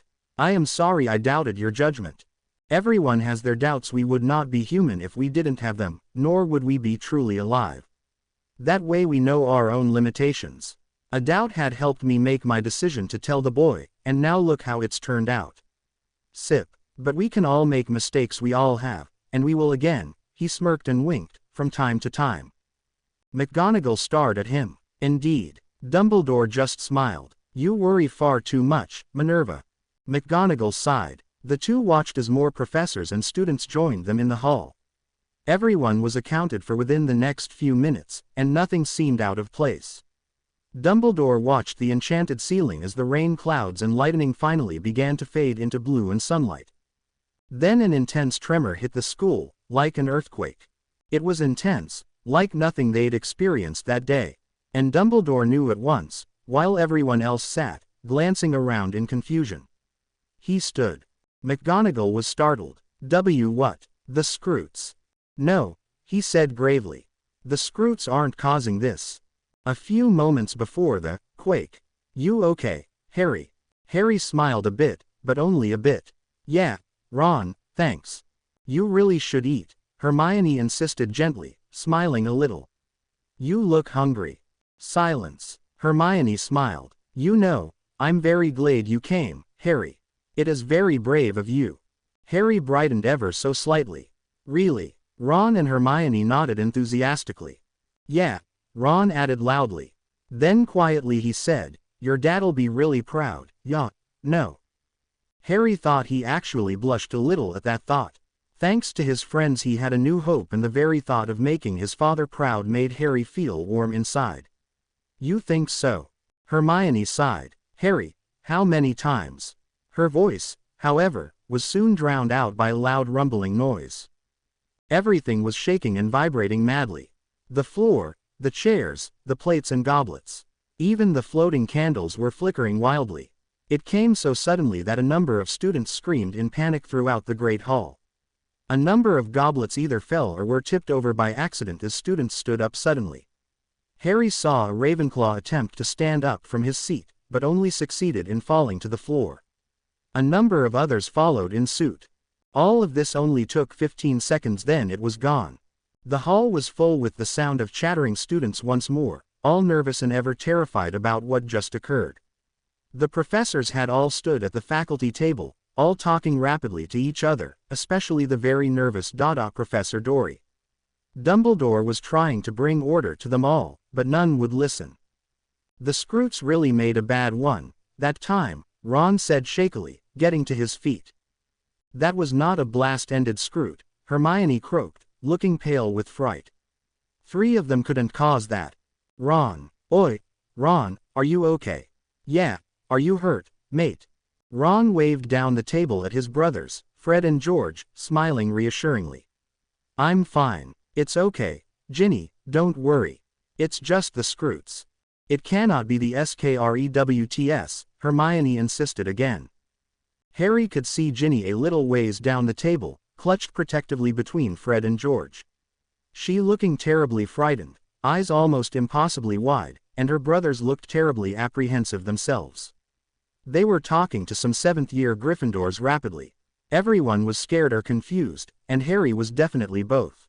What was that? At that moment the grand doors to the entrance of the Great Hall flung open with a deafening boom. Everyone in the hall grew silent in an instant, all eyes turning to the figure that stood there. Ron gasped, gripping onto Harry's robe sleeve. Professor Lupin, he whispered hoarsely. Yes, Remus Lupin stood at the entrance, breathing heavily. His tattered brown robes seemed even more tattered than usual, if that was ever possible, and now sopping wet. The man limped forward painfully, and a number of students gasped in shock as the physical sight of him. He was a mess, covered with scratches and burns. Lupin stopped, took a deep breath, unable to finish his attempt at a sentence. There was some sort of commotion happening just beyond the doors, but no one could see what it was. Harry was one of many who were standing, trying to see what was happening. But Harry knew what it was about. That's what was so scary. Then Lupin took another deep breath and tried again. I need to speak to Professor Dumbledore. He offered a small smile. And then he collapsed. The events that took place at Hogwarts during the lunching hour in the Great Hall were still baffling for most. Many wondered why the old defense against the dark arts professor, Remus J. Lupin, had mysteriously reappeared in a very battered state, asking for a word with the headmaster. Others are still ever curious as to what the commotion was out in the hallway, the screaming, the flashes of light, the sound struggling. The doors, however, were quickly sealed before any of the students could see anything of importance. Professor Lupin was quickly taken away to the infirmary once all students were seated again. No one knows what's become of him since then. Word had it that Professor Lupin had been sent by the headmaster to assist with the blast-ended Scroots in the dungeons, nothing more. But why send for someone from the outside when another teacher could assist? Well, Professor Lupin has experience with such creatures, of course. The quake, as it was now called amongst the students, was said to be one last effort from the blast-ended Scroots down in the dungeons to escape. After that there were no more explosions, and it was announced that Professor Severus Snape, Professor Rubeus Hagrid and Professor Lupin had finally subdued and removed the creatures. It was told that Professor Lupin had been caught in the final blast, thus causing the injuries he had when he staggered into the Great Hall. How he got there so quickly? Well, he did have magic on his side, didn't he? Closing parenthesis. Professor Lupin had come to inform the headmaster that the Scroots had been taken care of. Supposedly they would be released, like most creature found in Hogwarts, into the Forbidden Forest. In truth, Hagrid had been forced to return the Skrewts to their natural size. How he did so is a mystery to everyone besides Hagrid himself. And the Skrewts couldn't be released into the Forbidden Forest, like Fluffy the Hellhound, Aragog, and many others before them, because they were more likely to cause a forest fire than anything else. Their fate was entirely in Professor Hagrid's hands. With the commotion in the hallway over with and the Skrewts gone, all prefects were told to take their fellow housemates to their common rooms and to stay there until further notice. Classes would be cancelled for the day, to everyone's delight. The next day would be a weekend, and some worried that they would still have to stay indoors. The Slytherins were then allowed to return to their now somewhat battered dungeons. Luckily, their dormitories and common room were left unscathed. But the same couldn't be said for the rest of the dungeons. Some of the hallways had collapsed and many suits of armor and painting destroyed. Other than that, there wasn't much damage to areas that were most often used by both students and the Slytherin headmaster. But one way or the other, the Slytherins were very displeased that their territory had been defiled, and demanded that it be cleaned up and repaired as soon as possible. Professor Hagrid, having gained only a few injuries such as minor burn and scratches, was allowed to escape Madame Pomfrey's clutches and return to his hut. Professor Snape, on the other hand, had gained some more serious injuries that would require him to stay overnight, and possibly for the next few days, or so they said. Professor Lupin would also be detained, though the extent of his injuries were uncertain. Headmaster Albus Dumbledore made the infirmary restricted to all visitors, including students, professors, and those who might want to check up on either Professor Snape or Professor Lupin. Professor Robbie Dory, the new Defense Against the Dark Arts professor, had formally declared that he would no longer be teaching at Hogwarts. His heart couldn't take the excitement, and his nerves wouldn't take one more emergency. He claimed that working at Hogwarts causes constant panic attacks, especially when he had to teach the Slytherins, and just wasn't cut out for the job. He definitely wasn't a Gryffindor in his time. These events all happened about an hour ago, and the rain stopped falling shortly after the students returned to their common rooms. Harry Potter, however, had not returned. Seamus Finnegan, Dean Thomas, Neville Longbottom, Harry's fellow fifth-year dorm mates, and many other Gryffindors were curious as to where he was. He, Ron Weasley and Hermione Granger had also missed Transfiguration that day without reporting in, and hadn't returned to the Gryffindor common room with everyone else. Hermione and Ron did return, however, some time later, but without Harry. They had been asked to assist with Professor Lupin, as they knew him very well. Harry stayed behind since he offered his assistance to Madame Pomfrey for the time being. Harry's housemates found this very odd, but Ron and Hermione insisted that they shouldn't dwell on the subject, and both admitted to the fact that they had purposefully skipped their classes that day. Many were very disbelieving about this Hermione skipping class, but Hermione insisted that she wanted to try skipping at least once, for she would never, ever do so again. Ron and Hermione were the only ones who knew where Harry really was, the only ones who really knew what was going on. Now the school simply waited for nightfall while busying themselves with homework or wizard games. It had been a very, very odd day, even for those at Hogwarts. It hurt so he was still alive, then. It is time to wake, Lupin. Where was Harry? Lupin saw him a moment ago with Ron and Hermione. He was shoving his way through the crowds of students a moment ago in the Great Hall. This wasn't the Great Hall, so where? Lupin, wake up. Pause. Lupin wasn't sure how to wake. Who was that? Sleep? Yes, that would be nice. A sigh. The rustling of cloth. Enervate. Lupin's body jumped a little, his eyes snapping open. Though he'd wished only to sleep a moment ago, he most certainly didn't now. The first thing Lupin realized was that he was in a bed in a very bright room. The light made his eyes hurt, forcing him to squint. He suppressed the urge to growl at this face.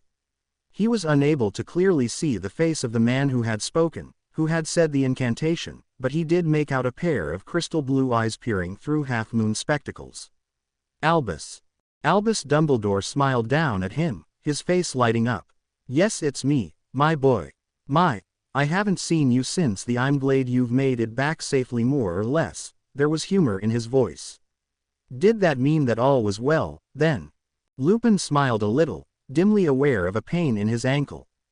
He didn't say anything though it was throbbing terribly, but yes, it had been shot with some kind of hex the underground. The pain brought back those memories. Everything was coming back to him, and his heart began pounding as a new doubt and overwhelming panic blossomed in his mind. Oh no, how long have I? Where are they? He would have spoken louder, but his mouth felt dry and his throat sore. Was he sick? How are they? Albus, James, Sirius, Severus. Where? At the mention of Lupin's worry for Snape, of all people, Dumbledore's eyes light up proudly and he nodded as if he were confirming something to himself. I see a common goal has brought you all to some sort of understanding. Hardly, Albus, came an annoyed, cold voice from somewhere nearby. I did it against my own better judgment and will. Had it been any other time, he trailed off, grumbling something. I see Severus is just fine, Lupin mumbled, attempting to sit up. He had to see Sirius and James, he had to make sure they were fine after what happened, but his body felt like a lead weight, and in the end Dumbledore had to assist him into a sitting position. Lupin was becoming more and more aware of a slight chill he felt, causing him to shiver. I feel ill, he groaned, feeling almost nauseous as he spoke. What? This was Madame Pomfrey, he could tell. There was a soft, thump, sound and a curse, Snape, coming from somewhere to his left. My goodness, you all couldn't stay out of trouble, could you? Her voice was trembling and she sounded almost irritable. What do you expect? Came a snide remark, Snape, again, then a grunt of annoyance frustration. Stop your pestering, you bloody women, arg. If you would hold still, Professor Snape.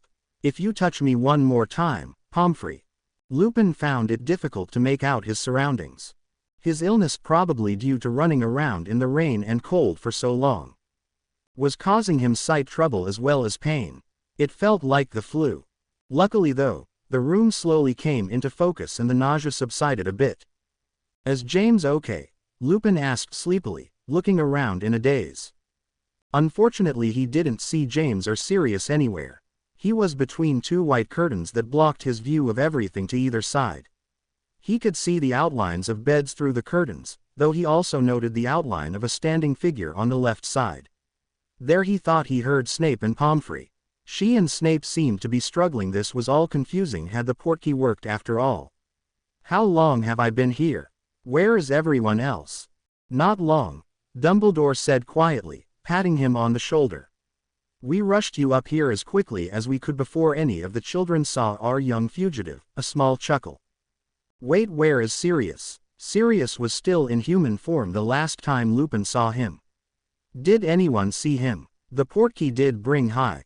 He's fine. Pomfrey suddenly appeared, opening the curtain to Lupin's left with a flourish motion.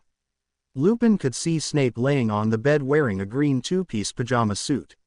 Lupin realized that he himself was also wearing such garments in red. Though unlike Lupin, Snape's shirt was unbuttoned, showing where Pomfrey was trying to heal his chest wound. Severus was deadly pale and scowling at Pomfrey, looking as though he was ready to just jump up and leave. Though he was in no condition to do either. Whatever had hit him on the shoulder in the passage either left no visible signs or was now healed. The wound in his chest appeared to have stopped bleeding, but Snape had already lost too much blood, making him look tired and ghostly. The wound itself and the skin around it was an angry red-purple. It looked far too deep to fix with the common healing spells Pomfrey was used to casting. These are usually used for shallow wounds and scraps, not flesh that's been gouged with an antler. A bottle of purple wound cleaning potion sat on a table next to Snape. This was probably caused Snape to cry out before. That stuff usually does sting terribly. Snape, who was still glaring at Pomfrey, finally noticed that Lupin was watching him. He suddenly forced his breath to come out evenly and Snape turned his head away, though Lupin could tell that the man was still scowling, his face turning a little red with embarrassment. I am fine, Snape said viciously through clenched teeth, no thanks to this woman. Madame Pomfrey looked absolutely furious, wheeling around to scold the perturbed potion professor. I would expect a Hogwarts professor to be more cooperative. You're acting like a stubborn little child. Snape's head snapped up toward Pomfrey, his eyes shooting flaming daggers. I most certainly am not behaving like a child. I can't deal with these two, Albus, she hissed, cutting Snape off and turning toward Dumbledore with a desperate look in her eyes. Dumbledore shook his head tiredly. Pomfrey. But Pomfrey continued with her rant, adding wild hand and arm gestures to her words. They are ever so frustrating. Neither will listen to me and they must be treated. And that stupid dog. Dog. There was the sound of growling to Lupin's right. Lupin grinned, knowing exactly who it must be. Sirius. Silence, then quiet. Woof. Lupin sighed in relief, and all of a sudden his pains didn't seem all that bad. That's what a peace of mind will do for you. Are you all right, Sirius? Pomfrey's face went crimson, her eyes narrowing into tiny slits as she glared at the dog through the curtain. He can't tell you now, can he? She said crossly. None of you are acting your age. An equally cross snarl came from the other side of the curtain. Dumbledore frowned and said to Lupin, Madame Pomfrey is upset that Sirius won't change so she can check him. He wishes to remain a dog for the time being. He stepped away from Lupin's bedside and toward the still trembling Pomfrey. The woman looked like she wanted to scream bloody murder.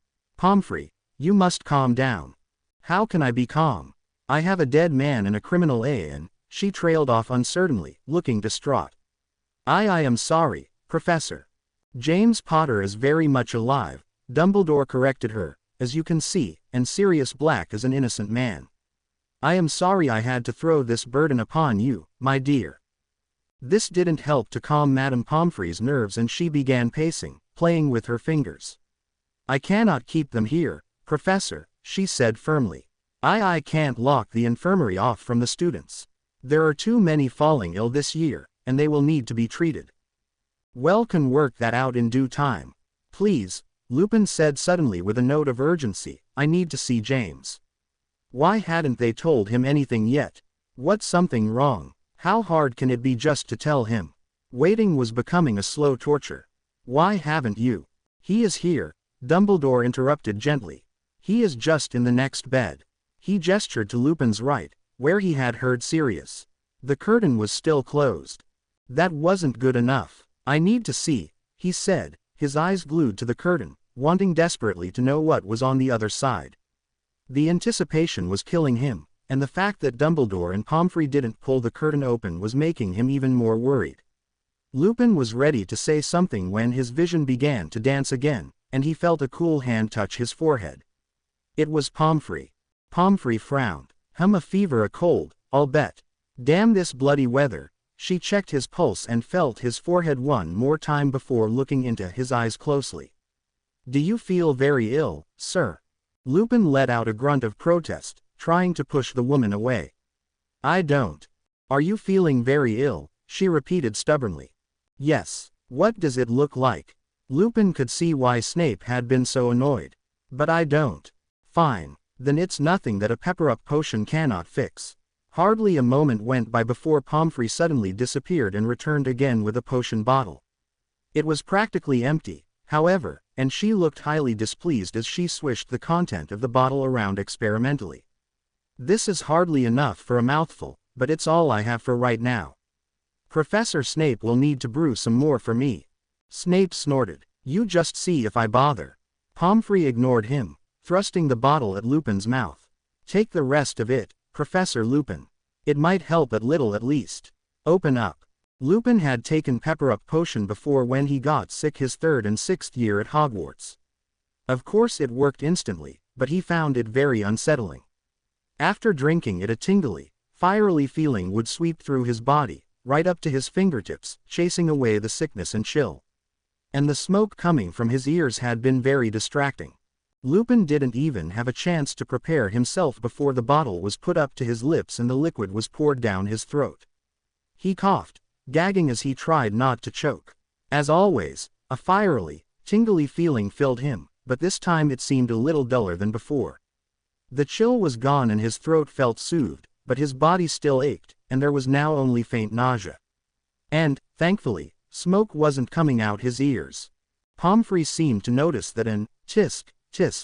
I thought so. You're not smoking out your ears. You'll need more of this once I get some. Maybe you should look for some now, Dumbledore suggested, hinting toward the fact that he wanted Pomfrey to leave for a while, shooting her a knowing look. If you would. Lupin nodded, looking toward Pomfrey as well, looking very pleading. I do still feel a bit ill. Pomfrey took the hint, nodding quickly and placing the empty pepper-up potion bottom on a table that stood between Lupin and James's beds. Of course, professors. Then to Snape she asked, have you made any recently? Snape exhaled loudly, closing his eyes even as he spoke. My classroom, in my desk, the lower left-hand drawer. There should be 3 bottles there, labeled. Do not touch anything else, if you please. Won't the drawer be locked? You are a grown witch, Pomfrey, you will find a way to open it, I'm sure. Pomfrey gave the man a sore look before turning to Dumbledore. I don't see how I can go down there, she whispered, though both Snape and Lupin could still hear her. It's mess down there, and what if the classroom is blocked, or caved in, or... I'm sure you will be fine, Dumbledore said firmly, interrupting her. He eyed Snape, whose eyes had narrowed dangerously, his face turning pink. Please move along. She nodded and walked off, straight out the door and disappeared from view. Snape stared after her, his eyes wide, his face growing even redder. My dungeons, what's happened? What was she blabbering about? She is rather difficult, isn't she? Dumbledore said pleasantly, acting as though he hadn't heard Snape. The best at what she does, she is indeed. Before Lupin had to ask again, he grabbed hold of the curtain separating him from James and pulled it aside. James sat in the bed about 6 feet away, reclined by pillows and wearing the same pajamas as Lupin. His round glasses sat perched on his nose looking as good as new. His wounds had been healed, only a faint scar could be seen on his temple, but his skin was still very pale, as well as his eyes still had dark circles around them. James seemed to be asleep, his chest slowly rising and falling. Sirius, still a dog, sat cuddled up at James's feet. He looked up when the curtain was moved aside, his eyes meeting Lupin's. Sirius looked quite the guard dog, sitting, poised at the end of James's bed, ready to bite or attack if anyone chose to put his master's life in danger. Lupin smiled reassuringly, his heart warming. You're going to be a stubborn old fool, aren't you? He asked Sirius jokingly. You're not going to leave him, Sirius let out a loud grunt, turning his head away sharply. Lupin laughed a little, but heart felt so heavy. No, he wouldn't let that get to him. I figured as much. You should let Pomfrey check you. You were injured, I do recall. Reluctantly, after a moment's hesitation, Sirius stood on all fours and jumped off the bed, careful as to not step on James. In an instant a human Sirius Black stood before them, looking very disheveled. I would rather not deal with her right now. James doesn't need any protecting as long as he's here, Lupin said. He's safe. I can't just stand here and do nothing, Sirius said defensively, gesturing toward James. Look at him. He's been through hell, and the least I can do is give him some security. If you do feel up to it, Dumbledore offered, I suggest you talk to Harry. I'm sure James would be much more thankful if you did that, instead. Sirius, eyes widened. He knows. You told him, Lupin gasped, looking at Dumbledore as if he had done some unthinkable and cruel. When did he find out? I had to tell him. I told him everything earlier this morning. And the boy has been waiting very impatiently outside, he pointed toward the infirmary door, for quite some time now. Harry had been waiting in front of the infirmary for some time now. He had been held back earlier, but he waited, and now his patience was running thin. Harry was more than ready to blow the door down, but had Hermione advised strongly against it. By now Harry had convinced Ron and Hermione to go back to the Gryffindor common room while he stayed and waited, telling them to make up some sort of excuse to explain his absence. School was now totally cancelled, as Dumbledore announced earlier, and it had been also announced that the blast-ended Skrewts had been taken care of. Hagrid probably got rid of them as soon as Snape returned. Now he had to wait, seated against the wall next to the infirmary door, until someone came out with some news, anything so he could. He sighed, bringing his knees to his chin tightly. Harry's anxiety was making him almost queasy. When Madame Pomfrey had walked out a moment ago he thought she would tell him something, but she said that she had to get something from the dungeons, and Harry still had to wait. This isn't fair, he mumbled, sighing deeply. Not fair at all. Then the infirmary door opened. Harry immediately sprang to his feet just as a tall, dark-haired man darted through the opening, then the door closed again. Harry was shocked at who it was. Sirius, Harry whispered in a hoarse whisper, so startled he backed up a few steps. What are you? I mean, is he here? Is he okay? Can I see him? Harry, is Lupin all right? Oh Merlin, what happened to you? Sirius looked like he'd been in a fist fight, black and blue bruises peeking out over the collar of his shirt. I'm fine, Harry. Remus and... He stopped, his brows furrowing a bit. James is going to be just fine, I promise. He's just sleeping right now. He is here. This was a confirmation. His father was in that room. He's really here. I need to see him. Harry tried to step around Sirius, to reach the room, but the taller man blocked him. I need to see him. Sirius, please. Sirius shook his head sadly, unwilling to move. Harry, he put a hand on Harry's shoulder, sighing, we need to talk. Who was it who sent me that owl? Snape asked Dumbledore, telling me of the portkey. Mr. Arthur Weasley, Dumbledore replied. He was good enough to give his assistance. I would like to thank him, Lupin said quietly, now watching James sleep next to him. We owe him so much. Indeed, you have no need to fear for James. Lupin looked up, confused. What? Dumbledore walked over to James's bedside, looking over the man carefully. I feel something odd from him. But I don't know what it is. Yet, he saw the odd look Lupin was giving him and he smiled back, winking a little. All because I'm an old man doesn't mean I can't sense things. True. Lupin tried to ignore his own doubts, but they kept voicing themselves over and over in his head. I want to help him, but I don't know how. He seems very ill in the mind. He's catatonic, Snape said simply. It is obvious to me. The way he kept raving like that, I think he's lost his mind. We don't know that. That Cruciatus curse can drive men mad, you know that. I am a werewolf, Lupin roared. I could feel it. I could smell it, something that other humans can't.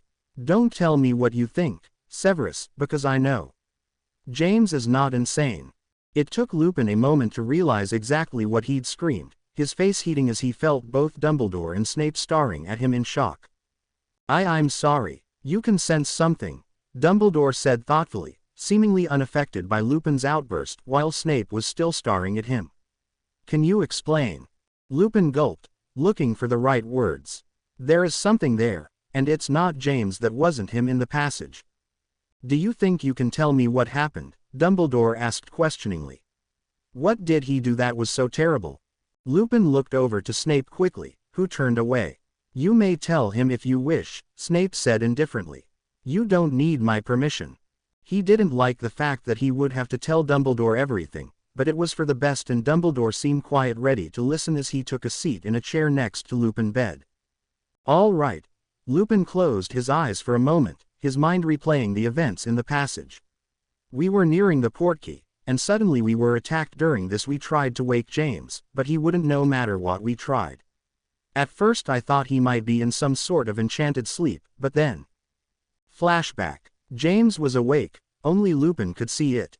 Incendio. This was serious. There was a quiet boom from the end of the passage, the sound of distant screaming. Ha! Got them, Sirius yelled, grinning sadistically. Bastards! The curses kept flying, but there weren't as many this time. Lupin was the only one who could see the cold, dead look in James's eyes. Stop celebrating, you fool, Snape snarled, we're outnumbered. Lupin saw no recognition in the man's eyes. I am not giving up, Sirius shot back. I'll die first. Lupin was the one who could hear James say the words that seemed to make time stop for that one moment. You'll pay, he whispered. You'll all finally pay. This wasn't James. Padfoot. James. What's happened? For a moment everything seemed to pause. The fight halted. Nobody breathed. It grew colder and a nearly tangible tremor passed through the air. And the world began to tremble. Lupin hardly realized that James now stood in the middle of the passage, his wand raised. When did he move? Both groups had ceased their attacks, trying to understand what was going on. The trembling grew louder, and more powerful. It was everywhere. Now Lupin, Sirius and Snape all watched James. He was doing something. Was he causing this? Wah! Suddenly the ground rocked, literally. Sirius and Snape cried out and fell to the ground, their balance thrown off while James stood his ground with ease. Chunks of stone, dust and dirt showered from the ceiling, causing the passage to look even darker, making it even harder to see. The noise almost deafening, and it would only increased in volume. The only other sound was screaming from their attackers. They were still a good distance away, but Lupin could see it. The passage collapsed right on top of them, crushing them. But there was still screaming. And James watched, a satisfied grin crossing his lips. He watched with dead eyes. Eyes that were strangely focused, though he wasn't wearing his glasses.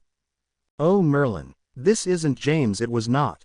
What's happening? Sirius demanded, covering his head as more dirt and stone fall from above. What? It's James. He's trying to kill those people. He's trying to crush them. James, stop. Still the passage quaked. Lupin could tell that the walls were very close to collapse. And the ceiling was about to collapse over James's head. James wasn't even paying attention. Lupin struggled to his feet, ignoring the pain in his ankle, staggering over to his friend. Even as he grabbed onto the man for support, James didn't move nor acknowledge his presence. Feeling that James wouldn't listen to him even if he tried, Lupin grabbed the man around the shoulders and shoved as hard as he could. The ceiling collapsed, and Lupin himself wasn't totally clear of the falling rock. Pain flashed through his arms and cloth tore. His ankle hurt worse than even an. What are you doing, James? They had landed on the ground, and James shoved Lupin roughly away, cursing. How dare you? Get away. You can't stop me. And the passage was still quaking. It was still falling apart. James, stop, stop. But James wouldn't stop. The rage still burned in his eyes. The passage continued to crumble. Lupin desperately tried grabbing for the man, but James stumbled away, getting out of his reach. But Sirius was there in a second and grabbed James from behind. Stupefy him, Moony. Do it now. Lupin did so. Stupefy. But James still moved, still screamed, and the chaos continued. Snape made his way over to them, though he was barely holding himself up anymore. He could die in his state, but he kept fighting. Snape tried to stupefy James as well, but again it didn't work. Why isn't it working? I don't know. He won't stop. Snape began coughing, gasping for breath. The air was too thick with dust and dirt. There wasn't enough air. Soon Snape was coughing violently, nearly falling over. Severus, what's wrong with you? I can't breathe. James, stop it, please. Get rid of his wand. Take it away. I have. It didn't help. Stupefy. James. Stupefy. Stupefy. I'll kill them, James shrieked, struggling. Let me go. I'll kill you for what you've done. I'll kill you. End flashback. And he keeps screaming like that over and over. Lupin stopped, unable to continue as his throat tightened. He looked away, pressing his lips tightly together as he shook his head. I'm sorry, Albus, it was just a horrible thing to watch. I understand, Dumbledore said quietly. To see a friend like that must have been quite unsettling. It was, especially when that friend is supposed to be dead. Is there anything else you need to tell me, Lupin? Lupin sighed, taking a deep breath. There isn't much else, just Sirius dragged James along the rest of the way. Everything was still collapsing down on us, but we couldn't get it to stop, no matter what we tried.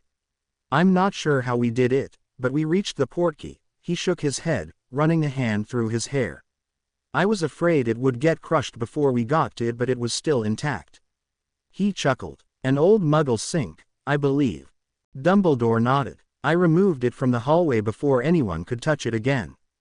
It will be disenchanted as soon as possible. I think some of the people we were fighting, the ones from the passage, some of them had gotten out somehow and came after us. I took over with James, and Sirius held them off. He glanced over at Snape. Snape was looking at him intently, his eyes flashing with something. Lupin knew why though, so he wouldn't tell Dumbledore about what Snape did. If Snape wanted anyone to know, then Lupin would leave it up to him. We had some difficulties, Lupin continued. But we all made it work. We appeared outside the Great Hall, and somehow whatever James was doing to the passage happened here as well. He grimaced. I would hate to think of what could have happened to the school if it weren't for Sirius and Severus. I see, Dumbledore must. And the other noises you heard, the yelling. Sirius and Severus. They tried to stupefy James one more time, and together they managed it. Is that all? Yes. Albus. Yes. Has James lost his mind? No. I think he is just very confused. Pomfrey gave him a mind-clearing potion, in hopes that it might help. But give him time. Dumbledore stood from his chair, turning to leave. I have some things I must take care of. You should rest until tomorrow, but if you wish to talk I will leave. My gargoyle will remain open for you. If you wish to sleep elsewhere, Professor Dory has resigned and his room is open for your use. And I shall find somewhere to stash Sirius, though he might prefer the Shrieking Shack, if I know him well enough. Lupin smiled. Yes, B probably will. Dumbledore looked toward Snape as well.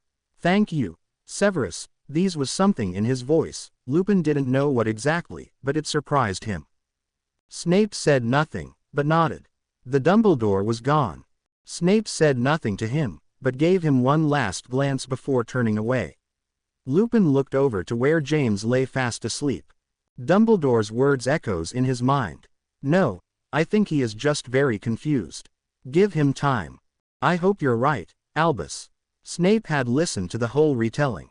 He was somewhat surprised when Lupin chose to exempt certain parts. Though, he really didn't understand what made him do it in the first place. Flashback. Black was a step behind them as they knelt around the portkey. Everything was ready to collapse at any moment, but still, Black chose to hold off their attackers. Snape felt somewhat inadequate that he couldn't help as well, but he was no longer in the condition to be throwing curses about. Sirius. Lupin was calling to his friend even as he struggled with Potter, who was still putting up a fight. Move, Black, Snape screamed, we going now with or without you? Black complied then, turning and stepping toward them as they all had a hand ready. A falling chunk of ceiling then fell, hitting Black on the head, hard. The man staggered, falling forward, just out of reach of the portkey. He wasn't unconscious, but he was obviously stunned. He wasn't going to make it. Everything was about to come down on them. Lupin screamed, no, Sirius. But someone had darted out, reaching out for the falling man. Snape had moved from the portkey and grabbed Black by the front of his cloak. With a sharp yank he had dragged Black forward to where he could reach the portkey. Now, Snape and Lupin touched the portkey at the same time. While Lupin was still struggling with Potter, Snape had made sure to keep a firm hold on Black.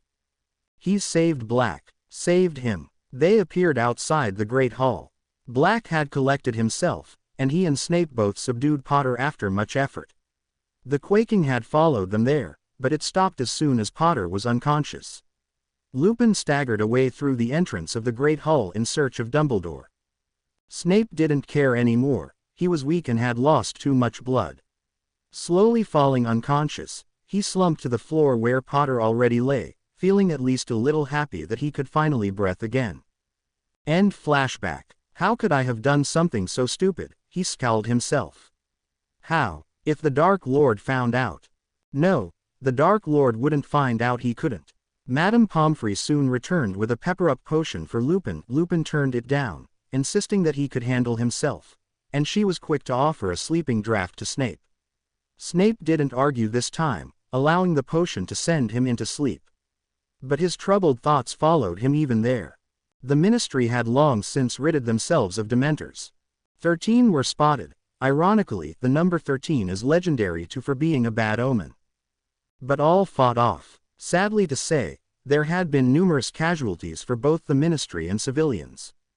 Some Dementors had entered homes, eager to sat their hunger and claiming the lives of those who tried to hide. Some Ministry members had been too weak to fight the creatures, and their lives were soon claimed as well, thought not all to the Dementor's key. One man died of fright. Another witch died as her heart stopped, unable to handle the pressure put upon her. A few nearly driven into insanity.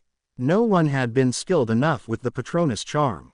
Arthur Weasley had just returned with a group of 5, which had originally been a group of 8. Few found reason to celebrate this victory, if you could even call it that. Mr. Weasley had expected something like this. Everyone refused to believe that the Dark Lord had anything to do with the massacre, but Mr. Weasley knew just as Harry had told him. If Voldemort were to gain control of all the Dementors, then it would be hell of earth for everyone. No one would be safe. Mr. Weasley headed for a checkup now. He was ordered to when he got back, and now he and many other gathered outside the infirmary, waiting for their turn as those majorly injured were treated inside. The Dementors hadn't been easy on them. Dad, Mr. Weasley got ripped away from his thoughts as a pair of arms wrapped around his arms and chest and a heavy weight thrown against him. At first he stumbled but quickly regained his balance. He was a familiar head of red hair, cut in a clean, neat style. Percy, oh Merlin, are you hurt? Me. Percy pulled away, looking into his father's face, astonished. What about you? I thought I didn't know if you would make it, there were so many dying, and oh, you look terrible, Dad. Why you're so pale, and his voice trailed off uncertainly and he put his palm to his forehead while backing away. I never thought any of this could ever happen, he whispered uncertainly. But it is. Charlie, Percy, has Charlie's team come back yet? Have you heard anything from them? Percy froze, his eyes widening. You don't know. It felt like his blood had turned to ice and he became very lightheaded. What, the Dementors? No, it wasn't a Dementor, Percy said quickly, as if that would calm him. It didn't help much. Charlie's team was attacked. By people, we don't know who. Charlie and the others were checking out the lower passages because they saw something. What happened? What happened? Percy, let Charlie be all right. Let Charlie be all right. A fight broke out, and the passages collapsed. Dad, they collapsed. No, it can't be. Where's Charlie, Percy? Percy didn't respond, his eyes cast to his feet. A number of heads turned their way as he grabbed his son's shoulders and shook him. Where is he? What happened? Dad, stop it. Percy shoved himself away from his father roughly, adjusting his glasses as they slipped a little. And there was no way he could hide the hints of fear from his expression. Please, I don't know if Charlie's, I don't know. Some were dug out in the infirmary. He let out a choked sob, bringing a hand to his face. I don't know. I was too afraid to check. Dad, I was too scared. Mr. Weasley didn't waste any time before he spun around and rushed toward the infirmary. The door stood wide open, and though a number of people yelled at him or tried to hold him back, he kept going. But in the end they let him go, and soon he was there amidst lines of beds and floating stretchers, all of them occupied. The air smelled sterile and the room bright. He began searching frantically, but found that Charlie was in none of the beds. This gave him some hope. Next he looked over the numerous stretchers, all floating at about knee height, which dotted the floor. And it was on one of these that he saw a familiar head of flame red hair. Charlie. He rushed over to the stretcher, falling to his knees beside it, the stretcher floating at Mr. Weasley's waist level. Charlie. A blanket covered his son up to the waist. From there it was a mess. Charlie's left robe sleeve had been ripped away, revealing angry red burns, scratches, and dark bruises that reached up to his neck and continued even to his chest. His shirt and robes had been cut open to reveal such. Charlie smelt of burnt hair, and Mr. Weasley saw that his red locks were slightly singed and blackened at the edges, as were his robes. Charlie's eyes were closed and he wasn't moving. Charlie, oh no. His son was dead. Mr. Weasley's worst fear had come true, and, oh my son, no. He fell forward next to the motionless body, resisting the urge to disturb to his son by moving it. He instead, after a moment, he sat up and rested his head on Charlie's chest. Charlie, dead. He'd never felt so hollow and empty, never. He shouldn't. They let Charlie go. Mr. Weasley knew that something terrible would happen, and now his son was gone. But Mr. Weasley didn't notice that Charlie's chest was rising and falling ever so slightly. Dad. Mr. Weasley felt a hand touch his head, and he slowly looked up into his son's eyes. They were open and sparkling with mirth. Mr. Weasley suddenly felt like fainting. Hey Dad, Charlie said sleepily, I was having a lovely dream, and here you go, waking me up. That's terribly rude, don't you think? He laughed a little at the shocked expression on his father's face. Charlie's laughter soon faded, however, his pale face donning a very surprised look as he looked at Mr. Weasley a little longer. Dad, you're crying. He was. and Mr. Weasley only now noticed that tears were welding up in his eyes. But he didn't care. Why would he care? His son was alive. The empty feeling had disappeared completely and was soon replaced with a surge of joy. I thought you were. He wanted to hug Charlie, but that didn't seem like a good idea considering his condition. Are you okay? No, you don't look okay. How much does it hurt? Why aren't you in a bed like everyone else? Bloody doctors, can I get you anything? He continued babbling like this until Charlie waved him off. I'm a bit rough around the edges, but I'm fine. Oh, don't give me that look, you're behaving like mother. Charlie. Both Mr. Weasley and Charlie looked up. Charlie smiled. Hey, Herc. Percy must have followed his father, and now he stood wide-eyed at his older brother, staring at the injury and his torn robes in some state of horror. You look terrible. Are you going to be okay? Why haven't they treated you? His voice was trembling, his throat sounded tight and raw. Your brother's fine, Percy, Mr. Weasley breathed, smiling widely. He grimaced, his hand hovering over Charlie's burnt arm, a bit banged up. He looked around, seeing that all the doctors were busy with other people, swarming about the bed and various stretchers. So many had been injured. Do you want me to try and treat this? The other doctors won't be getting to you for a while. Charlie glanced down at his own arm as well, wincing at the sight. That did smart, I'll admit, but it's no problem. They gave me something for it and I'll be cleaned up in no time. Don't fuss, Dad. He pouted a little, but I was sort of hoping for another battle scar, or something, like after a dragon roughs you up a bit. Mr. Weasley blinked. What? Percy gawked at him. How can you say something like that? Mother would kill you if she heard you say something as inane as that in front of her. How can you be thinking of something like that when you nearly died? Mr. Weasley couldn't help but look up at Percy in shock. It wasn't often that Percy yelled like that. A doctor cast Percy a warning look, however, and that's all it took to make him stop. He then stood there, looking somewhat embarrassed. Charlie laughed at Percy's reaction, looking thoroughly amused. Come on, Percy, what's wrong? Percy gave him a mean, stern look, forgetting the doctor's warning glance already if but for a moment. I'm worried about you, idiot. What do you think? He crossed his arms tightly over his chest, his face pinking a bit while he shifted from one foot to the other nervously. I thought I should come in an ohard, Charlie. Never do that again, you bloody fool. You don't have to be the bloody most superior one all the time, Percy, Charlie said quietly, his face suddenly losing all its humor. Just let off it for once, okay? Just relax. Percy looked baffled, startled, shocked, something, but Mr. Weasley didn't know for certain. He just stood there, his mouth hanging slightly open as he watched his older brother. Then finally he dropped to his knees at Charlie's side, opposite Mr. Weasley, placing a hand on his brother's good shoulder. You're an insufferable stupid. Charlie smiled, reaching out and messing up his little brother's hair playfully. I love you too, Percy, old boy. I'm fine, I swear, just a little tired is all. He yawned sleepily, his eyes drooping. I'm just going to go back to sleep, okay Dad? Mr. Weasley nodded, smiling, warming and keyed Charlie quickly on the forehead. You just sleep, Charlie, I'll tell your mother you're okay. Good idea, and you, he looked over to Percy. Don't you go telling your mother about this just yet. Percy nodded silently. Mr. Weasley looked down at Charlie again. I'll see if I can make you more comfortable. I'm very proud of you, son. Charlie grinned. I know. Thanks, Dad. He was asleep. I'm proud of you. Mr. Weasley looked up to Percy, who was watching him. A small smile was tugging at the edges of his lips, but he was still trying to look serious. I'm proud of all of you.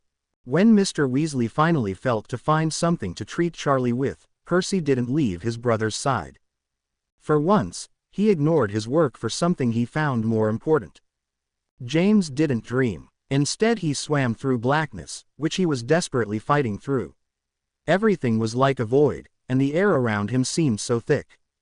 The other things, the screaming, the monsters and creatures that chased him even in his sleep, he couldn't bear it any longer, but luckily it seemed far away. James was out of reach of such horrors, for now, at least. His last memories still lingered, seeing Sirius in his dog form. James's friend laying on the ground, looking hurt and broken as the Dementors moved in to take his soul. Lupin, as he smiled kindly, tears of joy filling his eyes. Yes, Lupin was happy. He wasn't broken, or sad, or dying. James tried reaching for this image. It was where he wanted to be, where he belonged. Where there was light and warmth, not darkness and cold. It reminded him so of Lily. The blackness began to fade, and James opened his eyes. He was in a hospital bed. What? James noticed that he could see, and everything around him wasn't blurry or unfocused. He brought a hand to his face, discovering he already wore his glasses. James blinked a few times. He was wearing red pajamas. James felt the smooth cloth with his hands, looking down to inspect the material. His fingers brushing over to the left side pocket, finding a small Gryffindor seal embroidered there. What happened? Where? Wait, he recognized this place. He'd been here before, a number of times. Of course, the color of his pajama suit and the seal said it all.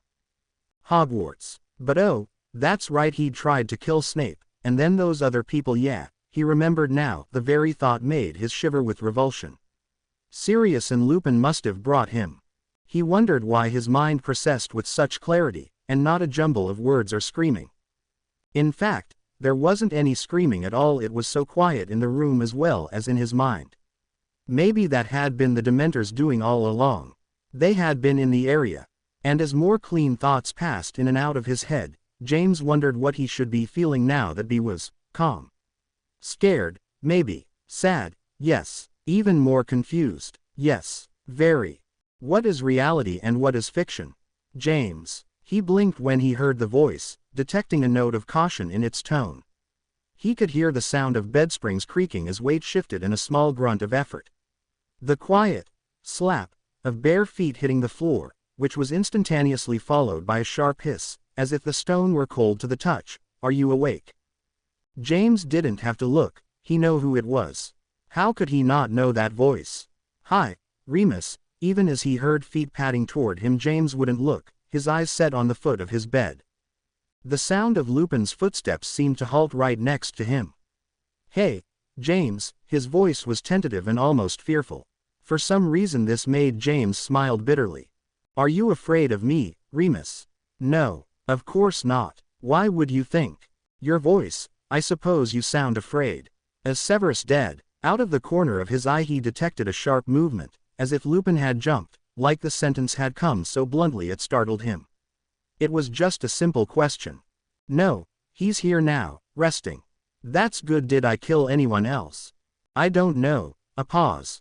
Why are you here, James? I haven't been able to figure that out yet. Why can I think? That was an odd question, yes, but he wasn't sure how else to put it. Everything is so clear all of a sudden. The cobwebs are all gone. Madame Pomfrey gave you a bit of mind-sharpening potion. We were hoping it would help you a little. And I think it has, from the sound of it. Yes, but I feel so hollow now. Lupin had moved a little closer, almost touching the side of his bed. So James decided to look up then. He had to suppress the urge to gasp aloud, though his eyes widened slightly in surprise. James saw his friend, and he was so much older. He felt like nothing but a mere child next to the other man, whose expression had gained a type of maturity that you would only expect to see in a ministry official or school professor. Lupin's eyes, which had always been very warm and sad at the same time, now appeared the same. But there was something in their brown depths that told James so much, and he felt so very sorry for his friend. Then something caught James's attention and he chuckled, unable to help himself. Lupin took a step back.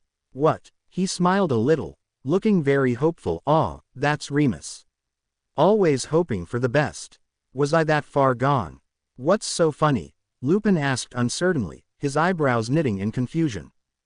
James shook his head, still chuckling. You're beginning to look like an old man, he teased, reaching out to bat at a lock of hair which was scattered with gray. He hardly noticed when Lupin flinched, reflexively. You're going gray already. Lupin looked confused for a moment, fingering his hair in an almost uncertain, self-conscious manner, frowning. Really? Yes, you hardly look a day past 19. James slowly stopped laughing altogether. He was James still was 19, and Lupin was. Things were far too serious for laughter, James realized.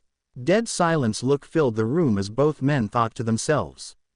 This was a time for James to get some answers of his own. Who knows what will happen with the mind-sharpening potion wears off. So he did do it, didn't he? James asked. Who? Voldemort. Lupin's eyes hardened in ways that James had never seen before, his back straightened. He did this, didn't he? Lupin started, like he'd just remembered something important. He began patting at his shirt and sides, as if looking for pockets in which he'd put something but found none. I remember seeing something. I'd put it in my pocket. A time turner around your neck, shattered. Voldemort had removed something from his robes. It looked like some sort of time turner attached to a chain. Even a charm can make the worst curse of all. Did you know that, Mr. Potter? James shook his head, willing the memory away. It had come in a flash, then was gone, but he left a tight, agonizing pain in his chest. He looked away again to the foot of his bed. He couldn't bear to look Lupin in the eye. A cursed charm, that's all it is. James bit his lip. New tears were burning his eyes and blurring his vision. The screaming wasn't there anymore. Where had it gone to? Was it hiding, waiting to come back and state the torture all over again? You're all alive. He was wrong about that, wasn't he? But Lily and Harry, he still got to them. I remember hearing them. Harry's cries. Voldemort's laughter. Lily's screaming. James felt sick, but he wouldn't let Lupin see it. Lily was screaming, and Harry was crying. Over and over and over. It wouldn't stop. No, don't let it come back. Leave me in peace, please. And I tried killing them all because I didn't know what I was doing. I didn't know. He was babbling. He had to calm down. James. Lupin sounded so pained, like James felt. Maybe he understood more than he thought. I want to go back to Godric's Hollow, whispered desperately, gripping his bed covers until his knuckles turned white. I want this to just go away, but that won't happen, will it? Not even in my dreams. Maybe the pain won't go away, but I won't leave, either. And neither will Sirius. You just have to live with this. What if I don't want to live with this? He thought bitterly. What if I don't want to live at all? There are things much worse than death, Mr. Potter. And I will show you one of them, if you'd like. I can tell you want to know. James once again shook the memories away, but this time it took much more effort. Was the mind-sharpening potion fading already?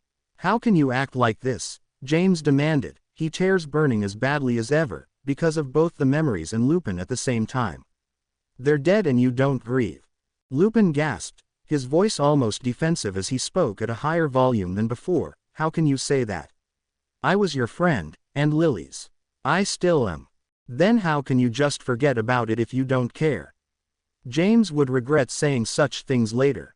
James, he paused, as if looking for the right words. I understand that you haven't had time to grieve.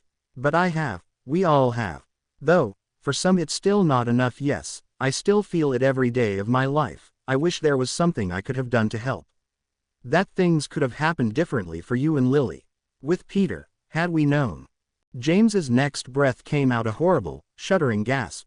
He squeezed his eyes shut, only to be assaulted by images of Peter Pettigrew as he'd known him in school.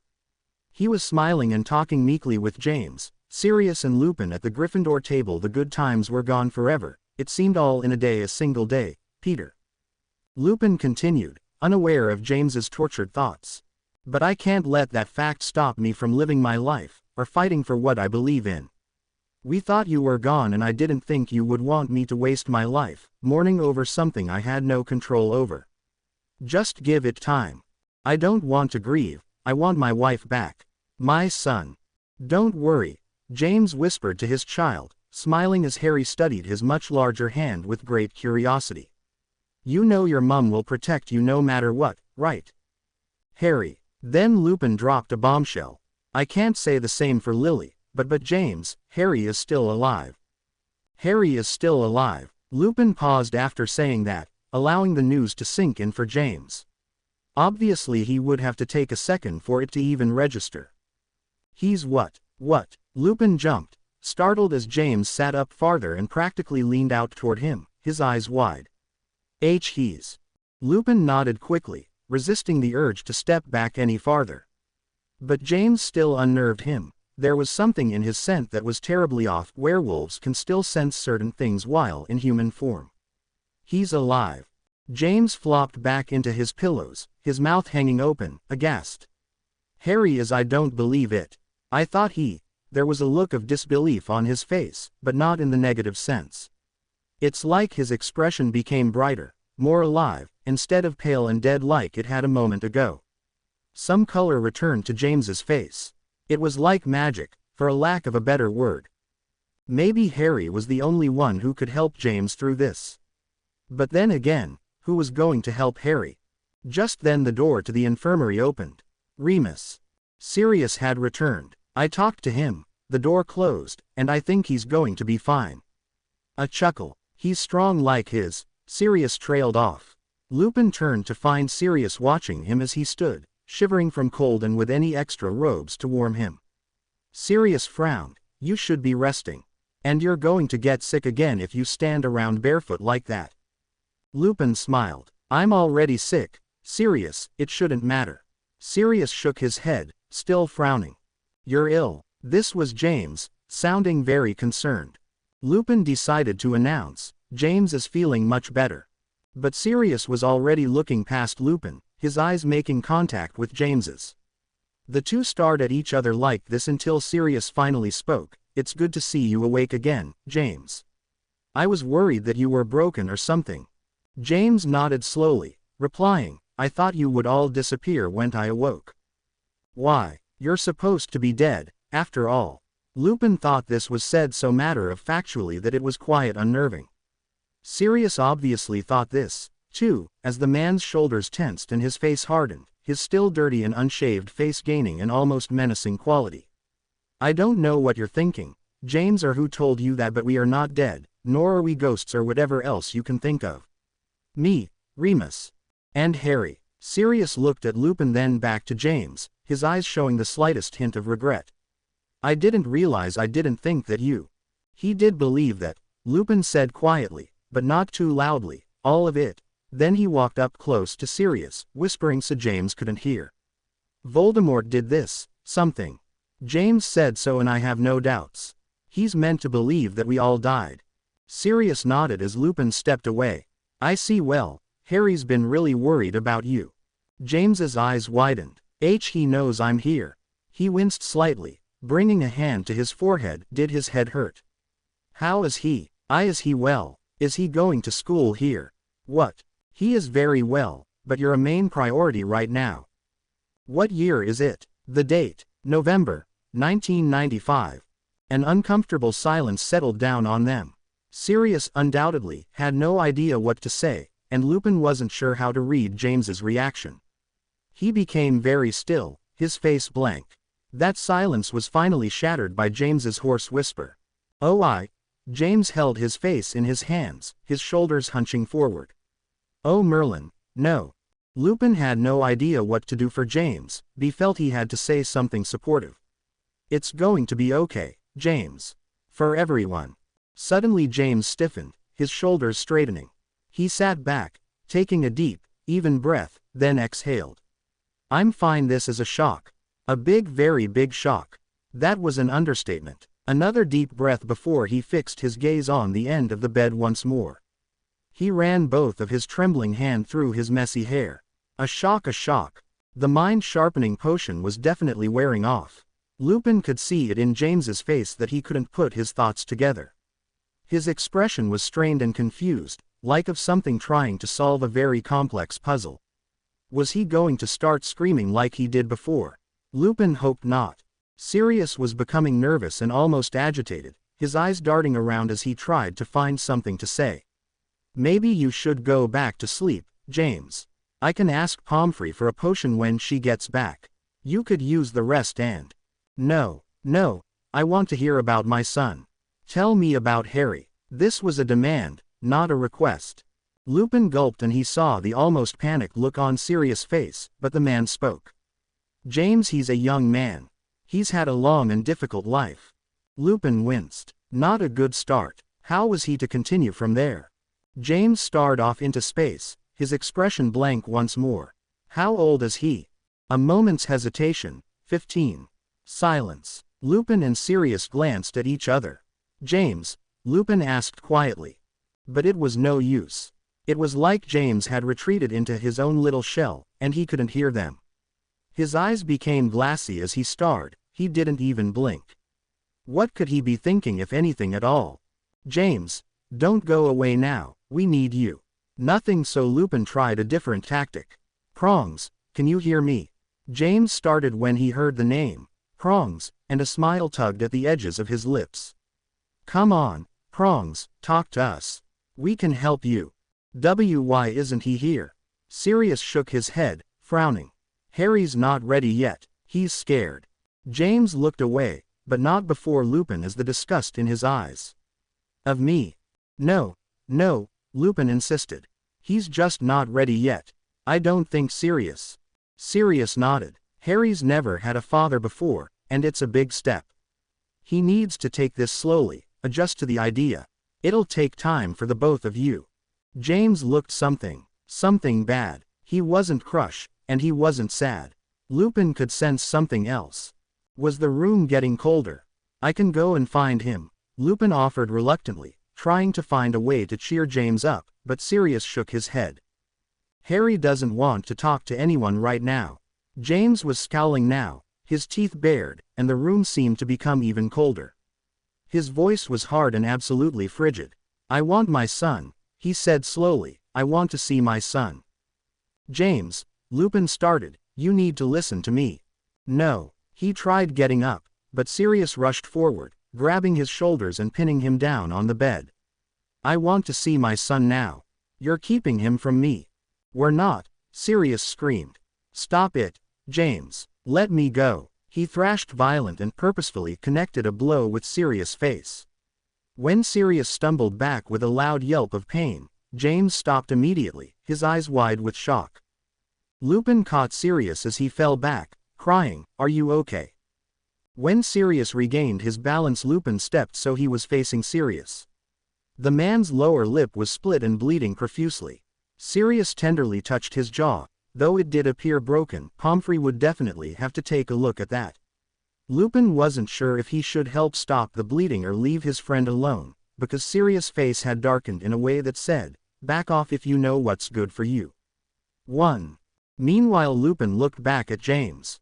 He became James again. The room didn't feel as cold as it had a second ago. What was going on? Sirius remained silent and didn't seem to notice any of this. He was staring at some blood that had smeared off onto his hand. It was dripped from his lip and down his jaw, dripping down the front of his already filthy shirt. James still watched his friend, the blood quilt washing over his face, the anger gone altogether. Sirius. Crack. A fist had connected with James's jaw. Sirius had punched him back. James's hand immediately went up and touched his jaw carefully while Sirius stood over him, his fist still raised, breathing heavily. Lupin didn't do anything to stop this and just watched. It was better not to get in the way when Sirius was really angry. Now James had shrunk back like a wounded animal, staring, unseeing, at the bed sheets. His glasses had been thrown askew and slipped from his face. James fingered his jaw, a fresh bruise forming where he'd been hit. Sirius. Something sparked in his eyes and he smiled, a real smile. Padfoot, I understand. Sirius spoke evenly, appearing calm and composed. I understand how you feel, James, believe me, I do. But think about your son. Harry's lived his entire life without you, but he's always wished you were here. He's afraid, James. Afraid because he doesn't know what to do anymore. James didn't and seemingly couldn't comment on that, his eyes widening almost in horror. It must be hard to know that your son has had no one to guide him, to tell him what's right or wrong, to just be there. Lupin wished there was some easy way to tell him, but there wasn't. How were they to tell him about everything else in Harry's life? What's happened to him? What he's been through? The Dursleys were as good as dead if he found out about them too. I'm sorry, James whispered. I'm sorry, I didn't think I was. You were only being human, Prongs. You can't blame yourself for that. I should have hit you. Sirius used the cloth of his own cloak to remove the blood from his mouth, jaw, and neck, wincing a little as he touched a very sensitive spot. He was looking as if he were thinking on what James said. Well, I'm sorry I hit you, too. But would it be like me not to retaliate? James's mouth twitched, slowly forming into a smirk. No, it wouldn't. Lupin glanced between the two, smiling. He knew that it was going to be all right. It would. But the broken, haunted look in James's eyes would never go away that he knew all too well. Sirius still stared at James, watching the man smile.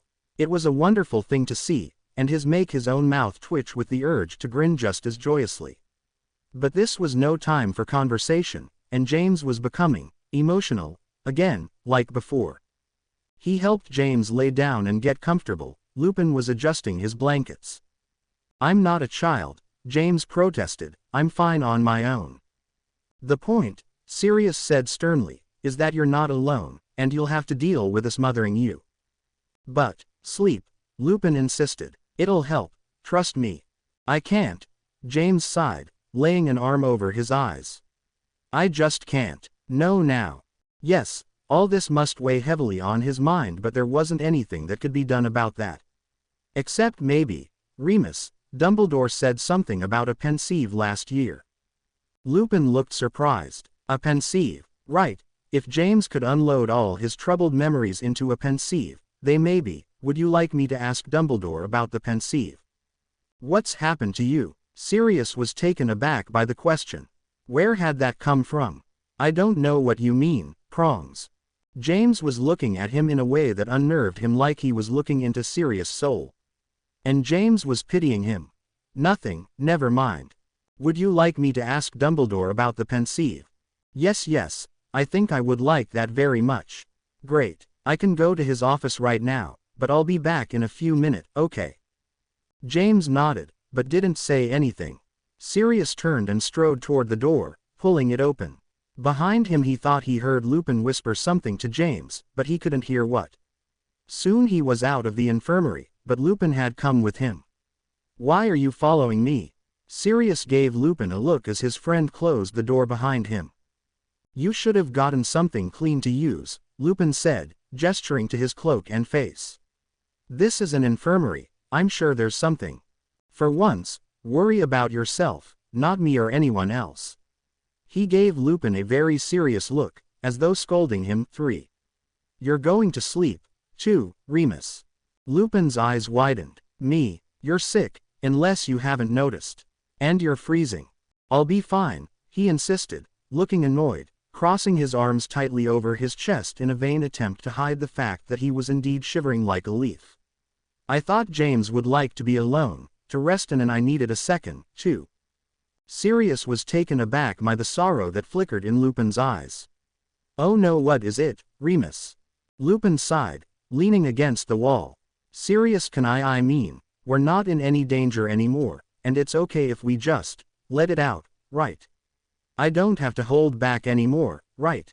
It took Sirius a moment to realize what Lupin was asking, then he remembered what Lupin told him in the passage. Sirius was still next to Lupin, his eyes squeezed tightly shut and a hand clasped over his mouth. He felt like he was about to vomit. He looks like a corpse, Sirius whispered, his voice shaking and muffled by his hand. I can't stand looking at him like this. Sirius, you need to hold together, Lupin said quietly. Please, wait until we're out of here, then we won't have to worry anymore, okay? Remus, well, it's later now, so, still leaning on the wall, Lupin slid to the floor, shivering a little harder. So, now is my chance. Just once. Sirius was on his knees in a moment as Lupin began to cry, his shoulder heaving with each sob. He put a comforting hand on Lupin's shoulder, shaking his head. You're a fool, Remus, Sirius thought endearingly. You didn't have to wait an hour, Sake, why can't you think of yourself for once? He's real, Lupin sobbed, hunching over a bit. It's not a fake, or an illusion, or a trick. It's really him. Yes, Sirius wished he knew how to help Lupin as he still sobbed and shivered. Finally, Sirius unclasped his cloak and draped it around Lupin's shoulders. You're going to freeze to death sitting here. The house elves aren't doing their job as the heating, are they? Lupin didn't say anything, but did grip the edge of the offered cloak, tightening it around himself. He wiped his eyes roughly with his palms. Lupin's eyes were red around the edges and bloodshot, but no more tears came. He mumbled something that sounded like, "Thank you," appearing more than a little embarrassed. "You want to come with me to Dumbledore's office?" he asked. "Come on." Sirius got Lupin on his feet, putting a supportive arm around his shoulders. "You can warm up by his fireplace." "Thanks, Sirius, I don't mean to." "Stop apologizing, okay? You don't need to be sorry for anything." Lupin nodded silently and allowed Sirius to lead him the rest of the way through the castle. He didn't have to worry about being seen because no one was around. All students were ordered to stay in the common areas. Now Sirius had both James and Lupin to worry about. It made him wonder how Harry could handle this. "Hey, Ari. Aren't you going to, see him?" He gave no answer. Ron and Hermione exchanged a worried glance, then looked back at Harry. The boy was seated in an armchair facing the roaring fireplace while Ron and Hermione sat on the carpet at his feet. The Gryffindor common room was practically empty save for a few conversing or playing wizard games, as well as Fred and George standing talking, plotting. In a dark corner, all other students were in their respected dormitories and many of them were already asleep. The day was drawing to an end, the sun had set long ago. Time had flown considerably in the last few hours. They had eaten little lunch, and dinner would be cancelled as well unless the house's elves tried bringing them something, and Dobby would probably be deadly worried about them starving to death. But then again, who could eat when their father was up in the infirmary? His father. The last thing Harry could think of doing was eating. He'd probably become violently ill. His stomach wouldn't stop dancing and doing backflips as it is. Hermione and Ron refused to leave him alone, and Harry was more than thankful for that. Especially after what Sirius had told him. "It's true, then." "Yes, Harry, it's true." "Then why am I here? Why won't you let me see him?" "Harry, you're not ready. James isn't very stable right now. You need to wait a little longer until we can be sure." "Stable? What do you mean?" Sirius paused, looking very uncertain. "We're not sure. It's rather confusing, actually, but we think James is ill in the mind. He's practically catatonic." "Harry, I'm sorry." Catatonic.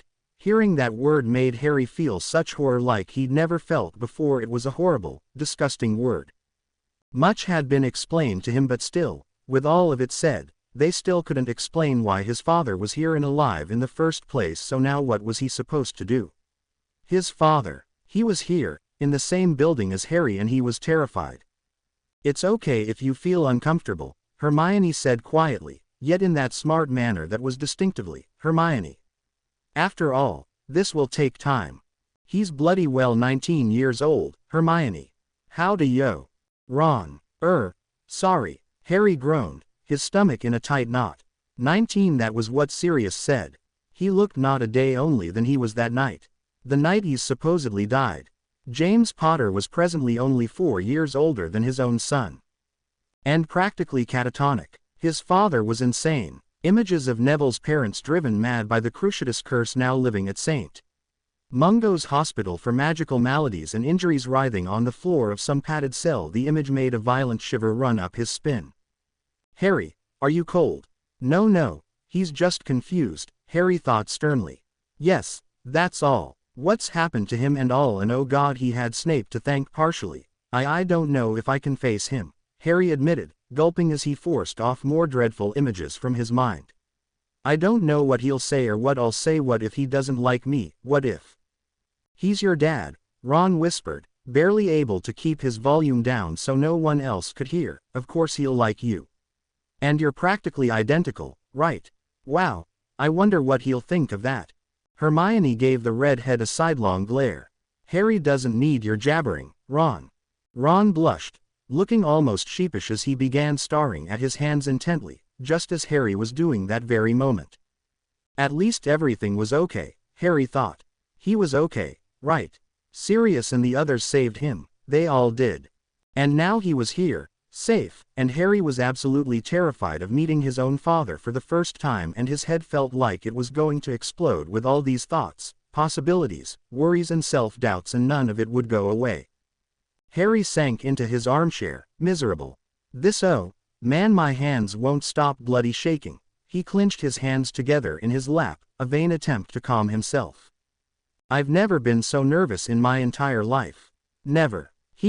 Harry Potter, the boy who'd been forced to spar with Voldemort, the boy who lived, the boy who'd summoned up the courage to battle against even the most impossible odds, the boy who'd confronted horrors unimaginable for even a grown wizard, was terrified of meeting the person who should mean more to him than anyone else in the world. Maybe this all wasn't real. Hermione got a little closer, peering over to see his eyes. Yes.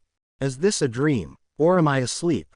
Ow. Hermione had reached over and pinched him in the leg, hard. Why'd you do that? Hermione shrugged, smiling knowingly. It's one way to show you're not dreaming. We can't have you slipping away from reality like that. Ron rolled his eyes. Very intelligent. Ow. Don't pinch me. Geez, that hurts. That's the point. Hearing his friends' voices shouting so loudly was making Harry feel a little dazed, and he tried his hardest to keep his thoughts in order. Maybe I should go visit him now. This was a question, not a statement. Hermione frowned, shaking her head. We can't make that choice for you. It's your choice to make, and you're alone, after all. Harry gulped again, moving his hands to grip the chair arms. Never before had a simple unanswered question seemed like such a heavy burden. What should I say? Whatever comes to mind. I'm sure he'll want to know everything about you. Ron whistled. He's got a lot to say, doesn't he? That'll take a few days, at least. The life story of the great Harry Potter. Ron, she muttered threateningly, pressing her thumb and middle finger in a pincer-like motion. Gulp. Sorry, Hermione. Harry couldn't help but grin. You sound like an old married couple. Hermione turned a brilliant shade of crimson while Ron looked thoroughly insulted. Don't be absurd, Hermione squeaked, bringing her hands to her face in an attempt to hide her blushed cheeks. Who are you calling old? Oh, that's not what that saying means, Ron. Wah. Harry grinned a little wider now. It's not that you're old, Ron. It's a Muggle saying, meaning you fight like a married couple, like you're having a husband and wife argument. Harry wasn't sure how to explain it, but Ron did get it, judging by the look on his freckled face. Oh. Ron did blush, not looking very embarrassed. That was uncalled for, Ron mumbled, averting his eyes to the carpet without so much as a glance to either Hermione or Harry. They were becoming more and more aware that a few people had looked over at them. But luckily their attention wasn't held for long before they went back to whatever they'd been doing. I wish we could go somewhere with less people. To be continued. I hope you enjoyed this story. Also remember to subscribe and like this video. See you in the next video.